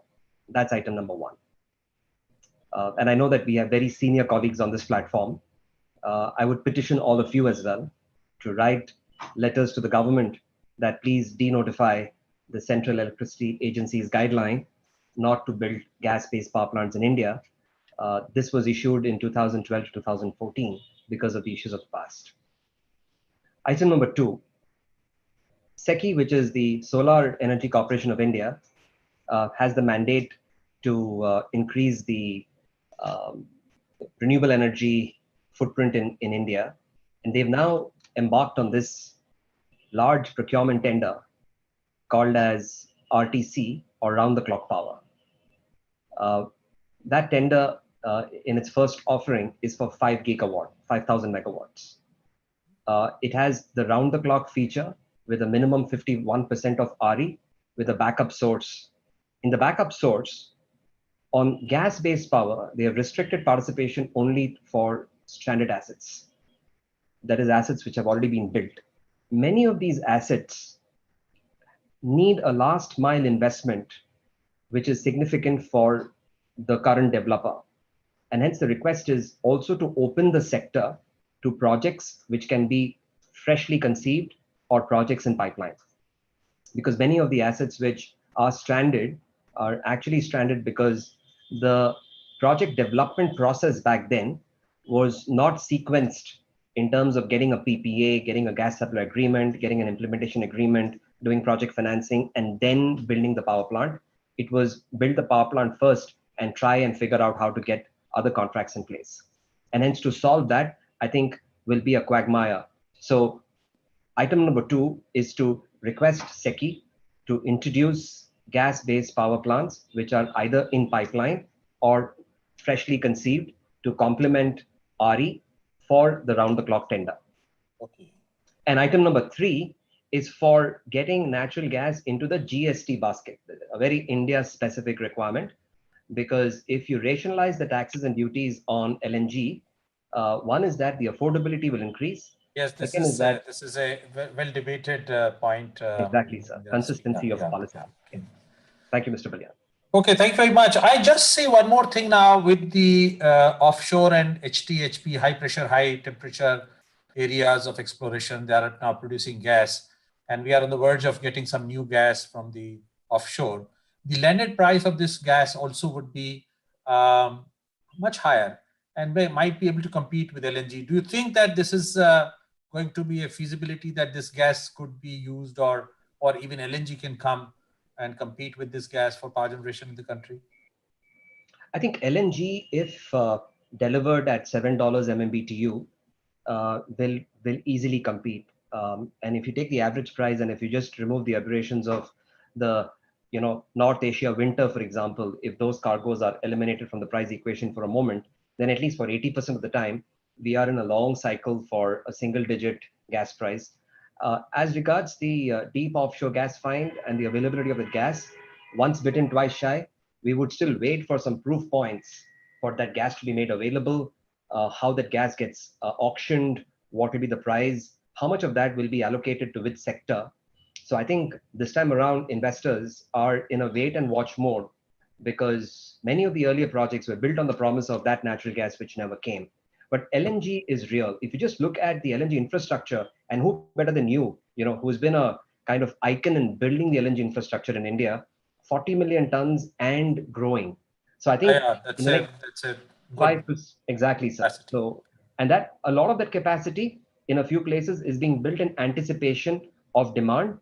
Actually, let me share with you, Deepesh, we had also proposed that time that a power plant be built in collaboration with the LNG terminal to make use of the efficiency of the cold energy that you can utilize, Exactly. There's another upside there. Okay. Exactly. From a business proposition, and let this be my last point, just in the interest of time, we would like to play the role of a developer looking at the gas side, at the power plant side, and also use our balance sheet to make investments in gas to power projects by collaborating with partners on the LNG side and on the power side.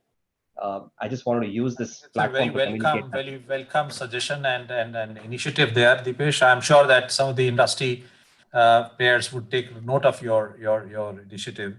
Thank you very much for your very, very nice presentation. Very insightful. Thank you. Thank you, sir. We'll now look for Mr. Anish Day. Anish, are you there? I am indeed there. Though I'm not Anish, sure you really have time. We have taken time. Thank you very much. But there are many questions that I thought will be appropriate for you to really address and speak on this occasion. So can I request you to please make your presentation? Yeah, so I'll make a very brief one because sure, in the interest of time, and also because much of it would have been covered. And I do want to just bring a few points which will kind of highlight the aspects. And just give me a minute to kind of figure out where that presentation is. This power scenario also, what we were discussing, I like your point of view also. Sure. So I'm just having a little difficulty in locating that presentation, as in I can locate the presentation, but I can't see where to load it up. So just give me a minute. Share your presentation some. Yeah. So please tell me when you can see my. Yes, it's very much there. Okay. So I'm going to actually touch upon only incremental points because much of it has been made, and maybe some points for emphasis. As Dr. Balyan, you're aware, we work quite closely with the policymakers in this country and with the industry as well as the regulators. And one thing which is coming out very, very clearly is that India's reality is at variance with the rest of the world because our energy demands will continue to grow. Of course, the left-hand side, the graphs are the global requirements under various scenarios by the BP Energy Outlook.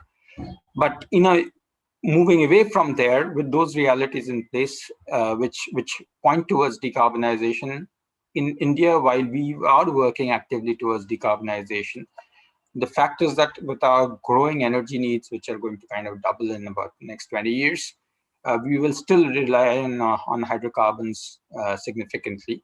Coal will fall. Clearly, there is no new coal plant which is going to get built, or at least not at scale. So the question is whether natural gas can play the role of that bridge fuel, which others have talked about. One thing which I do carry from my interactions is that there is a strong commitment for a gas-based economy, both from at the highest levels in the government, which is natural given that our energy needs will increase, as well as the fact that we are looking at decarbonizing. So that other speakers have said. The conundrum for India is different. The conundrum for India is that, you can say that there's stigma associated with natural gas for power, but the stigma is because we are becoming excessively reliant on LNG.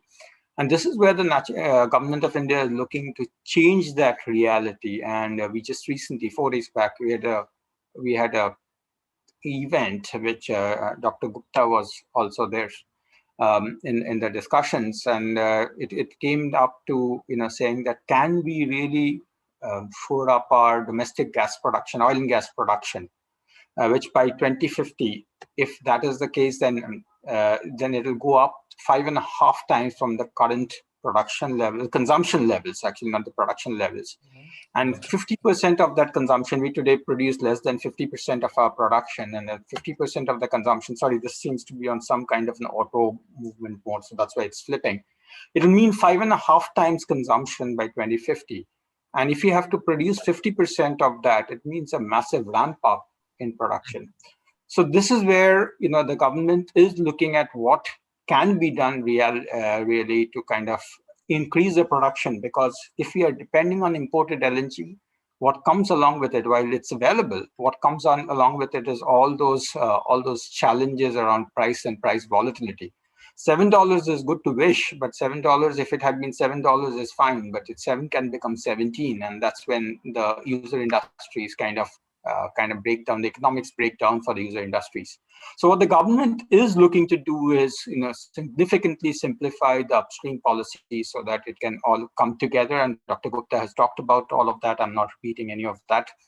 Also in the midstream and the downstream segments, there has been so much of initiative which is taken, both in terms of the national gas grid as well as the downstream CGD in particular, where there's so much of work is happening and innovative work happening, not just by CGD, but also, bringing LNG, HCNG, LCNG, all of those capabilities being brought together. So the commitment is there, the intent is there. The question is that whether we can find the gas, particularly from domestic sources, rather than relying heavily on LNG. And by, if I had to say, that if we are going to depend, even if we have to grow 5.5 times in consumption, we're still going to depend significantly on LNG. But it should be the case that we find some significant amount of domestic gas for addressing both the local economy needs as well as the volatility requirements, countering the volatility requirements, which hopefully the domestic gas will be less volatile than LNG. So those are the realities, but having said that, we are working towards a very, very deep infrastructure creation. The One Nation, One Grid is coming very, very quickly. The Indradhanush gas grid for Northeast, which was not covered. And the whole, the way the system is getting networked is quite significant. The CGD program rollout is huge. You see just the animation shows you that between 2014 onwards, how the system is kind of getting populated. The whole map is getting populated, and today we cover more than 70% of the population through the CGD network. The next round is possibly coming up in a month or two. So which means that even more penetration will happen. So we are committed to natural gas, but we do need to find the molecules domestically, because otherwise it does not, or a significant part of the molecules domestically, because otherwise it does not work. Now, everything else which has been said by the other speakers holds. I'm not questioning or competing or contesting any of those, but I'm just bringing that new dimension to it, and we ought to debate that, because otherwise, the challenges are very clear. So these are 10 points which I'll quickly end with. What is required to create a viable gas-based economy in India, and I've distilled this from the previous discussions, and some of them resonate with what we have heard over here.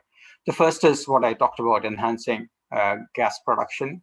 Going into new areas, a lot of India is not explored yet, so finding new finds, and also improving recovery factors, because some of those recovery factors can actually be improved with the use of technology and various other aspects which have now come in, a 2D, 3D seismic, which was not available in the same scale, the data interpretation capabilities which have improved.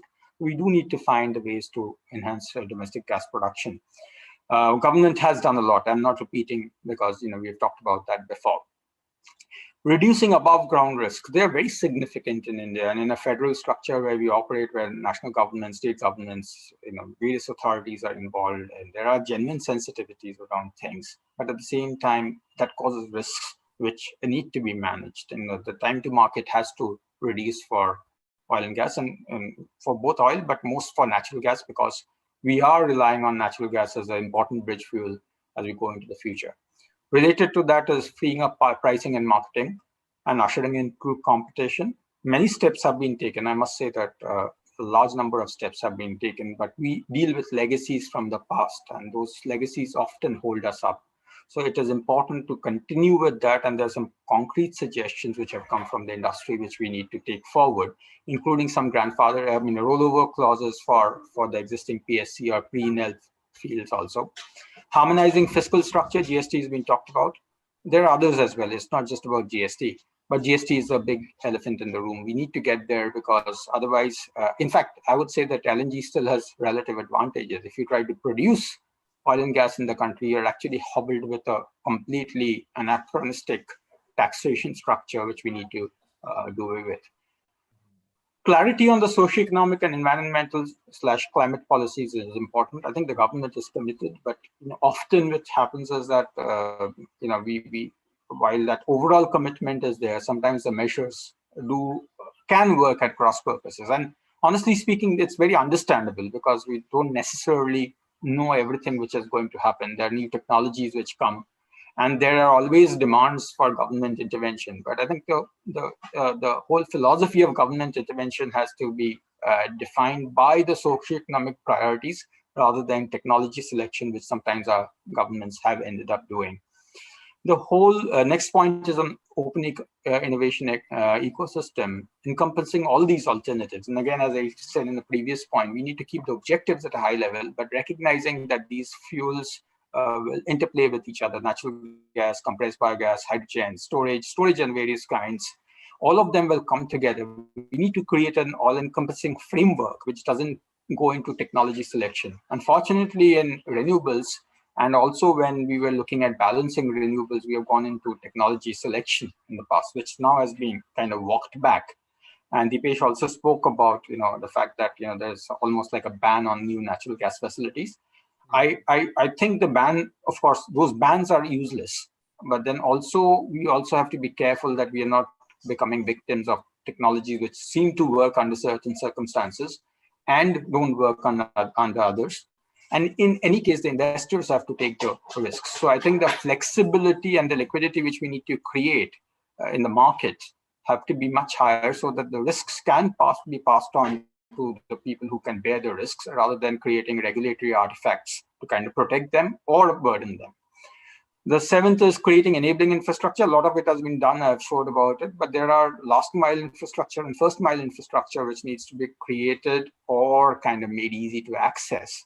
And Dr. Gupta, he would be well aware that there's a big discussion happening on the upstream thing, so that all the oil and gas we find can quickly be brought to the market. A lot has been done, but a lot also needs to be done. Digital enablement and innovation, in the today's ways of working, we need to get that very, very quickly through the chain. Okay, it's again, fair amount of thinking, but our sector, the hydrocarbon sector, is actually behind the curve in innovation, digital innovation. So I think, be it business models, be it finding the gas, be it delivering it, that's something which is going to become important. Ease of doing business, again, related to some of the other points which I've mentioned, the transaction times have to be reduced through the chain, because that's what kills. What can be brought to the market in 5 years' time? If it takes 10, then you actually have killed the project. And the COVID vaccine is a classic case that when we put our heads together, you can actually get things happening much, much quicker. And vaccines used to take 10 years. They have come in a year. And I think that's the kind of missionary zeal with which we work in terms of reducing transaction costs and time. And finally, in India, we have a massive talent pool. So globally, hydrocarbons is going to face a talent challenge, because it is seen as a kind of a bad sector, so to speak, quote unquote bad sector. In India, it need not be. It is not yet. yet, and we have a talent pool which we need to kind of bring together. Again, as I said, these are distilled factors which I brought from some of the earlier sessions which I had the benefit of moderating about 4 days ago. I thought it would be useful to put it across to this group. Dr. Balian? Thank you very much, Anish. Just 2 points, and I like your response on that. Number one, you are suggesting only those things which are sort of recommendatory. You are trying to provoke people to accept and do something, and the industry do that. No mandatory kind of thing that some of the industry has to do this. Some of the people have to do this. No such recommendations. That's one thing. Except for things which are really always proven, as clearly objectives which must be complied with, with environment and climate related concerns. I would say that those are mandates. Those are things which work through mandates. Because I see that some of the initiatives in the government of Gujarat, they had said they had banned some of the polluting industries, that you just can't use coal or these things. PetroCoal, yeah. Yeah, and you have to transition to a cleaner fuel. Yes. So those kind of things have to also. That's exactly what I said. Anything which is to do with factors like environment and climate, those are mandates. Those are negative lists which you need to create. It should be a short negative list which should be clear. There's no ambiguity on those negative lists, and you should create a very short positive list rather than having everything into that positive list. And for the rest, you let the industry find its feet. And the second point is, 5.5 times consumption growth. Consumption growth. Consumption growth. I mean, this has to come from the domestic market. That's the plan. No, so 5.5 times is the consumption growth by 2050, and the goal is to get 50% of hydrocarbons from the domestic production. That's the challenge that the government has set. Now, it's a directional challenge, Dr. Balian. I don't think we can literally read into it, but it's a directional challenge. No, I'm only saying that, what makes us more confident now that we'll be able to achieve that, considering that we have limited areas, basins where we have to work on that. And those basins are more geographically as also geologically very complex in terms of understanding, in terms of technology application. And also seeing that our last 50 years of history, how successful we have been there. I think we need to perhaps create more scenarios rather than just. Yes, of course. No, this is an aspirational thing, as I said. It's by no means it's easy, and by no means it is the only scenario. It's a directional goal which the government is working towards. Now, but to your point, whether we have explored enough, there's a large part of the country which is unexplored still. Okay, we have looked at only the traditional basins, and honestly, our national oil companies have been very active in that. But beyond that, we need to kind of spread out the basket. So the open acreage licensing policy which has come, which allows a lot of flexibility to players to choose their areas, apply their own techniques, do their own analytics, and take it forward. So there is hope that it's going to produce more. I mean, as people say, before Bombay High was found, there was no Bombay High, and for the last so many years, it has kind of positive on that. But I think it's good to have some realistic scenarios as well. Thank you, Anish, for your interventions and your suggestion. Very well taken point on that, and thank you for coming and bearing with us on being such late in the presentation there. Thank you very much. Dr. Garg, I think I'll now request to close this session. I think we have had all the panelists speaking at the occasion, and we'd like to thank you for giving us the opportunity to be part of this wonderful World Petro Congress here, PetroCoal Congress here, and thank you very much. Returning back to you, Dr. Garg. Thank you, Dr. Balian, for ably chairing this important session, which is important for India and world over. And a speaker like Patrick, Anish, and Campbell, they have added further in this. Anand Gupta and others, they are very, very relevant to the present situation. And we have to thank each and everybody from my core of heart. And thank you very much, Dr. Balyan, for sparing this time and ably chairing this Thank session. you. Thank you. very Pleasure. It was honor. Pleasure. Thank you very much. Thank you. Thank you to all the panelists, please. Wonderful interventions. Thank you. Thank you, Dr. Campbell. Thank you, Dr. Campbell. Thank you. Thank you very much. Dr. Gupta, thank you very much. Dr. Campbell. Thank you, sir. Nice to see Thank you you at all. least virtually in this Look- pandemic era. Look forward to working with you soon. Yeah, Thank you, sir. Dr. Campbell, we will invite you for a 1 hour talk. In 1 hour talk. And that will be in front of minister. Okay. When will this be? When will this be? That I will organize in November. All right, This fine. year. I look forward to it with pleasure and hope I can contribute to deliberations of all of you in India as well as the rest of the world. But Patrick, I have to thank you. Thank you, Patrick. Thank you very much. Bye. Thank you to all of you. Bye, everyone.